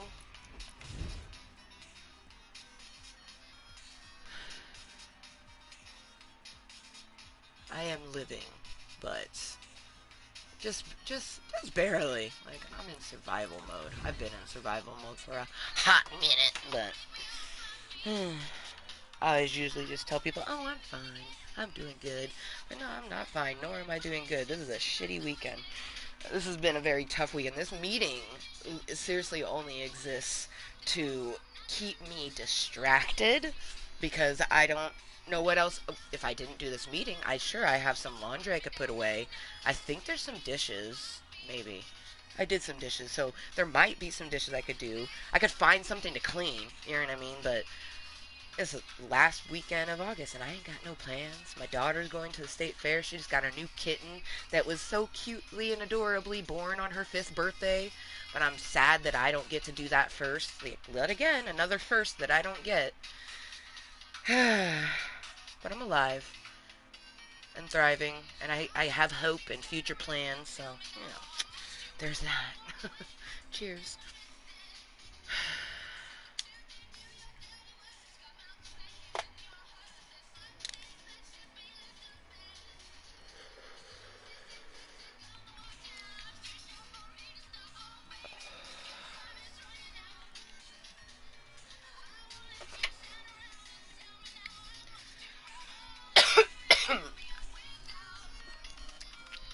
I assume you mean your first long-term romantic relationship. Because when I read I'm getting out of my first relationship, because I know that relationships aren't just romantic, I instantly go like, oh, she's no longer friends with her best friend or something like that. But that's not what you mean. You mean your boyfriend, your significant other, which I'm sending you all the good vibes. It hurts. It always hurts. But especially when it's for the better, it's for just that. Like, I'm still currently healing from my last relationship, which was with a Voldemort, someone that I wanted to leave. I had to leave. I did not have a choice. I could stay and be miserable and probably end up unaliving myself, succumbing to the intrusive thoughts, or I get away from the Voldemort and I try to heal. You know what I mean? I'm still very actively triggered by him all the time for a variety of different reasons, and I very much still love him. Like, that's just it, is I didn't leave him because I didn't love him. I left because he was abusive and a bunch of other things. So just stay strong, focus on you. That's one thing that I didn't do a lot when I was younger. I would only have like maybe a month in between relationships, but and even as I got older, I still would only have like not super long periods of times in between boyfriends. Like, the time period between Voldemort and the ex before Voldemort was only like 6 months or something like that. Like, it's crazy when I think back to it, because I've now been single for 2019, 2020, 21, 22, almost 4 years. I've been single. Like, my ex is my ex-husband. I have not dated anybody in between that. So, you know, take your time. I don't need to know logistics of the relationship or anything like that, but You know, I'm glad that you left because you needed to or whatever.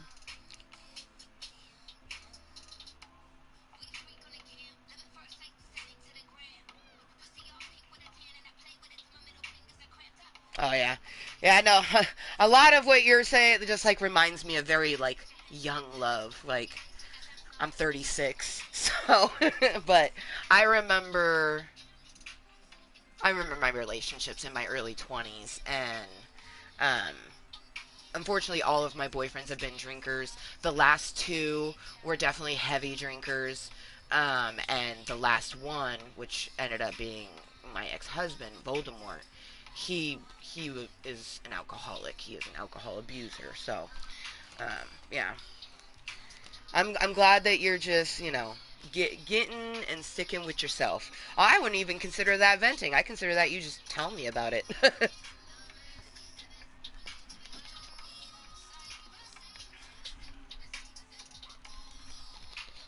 I literally have moments where I miss Voldemort, where I miss just because it's nice being in a relationship. You know what I mean? But like for me, unfortunately, I can't think about Voldemort like that because everything was abusive. Like everything was a manipulation tool. So when I think back to something that makes me miss him for a moment, I'm like, nope, don't miss him. Or if I do miss him, it's like I'm very logical about it. Yeah, no. Just like take time for you and then decide what you want to do. Do you want to have casual relationships, whatever that may be? A lot of people think casual relationships means go fuck a bunch of people, but I personally say that a casual relationship can be anything. Maybe you just need a cuddle buddy, maybe you just need someone that you can lean upon. I don't see you struggling to get those interactions, but if you do, just know it's not you. Just keep at it. Saying that mostly to myself. I haven't had a date in a very, very, very long time. Like, you're just coming out of a relationship, and I very much have been trying to get into a relationship for, fuck, it was,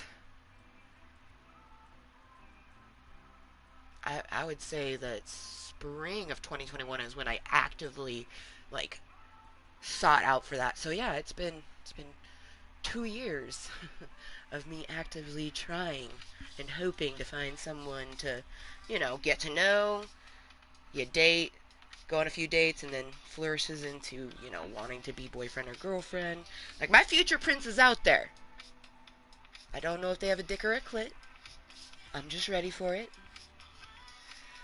And I'm ready for snuggles and huggles. But I'm not going to go into all that because that's just going to make you miss your previous relationship. But we're in, like, for one, age difference, vastly different. But you're coming freshly out of a relationship. Like, when I was, like, November 1st, 2019, the first day that I was separated to single, I was not thinking about, like, yeah, oh man, I was not trying to date anybody.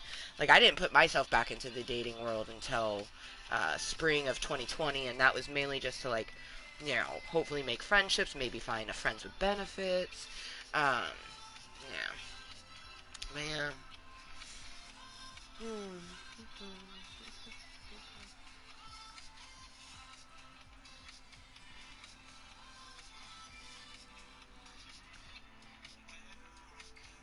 Well, yeah, and it's that much more difficult when. See, I wouldn't say that Voldemort was my biggest love, but I believe that for your parents.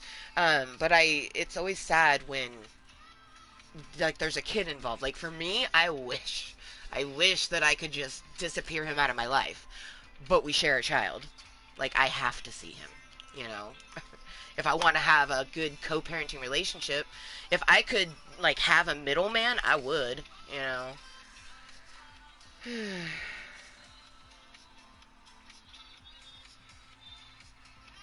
Yeah, no, you were 16. You had just turned 16 when you came into Club Kottontale. I've been making content for 7 years, so I'm not surprised that you're almost 23. I've been making content for 7 years, so uh,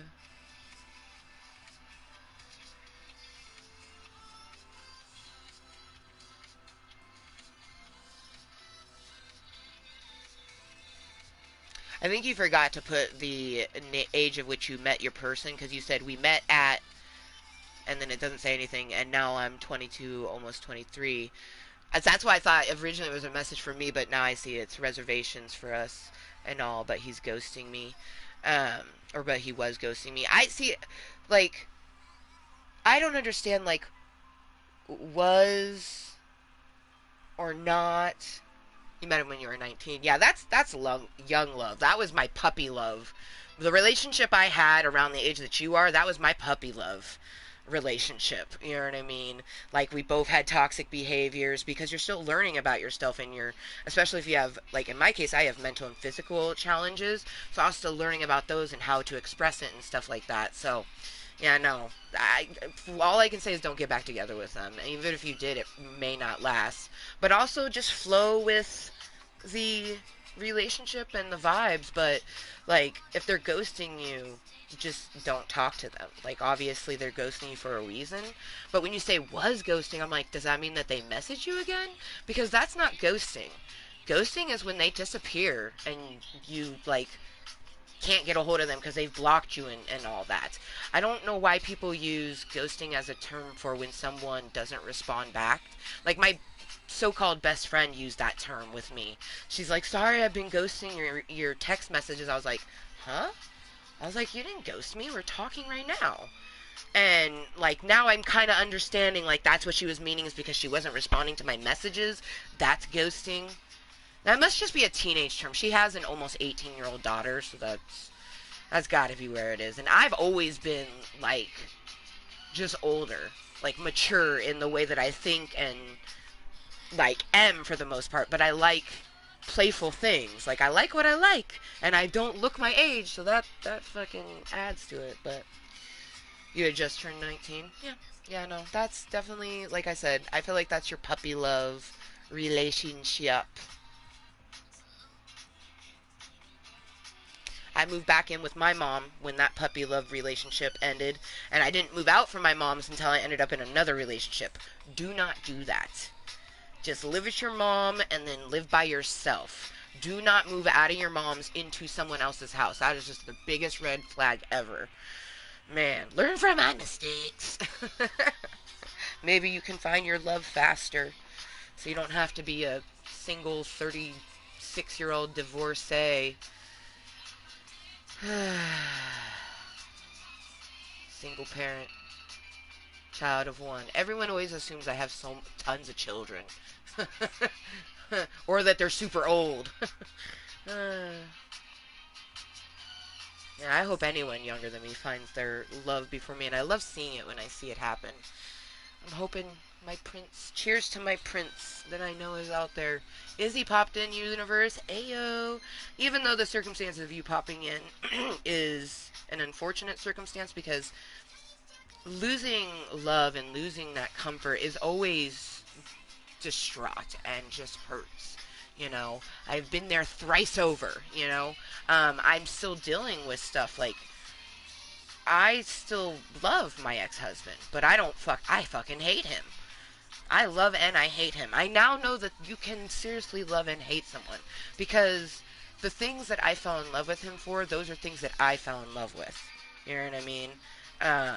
And the particular things that I fell in love with wasn't superficial or something like that. You know, it's little mannerisms and stuff like that. So, but I also struggle with the fact that, you know, I wish. Oh, see, I can't. This song holds bad memories because of him. I'm gonna unfavorite this song because I just can't. Ugh. Like, man. I wish that I didn't still hope that he would, you know, want to have a life with me, because he's not. He's never going to have a life with me. And I never would want it because he never loved me. The person that I was previous with, he never loved me. He was the first person that I told about all of my mental and physical health, and instead of embracing it and protecting me and helping me through my journey of life, he took all of that and abused me with it. It was horrible. I went through a Hurricane Voldemort to get my beautiful rainbow. I got my daughter, you know, and I've always wanted to be a mom, always wanted to have an Amber Jr. He was the first person to not laugh at me when I said I wanted to have a daughter named after me. And, you know, it's just so wild when I think about all of it. Because he now has, you know, he's been married for almost 2 years. He's been married for a year and a half now. Um, you know, his new wife, she's absolutely lovely. She is like, and that's probably why she's a very just go with the flow. She's a very much like, seems like the type of person that would never rock a boat. But like, I wonder, like, are you sure it's not affecting you internally? You know, but I don't know, and I don't want to deep dive into that. But you know, he has all of that, and that's frustrating because I don't have any of that. You know, I haven't. He has someone to hold at night when he goes to bed, and I haven't held somebody to fall asleep that was a adult human being. The last person I did that with was Voldemort.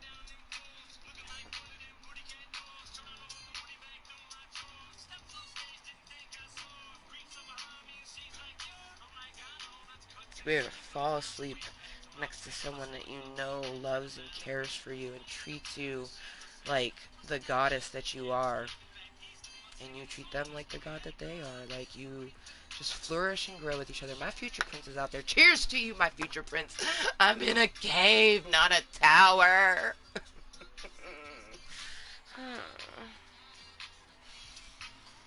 Oops. Move that. Later. Enjoy the rest of your work shift.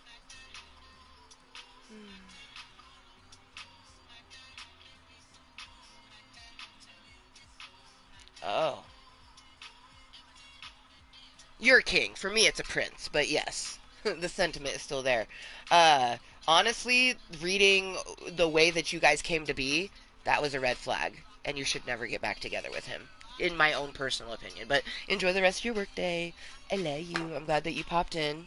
It's always a joy when I get to spreka the talk with you. You know, albeit maybe once a year. Maybe sometimes twice a year. I think this is the second time I've seen her this year, so that's nice.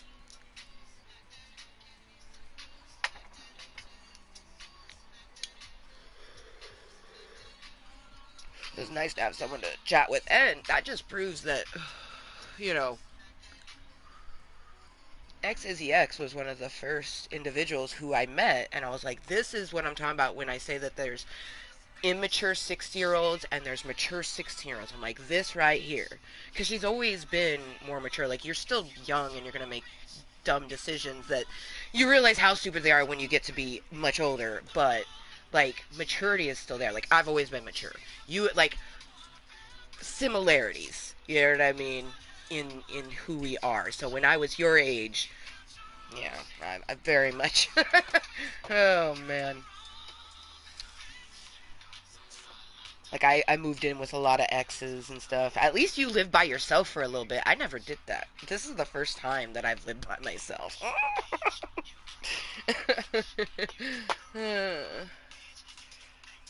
I probably still will be live. Oh.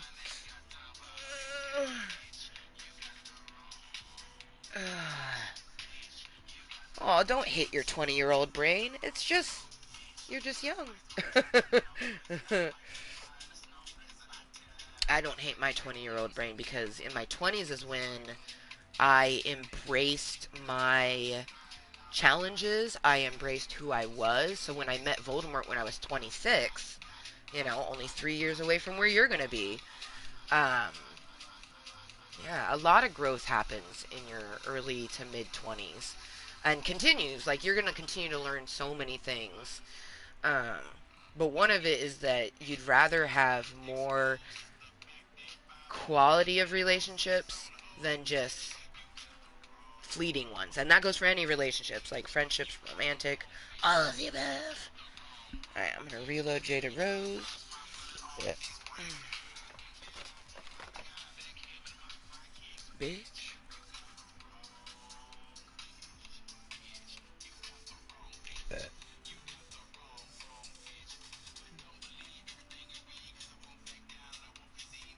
man. They call it puppy love. You know, puppy love was the last time that I got some kind of romance, and I don't, like, there was no malicious intent for it because they were just so young they didn't know. You know what I mean? Their mom helped them. We lived at his mom's. Like, when I was 19 and had this boyfriend, we dated from 19 to 21 was the time that I dated. My first. It wasn't my first boyfriend, but it was my first boyfriend that made it past 2 weeks. I've mentioned this many times. I've had 3 relationships that have lasted longer than 2 weeks. I've had handful of boyfriends, 10 plus boyfriends, but a lot of them were just, nothing. A whole lot of nada.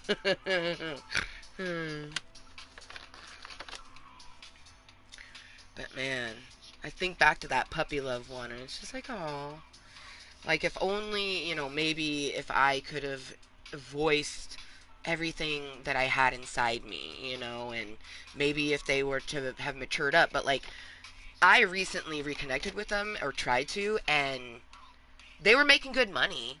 They can make money. Like, I can find, like, I don't know why, like, I find people that can make money, but they don't have any substance to them whatsoever. And I'd rather have a person who is just making ends meet, but is wonderful and kind and communicates and is honest and is just, flourishes in life, versus this person that can buy me something. You know what I mean? Like, that was disappointing. Pashwa, like, he was exactly the same. Like, and worse. Worse because it's like he forgot how to use his penis. It's like, I taught you. You used it 2 times after that, but, like, I'm pretty sure that's it. Like, yeah, I talked with him, and I know that's it. And, like, honestly, I hope he's had sex with someone else since. But I doubt it.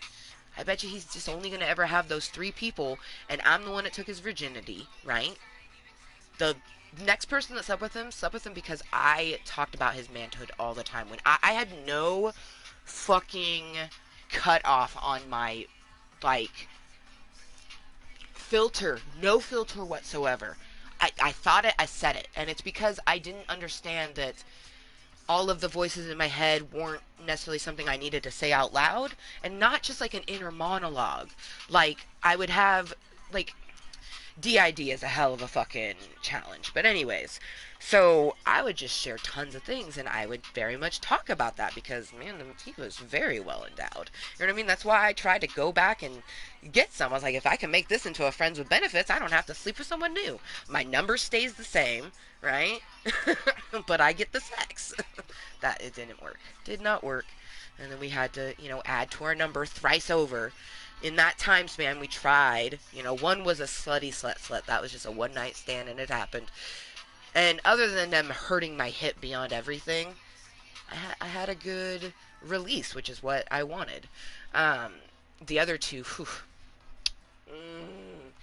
Ashton, though, that one, I feel like, if we had met when I wasn't just trying to have a meat factory, what could we have maybe been? But at the same time, would I have wanted it? So I don't know. Everything happens the way it does for the reason it does. But I'm glad that I got to do the things that, like, very rare in life.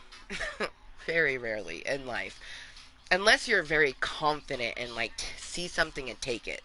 So, other than those moments where you see it, you take it type of thing, very rarely will you, like, have a crush on someone from afar, and then all of a sudden you guys just end up encountering each other, and then all the things you were hoping to do with them, you do it. Very rarely does that happen. So I'm just very pleased that, like, I always imagined, like, ooh, what is his sex like? And I know now. But I'm like, I also learned from those experiences that that's just not what I want now. Like, my future prince, I'll wonder what their sex is like. Like, I've had a few crushes where I've wondered what theirs was like, you know what I mean? But I haven't really had crushes because the one person I did have a crush, I'm pretty sure they're married. I saw a ring on the left hand, on this finger, and it looks like it's been there for a while.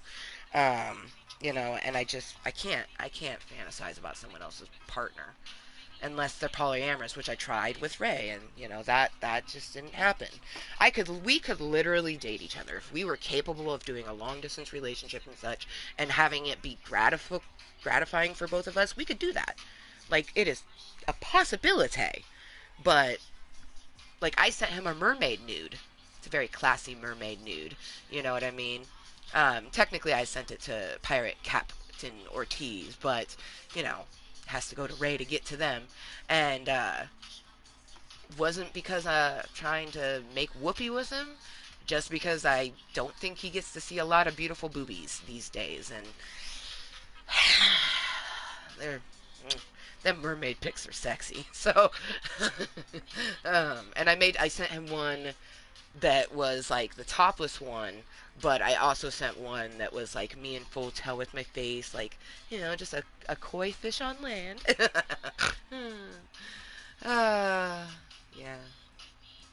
I wish. Oh, man, I feel like the universe did that shit on purpose. Moved him across the fucking United States of America because the universe is like, you're not gonna date him from this far away. And you're right. I'm not. What I'm doing now is the most of what I could give, and it's platonic romance. I can't do a long distance romance. I can barely do the long distance friendships that I have. And really, the only reason I can do it is because one is with someone that I've had the relationship since frickin' September of 2004. And another person, they just always felt very comforting, like a mom. My Canadian mommy, my friend Kayla, my Nest friend.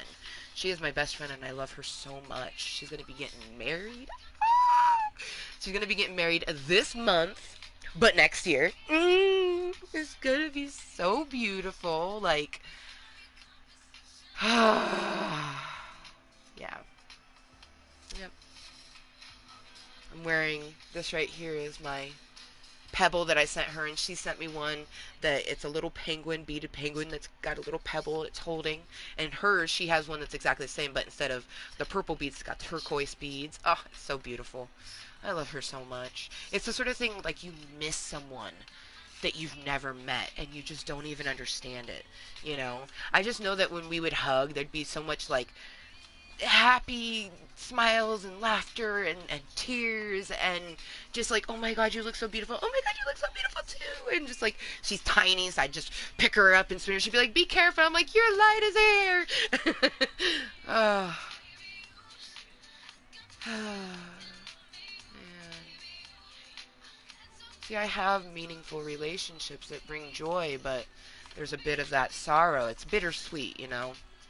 And Ray always tells me I hope it's more sweet than bitter. And it is. It is more sweet than bitter because it's the only fucking interactions that I get. That conversation with Izzy might be the only conversation that I get today with another adult. And I met this person when they were legally a child. She's always been so very mature, and I think about her all the time, so I love when she pops back in. I just always wish her very well in whatever she's doing in her life, you know. And ever since she found my channel, she's always sort of like, she's like, I don't want to say I look up to you per se, Lee, but you are. She's like, yeah, I'll just say that. Like, I remember like watching her, and she said something like that, and it was just very wonderful, you know. Because she meant by that she looks up in the aspect of how I view life, you know. Because I think a lot of people that were watching her channel might think like, oh, you know, she looks up to me in like a viewer sort of thing, like, because that's how we met. Like, she also has a YouTube channel, but her channel's nothing like mine.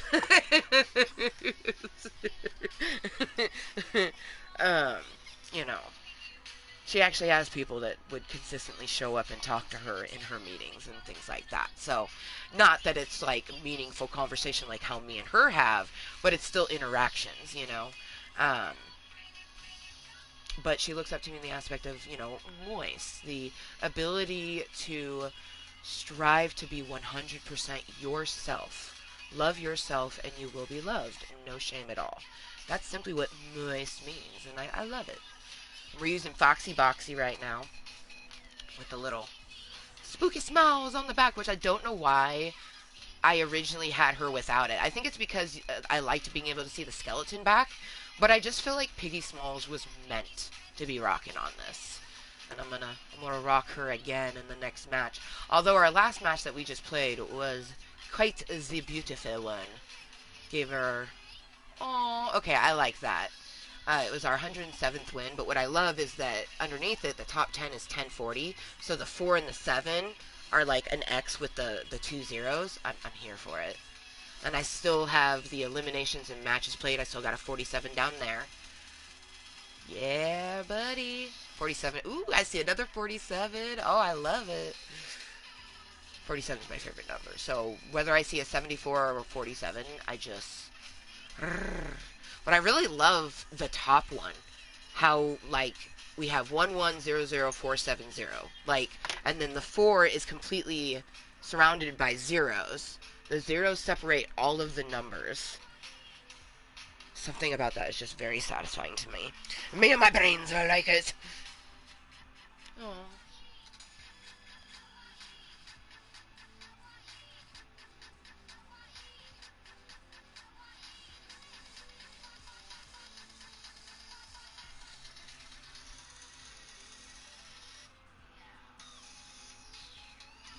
I just got a message from my best duder, so I gotta look at it.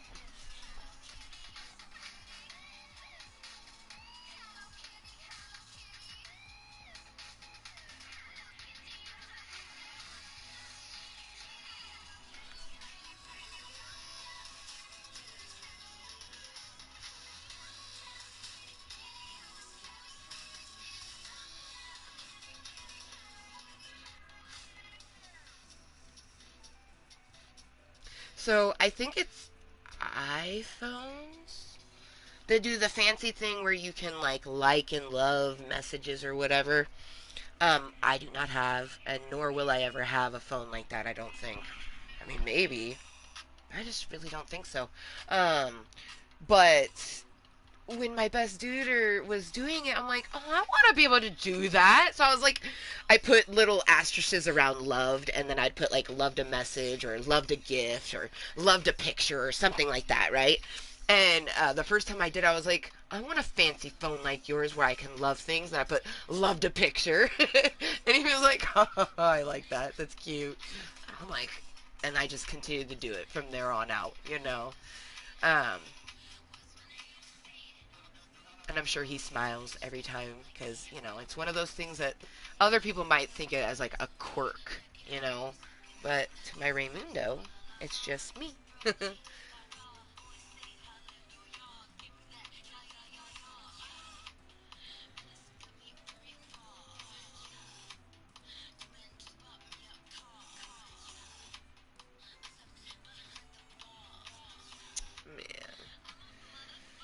I am happy that Rainbow has a cat that she gets to grow up with. Like literally, the cat was born on her 5th birthday, so in 10 years, when the cat turns 10, it will be Rainbow's 15th birthday.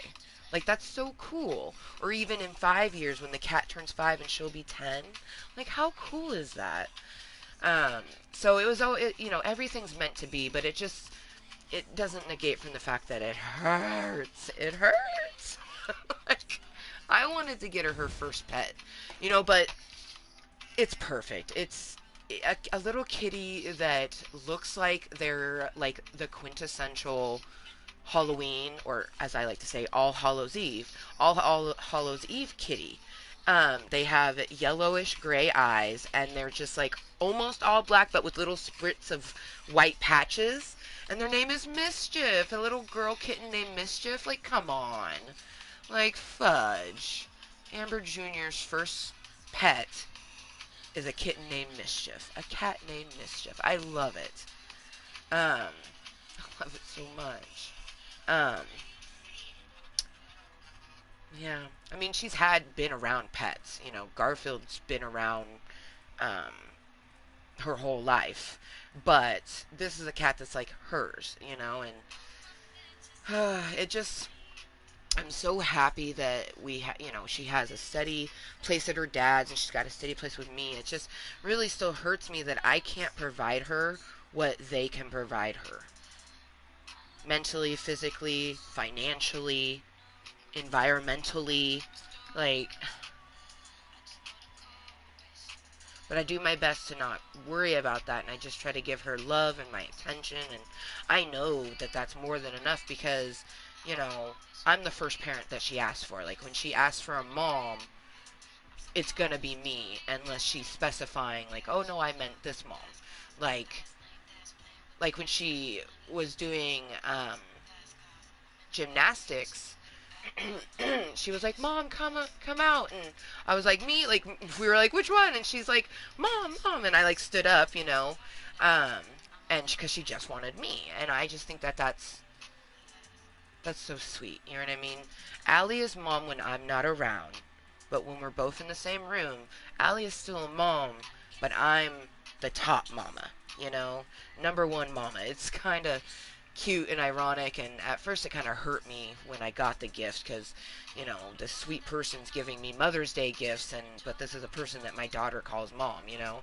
But she had made me this little rainbow cheetah print, um, like resin thing that says number one mom on it, and it's super simplistic and cute, and I love it. And I am number one mom, and I almost want to make her something that says number two mom on it, but like I'm worried that it might come off different than what I mean for it to be.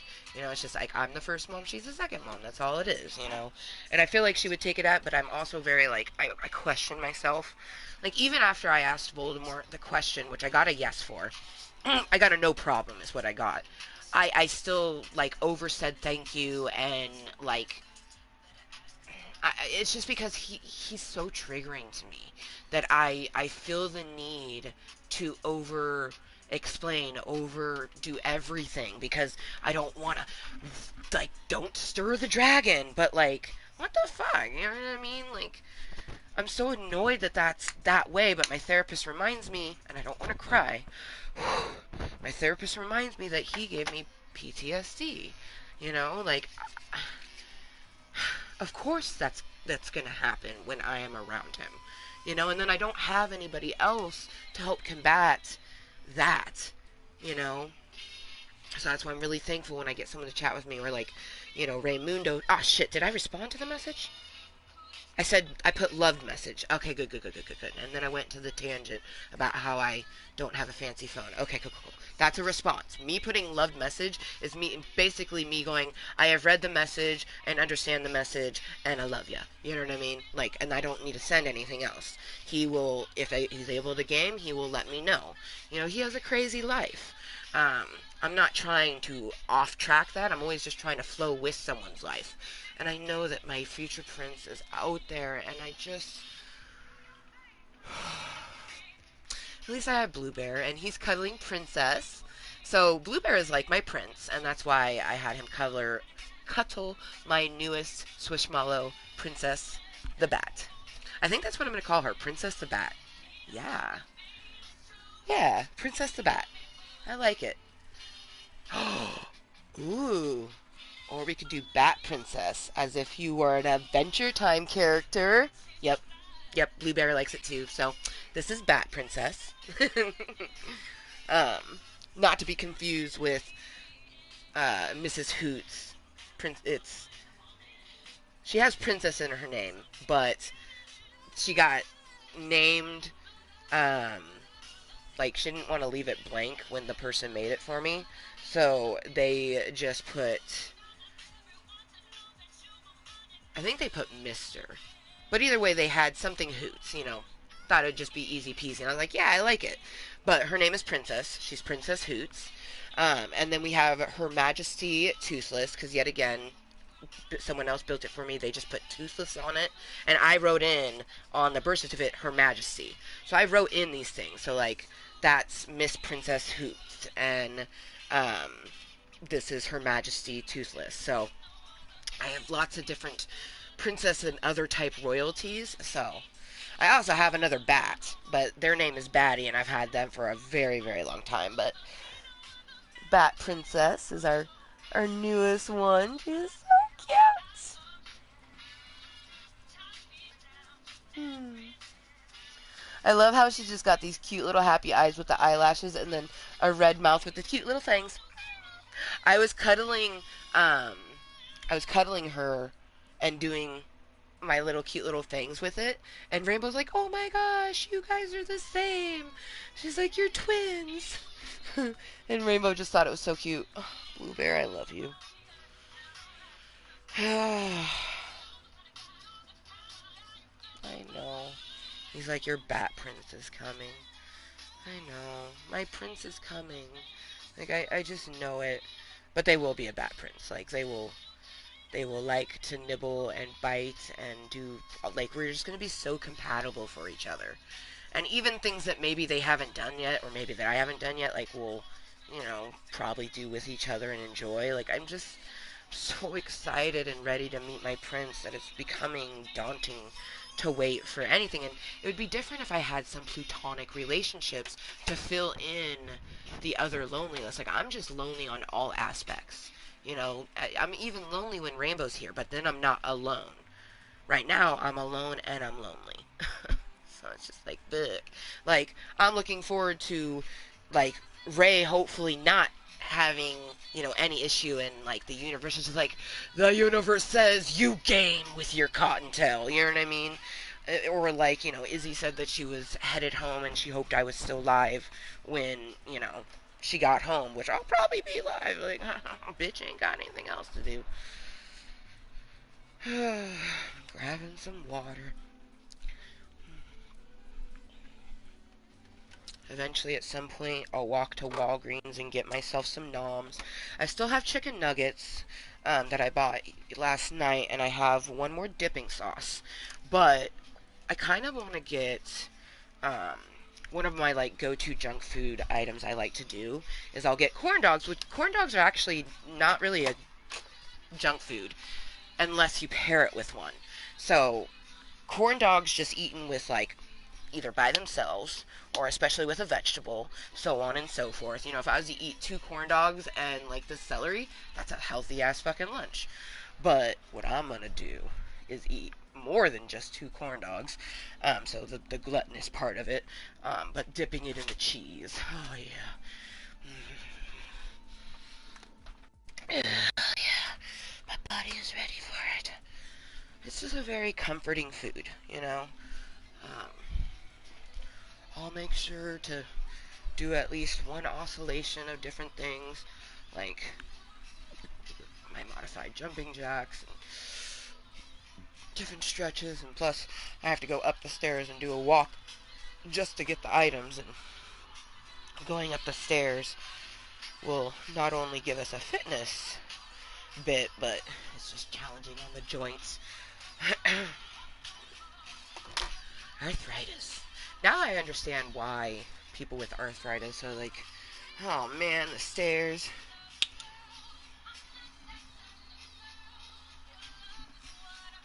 Because it's like, you can walk them, but your arthritis is going to be pissed off at you. Because on my right side, I just have arthritis.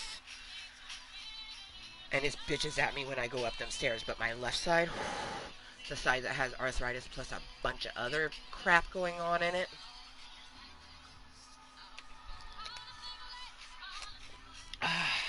I also know that I shouldn't do any comfort food, but I just, like, it's either that or not eating at all. Forcing myself to eat something here and there. But I just want some comfort. And as long as I do less sugar comfort and more like savory comfort, because like I could eat a whole bag of jerky and that actually, like, if that was all I had with that's not too bad, because jerky is a healthy snack when you stay within the serving size, and the bag has like 5 to 8 serving sizes depending on the bag you eat. So I would very much do a whole bag of jerky and not feel guilty at all. I might get me some jerky actually. Maybe. Oh, the corn dogs sound very, very delicious. Oh, the jerky would be a better option though. I think that's what I probably will do. The corn dogs are delicious because they're warm.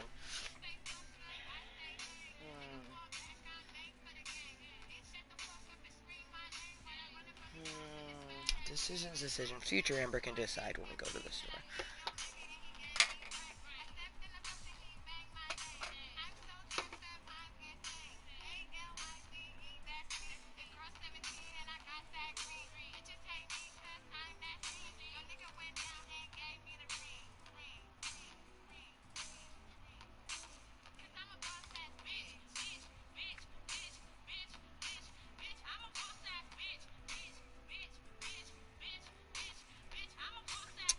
Yeah, it's already 7 for my best dude, or that's why, like, you know, he may have tons of different things that he needs to do.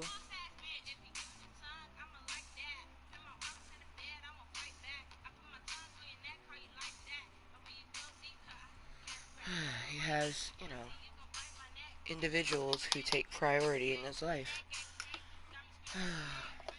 I'm just glad that I'm one of those people that after he, you know, does the thing he needs to do, like, we're very, very much there for each other just on a consistent basis, because he has priorities and responsibilities, but he's not getting a lot of affection from situations, you know, so I'm just thankful that I can give that to him and he can give some to me, and I just wish that, oh,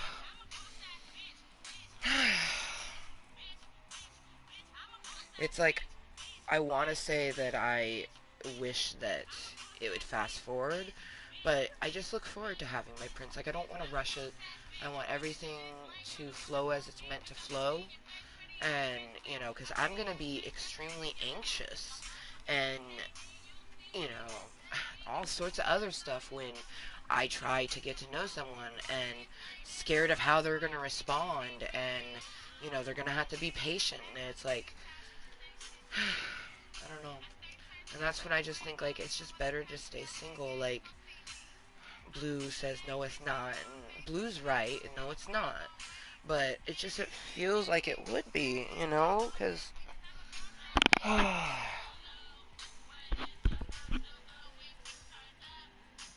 because my future prince, I would tell them everything. Maybe not right away, because I would need to trust a person a bit more than that. But, you know, they're going to know about all of my triggers and stuff like that. And, you know, I'd like to have a future prince that could help me with the Voldemortness. You know, whereas, like, most people are like, oh, I don't want to be, you know, a part, like, it's your baby daddy. Like, don't talk to me about that type of stuff. And I need someone that can help me. Like, to be there for me, to be that understanding shoulder, but also give me love and affection and embrace that I haven't had in such a long time. Not even platonically. Like, it has been a long time since I've even just had a really good friendly embrace.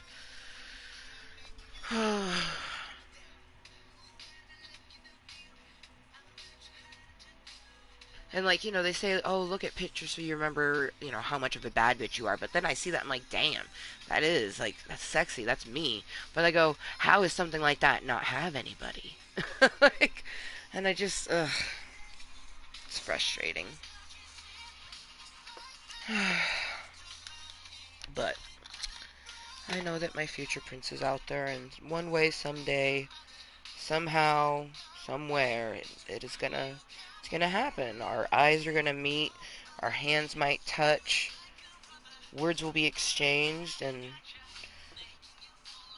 that will be, you know, maybe it's just the first meet cute. Because you always hear about, like, you having multiple meet cutes. Well, man.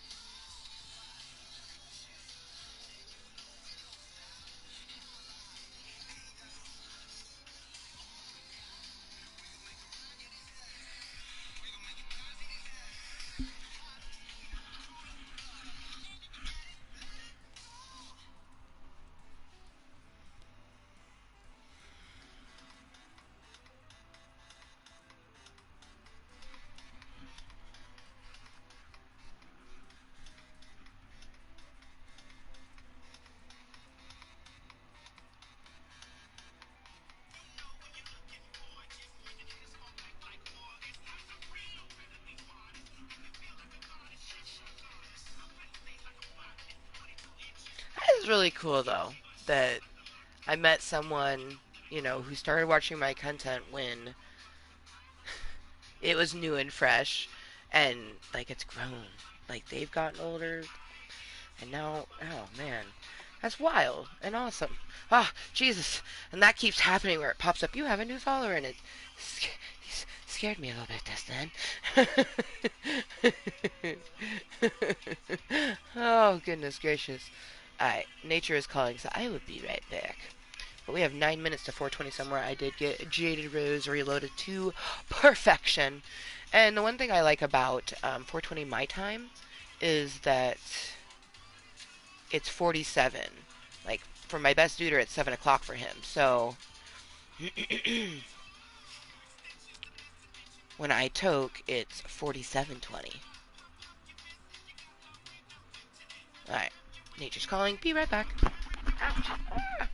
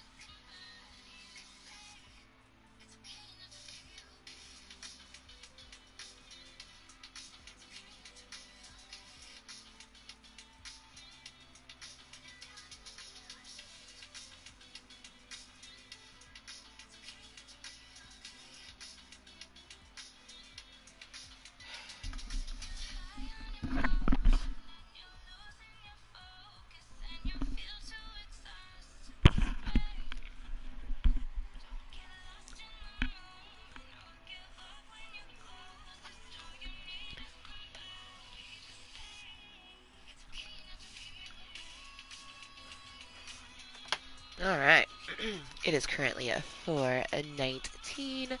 So, you hopefully already had your tokes ready, like a mine. Jada Rose is chilling here, officially loaded and waiting for me. I got my blue bear and my bat princess. I think I'm gonna make her a cute little crown. Um, all the princesses in Ooh, they have a little crown, so I think I'm gonna make her a teeny tiny crown. Yes, yes indeed. What a beautiful wedding. Cheers and happy 4720.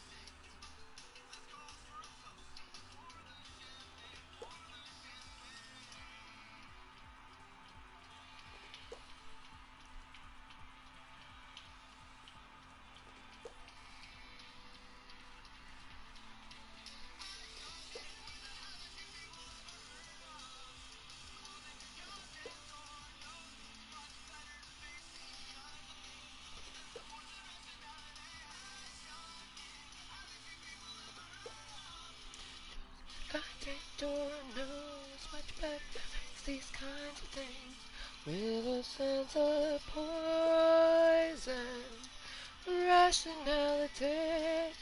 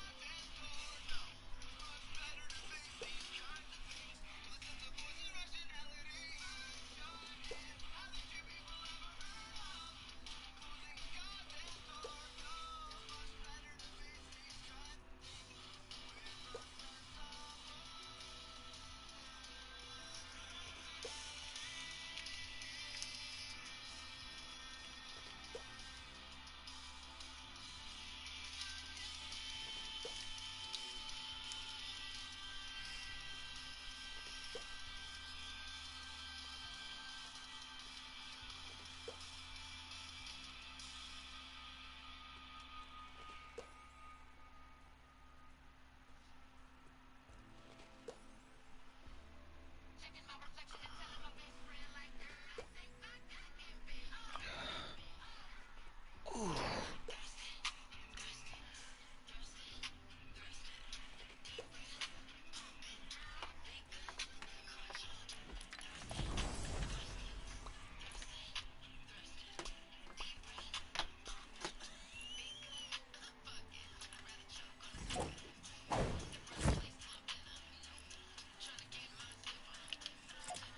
Alright.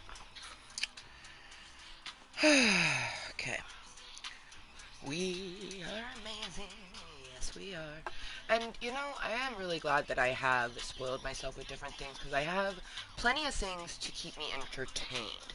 So I may be by myself, but I have plenty of things to do as long as I can find something to do. And right now, I'm enjoying the pew-pewness. So, you know, thank you to anyone that's been lurking, twerking, watching incognitally, or watching this later on as posted content.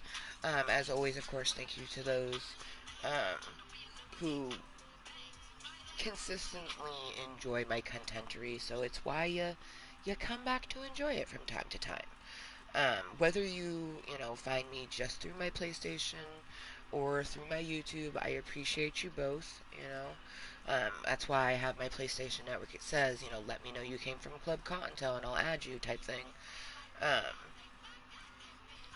I may make content for myself, but I still am always going to appreciate anybody that took a moment to out of their life to watch my live contentry. There's thousands, if not hundreds of thousands, of live streams out there or posted videos. There's tons of stuff out there that people can watch. So if anyone even just takes a split second or let alone of time to talk to me, I appreciate it.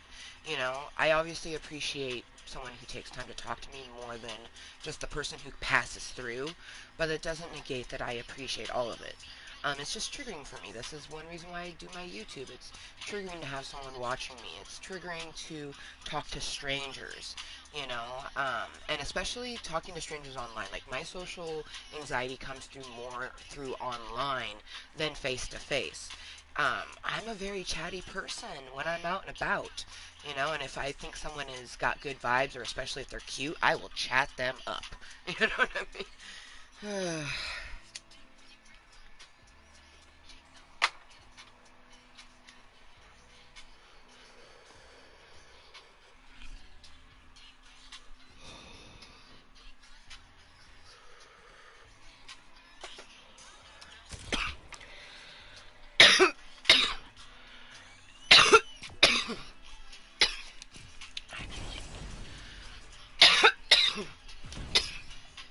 Okay.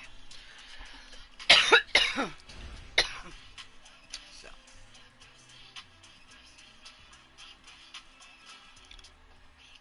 5, 30, 37. It's like 43 more. Out of everything, this is really the only reward that I'm like, ooh, yeah. I like Lorenzo. I call him L. He's fantastic. Um, like, is that cool? Yes. Not gonna be getting it. You know what I mean? But it's cool. Like, uh, but I do know that I can get this first one. So I'm working towards at least getting this sexy little purple one. You know what I mean? That's obtainable. Um, if we don't get it, meh. If we do, yay. You know, we had a season where we were trying to get Rainbow She-Hulk, and it never happened. And that's okay. You know, I'm happy with the way that we did, and you know, whatnot, and that's why I put the rainbow cape on her. You know, that because we did get Thor, we did get Rainbow Thor, but I'm just grateful that we got her. You know what I mean? And that we have any kind of presets. You know, you got the red She-Hulk, and then we got this cool silver one, and then we got the gold. Would it have been cool to get a rainbow one, like how you see the rainbow in the cape? Yes. But at the same time, I really like the way this looks, where, like, she's wearing, you know, the cape. I don't know, just something about that is just very nice to me. I really love it. So, I'm not disappointed as much as, you know, I would be if I didn't have that. But in the end, it's just a game, you know. You get it, cool. You don't get it, cool. She-Hulk smash. I kind of want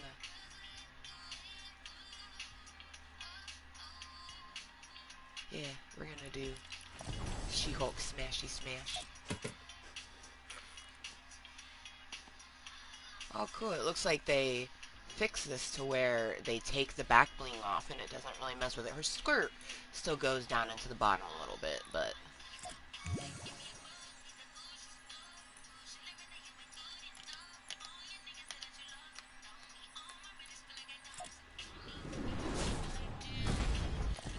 Let's look at her. What do we have?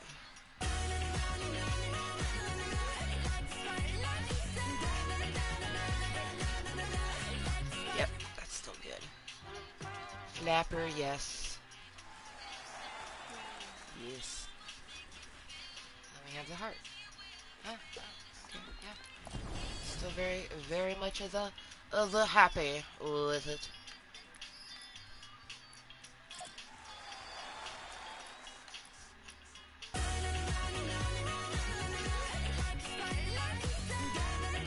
Dude, She-Hulk in her She-Hulk form looks so fucking cool with the cape. I'm here for it. I don't get to see the rainbow when she's running. I only see the back of it. but it's still cool. Like when what people see as I'm running towards them still looks fucking cool.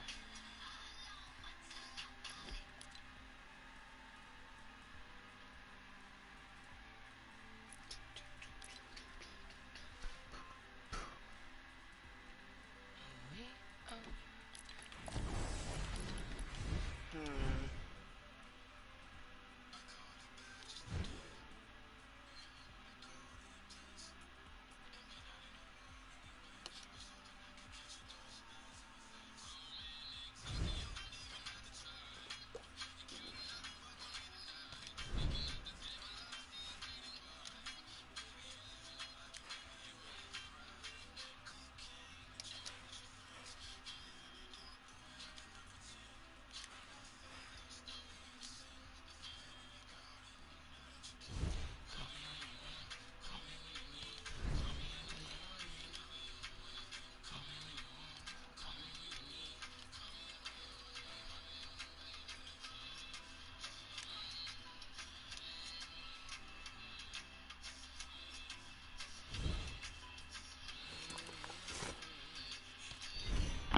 I wanna sell what you're buying.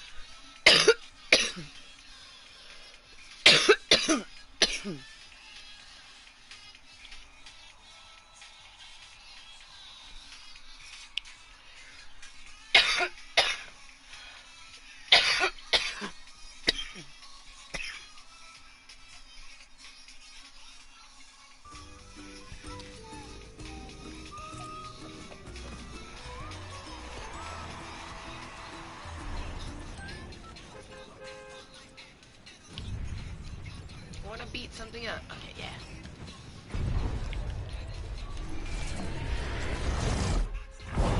Oh, it almost looked like he flipped into the bus.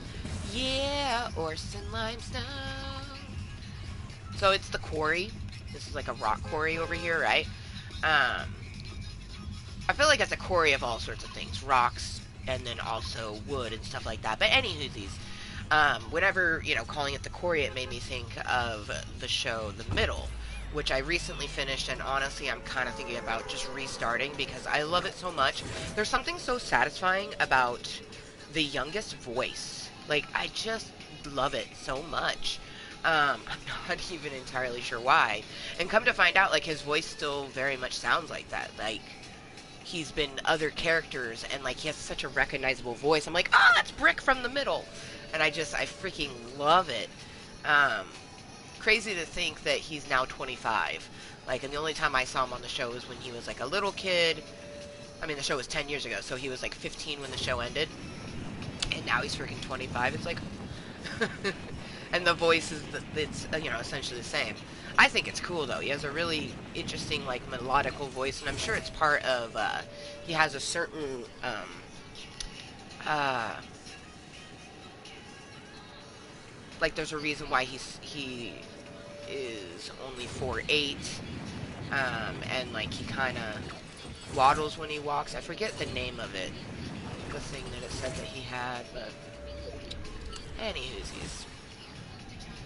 His dad, Big Mike, because there's Big Mike and then Big Mike, which is the granddad. But anywhoosies, I love it because people at Orson Limestone, where he works, they would call the kids Little Mike. They're like, hey, Little Mike.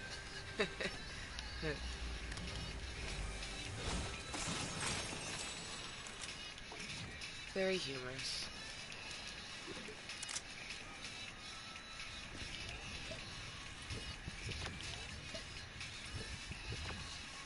But I love that show a lot because every time I think of Corey, thought of the dad, had to name it after the actual place that he worked because it just felt very fitting. So I'm hoping they don't get rid of Orson Limestone. I'm hoping this quarry makes it because they, from season to season, ever since, you know, the very first one where they changed the map and people, like, there was always going to be mixed reviews, but for the most part people liked it. They pretty much have kind of stuck to that bit that they like to switch it up. Like, oh, new season, time to completely change up the map and confuse them be all heck. Like, they don't need to pay attention to what they're doing. Aww.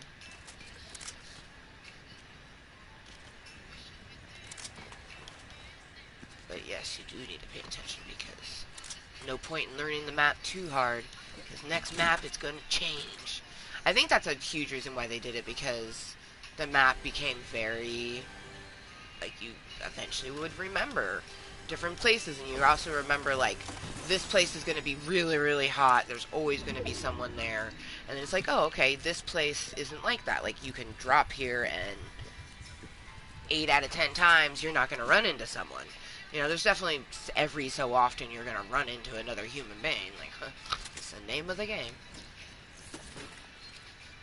You eventually run into someone, battle if that be, you know, what you decide. Because there's definitely, I find that there'll be people that are just running around doing things, and for the most part, there might be other people like myself who would just leave them alone. You know what I mean? If you're running away from battle, or you're, like, clearly in the spot that there's a challenge to do, you know, you just kind of, like, let them do their thing.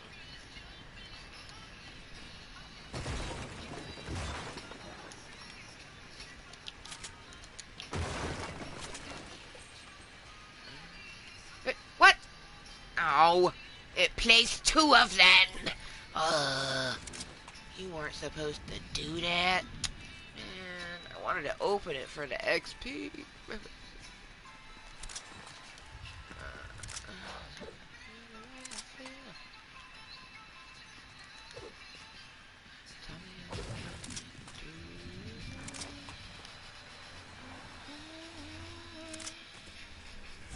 Oh, eat my butthole a little bit. Nom nom nom nom nom. Just a little bit though. Just a little nom nom nom nom nom.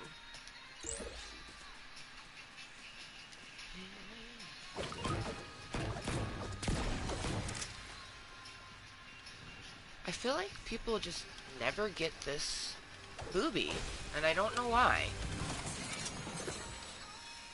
It's a good booby. It's got stuff in it. It's got XP when you open it. I find that very rarely, like, if the place will be pilfered, but there'll be that one there. It's like...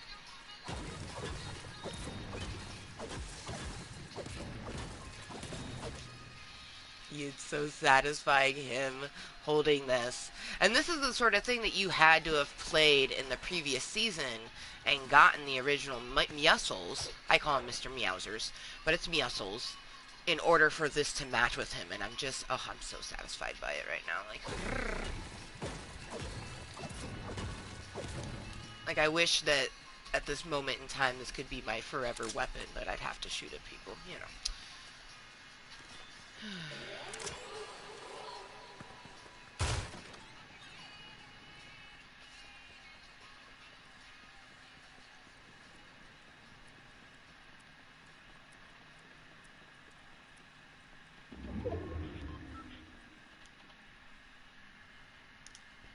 I swear, sometimes when I'm doing a meeting, I'll hear, like, interesting footsteps above me. I'm just like, you listening to my meeting? Like, all good if you are, but how you doing?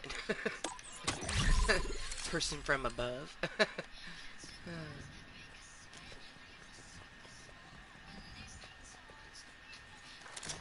Like DMZ, always free. Do the walk of shame, I stress. I can suck my dust.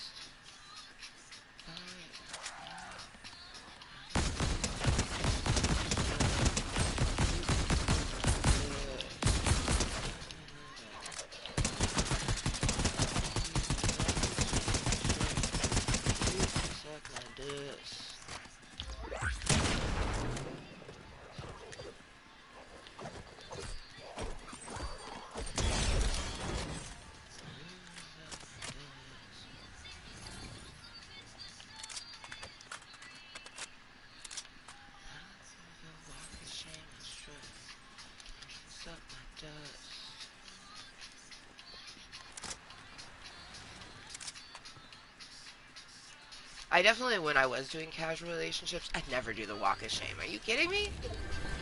I did what I did and I liked what I did, so why would I be ashamed of it? I think it's hilarious that some people try to shame you into being like, oh, one night stands are nasty, blah blah blah blah blah blah. And then you have the people like, oh, one night stands with like a friend, that's not so bad, like at least you knew them. It's when they're a complete stranger that it's skeezy. It's either it's skeezy or it's not skeezy. There's no like fucking in-betweensies, you know what I mean? Oh no, it's gonna change the purple! This happened to me the last time I came up to one of these! Oh, it happened. That's okay though. Purple is better than... well, better than nothing, but it's also better. Whoa, shit! We got Bogey 1, Bogey 2, what the fuckity fuck fuck? Oh yeah, I want to watch this. They're gonna fight. They're gonna hella fight because... oh, yep, no. I knew that person was about to take it. You probably already have a crown, and that's why you're not even worried about picking up my crown, huh? You bastard. Or it's a... I have no idea. That's gotta be a child. The way that those weapons are set up. That's like my nephew. That's the way that my nephew sets up there. So that is a child for sure. You know what? You can have the little crown. I just wanted to level up.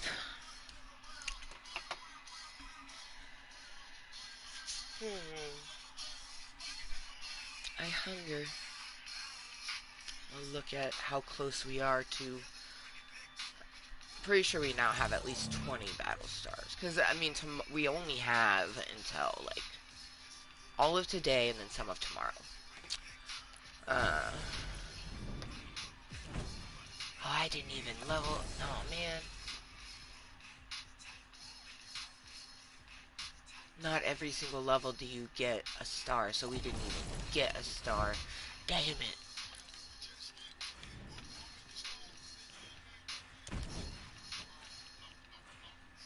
I was so hoping we at least got the one so we could do that.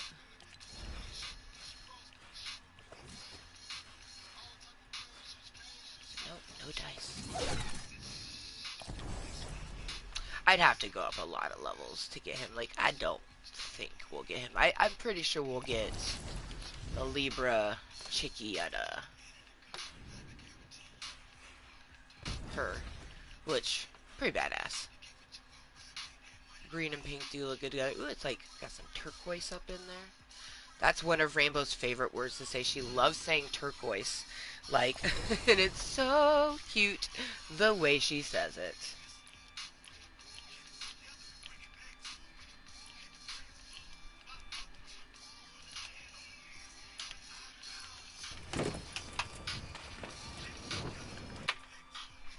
Oops. There we go. Oh, yeah.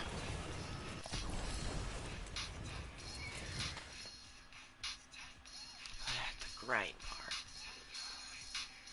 Let's see which one would get us.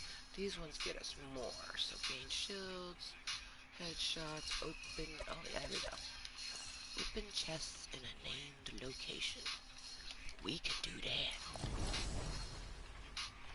Okay. I'm going to reload a Jaded Rose.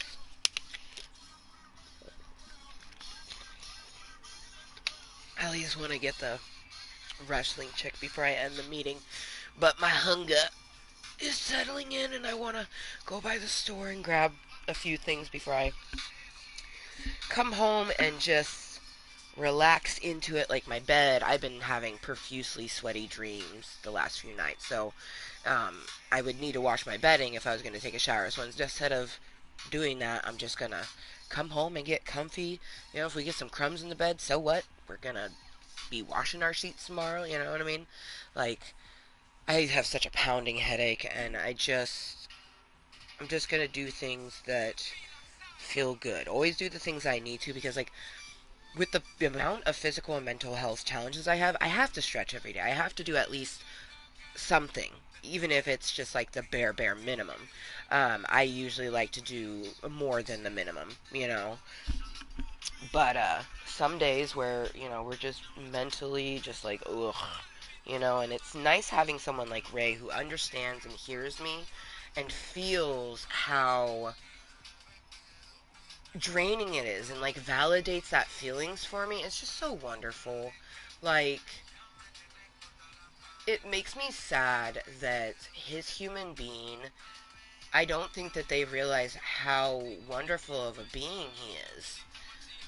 Because they want him to be a certain way. I truly don't think that his partner has ever loved him just for who he is. They very much feel like the type of person that reminds me of one of my exes, Dan, where they like you, but they also like what they think they can sculpt you into. So it's like the idea of you is nice, but when they actually get to know you, they're like, I don't really like this. Like, ugh. But, you know, Ray's a big boy. He has his life. I'm just here to love and support him. But, you know, if he ever ends up back over here and we're both still single, I could see us seeing. You know what I mean? Because, like, how sweet would that be? Um, you know, he would be the main care provider of his girls. So, you know, 3 days a week, I would have 3 girls, you know. But then on the days when Rainbow's with her dad, I would still have some girls to watch, you know, because I would be the stay-at-home. I got my challenges, so I'd be a stay-at-home mom, you know, just for being a, like, step mama or just alternative mama for them, but also, you know, of course, Rainbow's mama. And it would be so sweet because the twins are 2 years younger than Rainbow.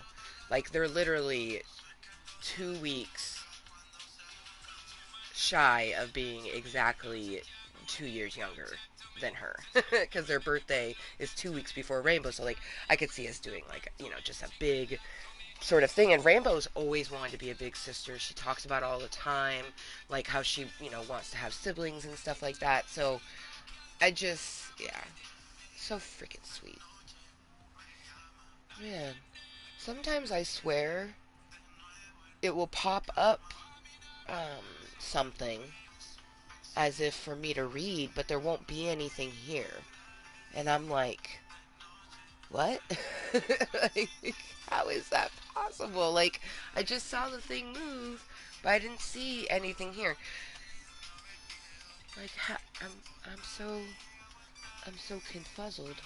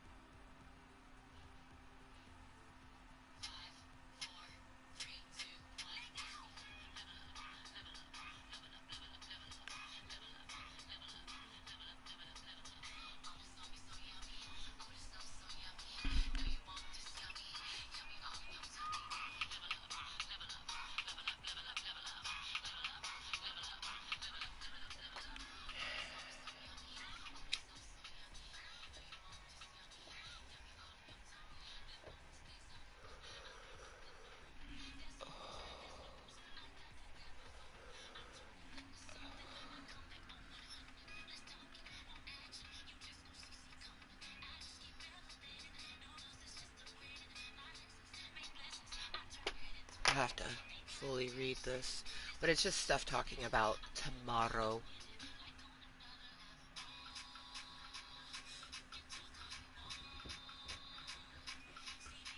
The ultimate ice begins. Alright, I'll do one more. And see if we can potentially get us some good XP. Because we have to get 60,000. Totally obtainable as long as we collect a lot of things and really focus on the quests that it has, the daily quests. That's why I pinged one that's worth 2,000. Like, try to do the ones that are more expensive. And then open everything that you can see, because that gets you XP. Open everything. Yeah, this is definitely gonna be my last one, because I had to. So I want to walk to the store, get myself some gnomes, get comfy in my bed in my pajamas, and I'm gonna watch Super Mario Brothers, and then probably Spider-Man Across the Spider-Verse. And then I don't know after that. Have not decided. Alright. And it doesn't say different locations, it just says in named locations. So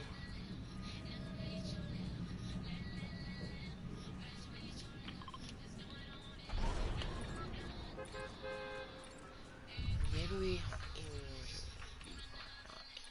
yeah, we should go the loneliest of the labs. The rainbow. I'm gonna miss the rainbow if they get rid of it. It's so pretty.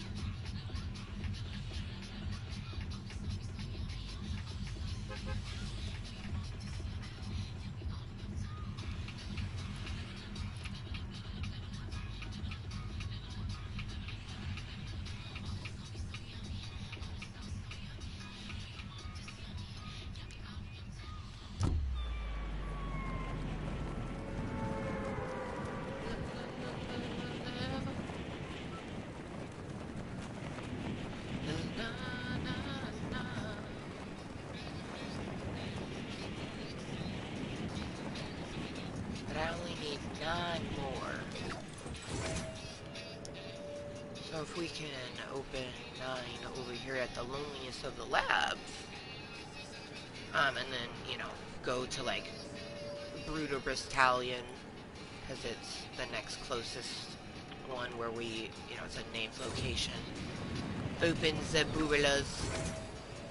Oh, I can hear the people coming in. Alright, I see the booby I'm opening, so.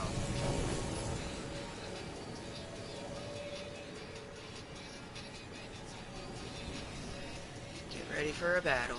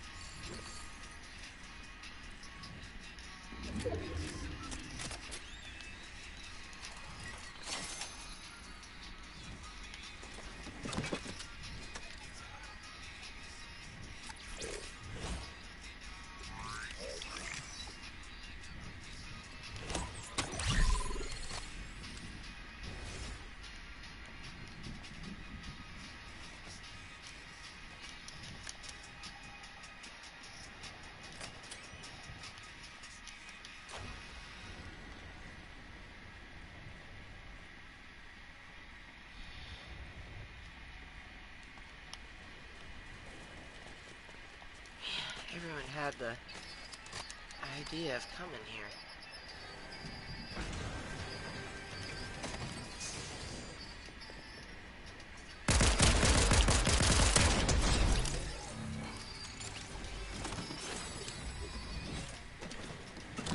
Not really understanding his method just then, but hey, you know, everyone's gotta have their something, right?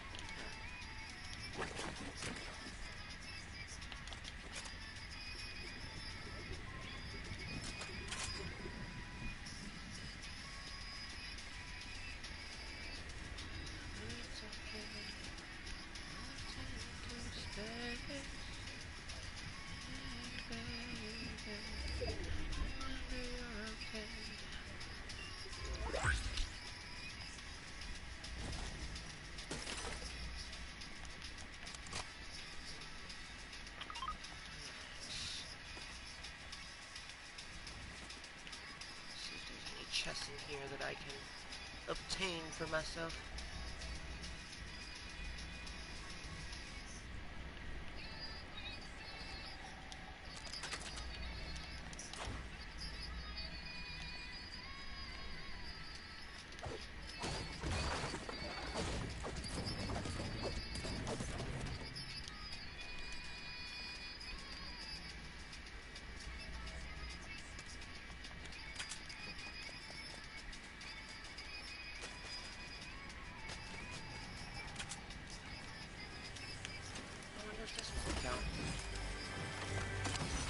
Nope. Yes, it did! Woohoo! Okay.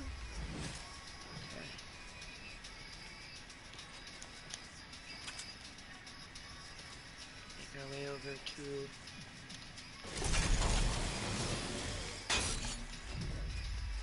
the Bastallion, because if I can open 3 chests there, There's a bouncy bounce over there.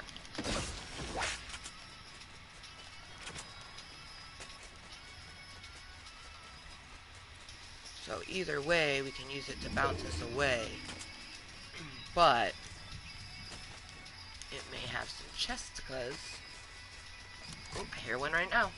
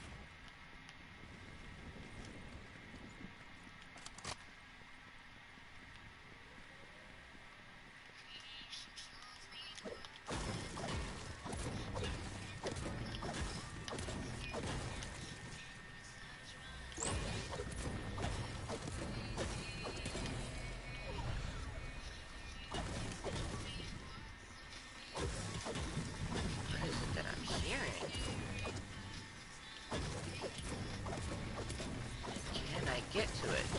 Probably not. Okay. Now we need to find a launchy pad. Launchy pad. Launchy pad. Get me a launchy pad.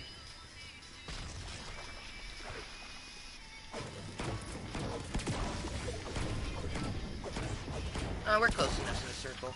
Let's continue to look for boobies. I only need one more.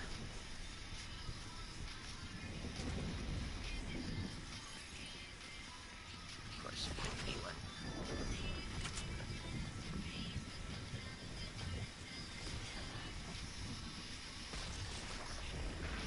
See, if I was a booby, where would I be? Maybe up in here?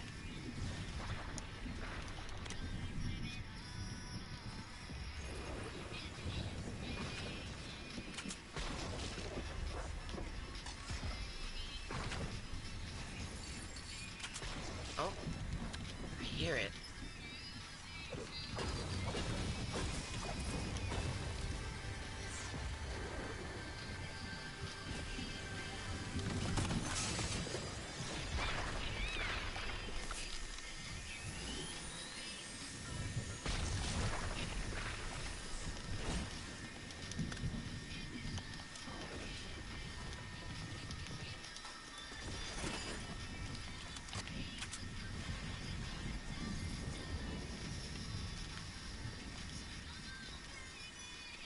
I want to kill myself trying to get down.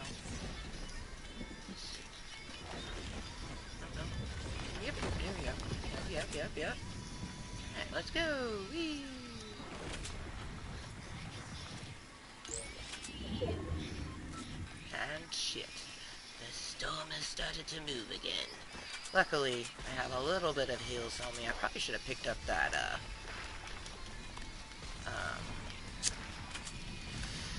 Fudgicles. Medkit. That's the word I'm looking for. This storm is high-powered. Oh man, we need to find a vehicle to get out of this bitch.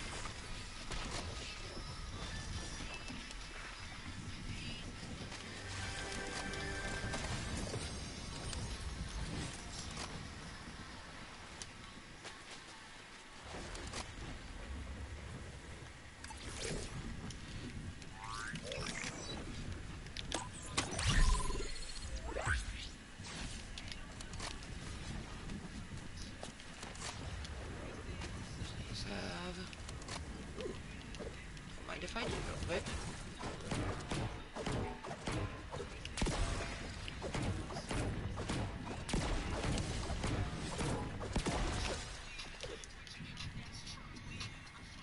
Yoink.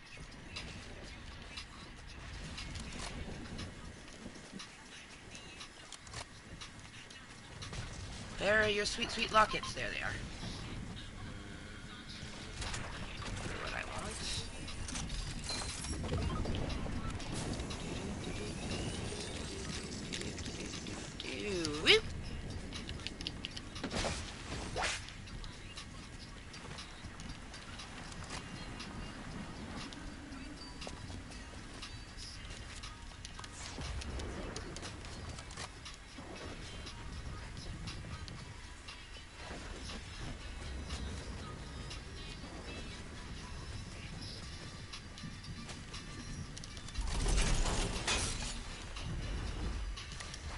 Woo! I did not anticipate him trying to mount up onto that. That was a unexpected occurrence. Oh, hey, a booby. Don't mind if I do these.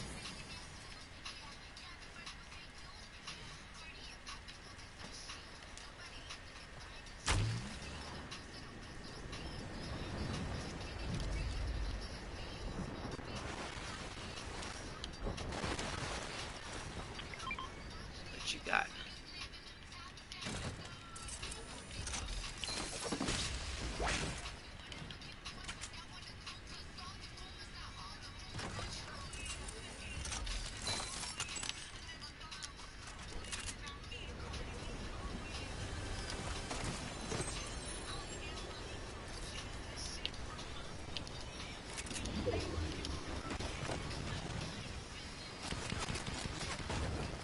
What? No, I wanted to still travel on that, son of a bitch.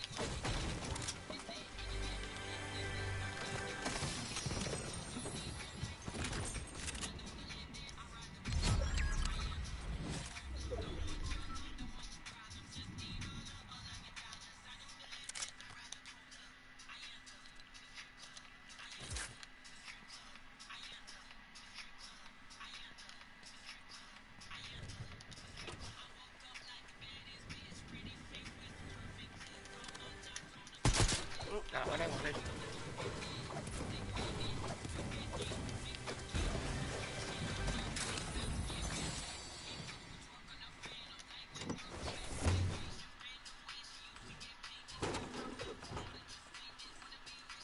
Unfucking expected. Like, actually, I think they both.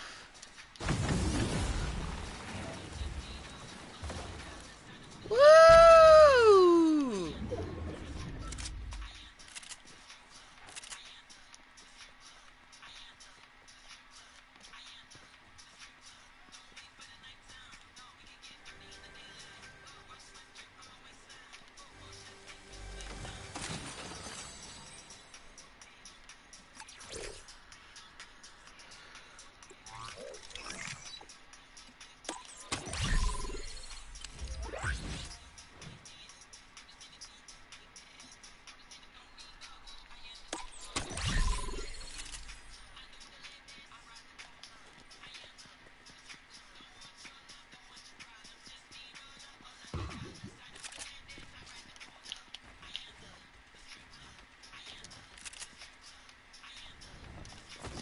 Oh, it didn't let me redeploy it.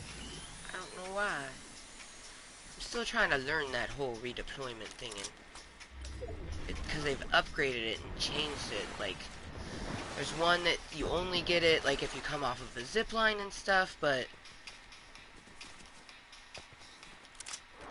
I thought it said that it would pop out if I was in immediate danger, which that was high enough for me to be in danger, but I guess it wasn't high enough. I don't know.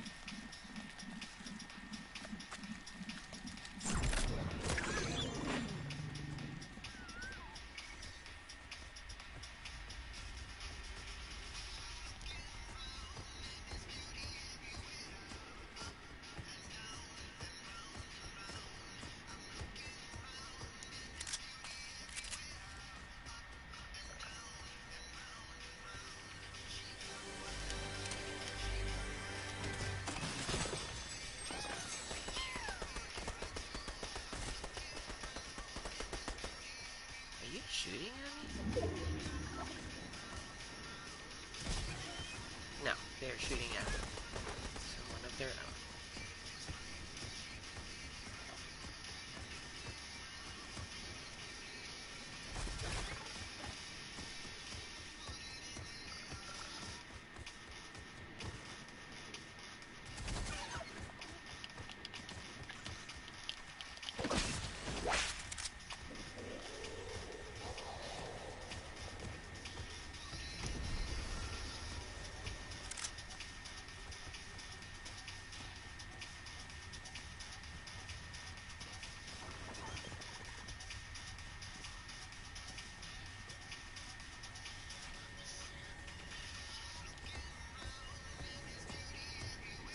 It's about to get hot there.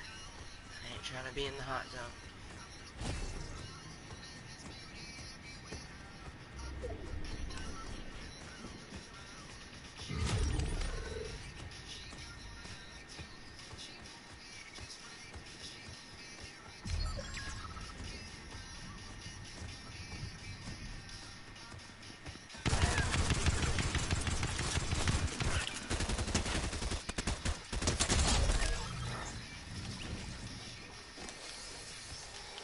Yeah, he tried, but he didn't succeed. It's okay.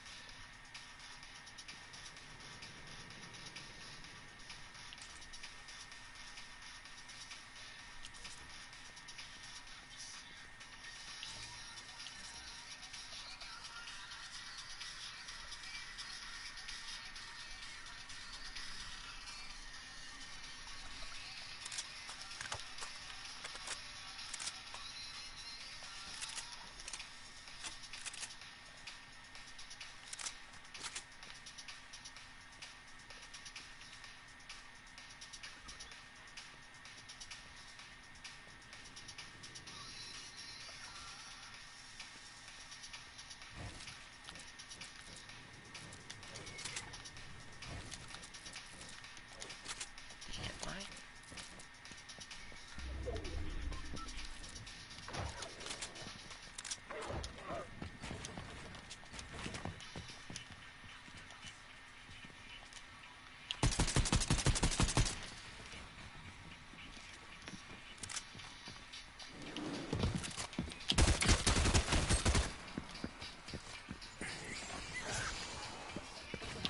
You do know I have a raptor, right?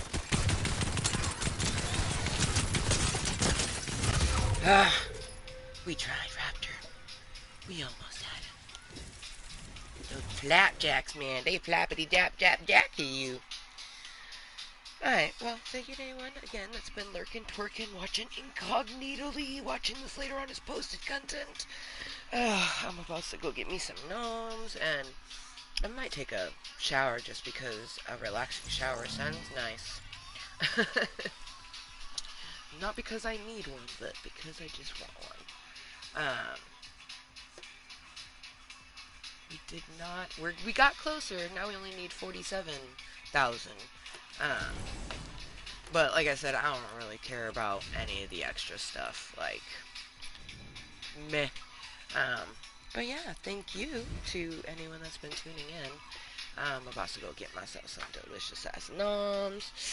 Yeah. And yeah. Until next time, and always.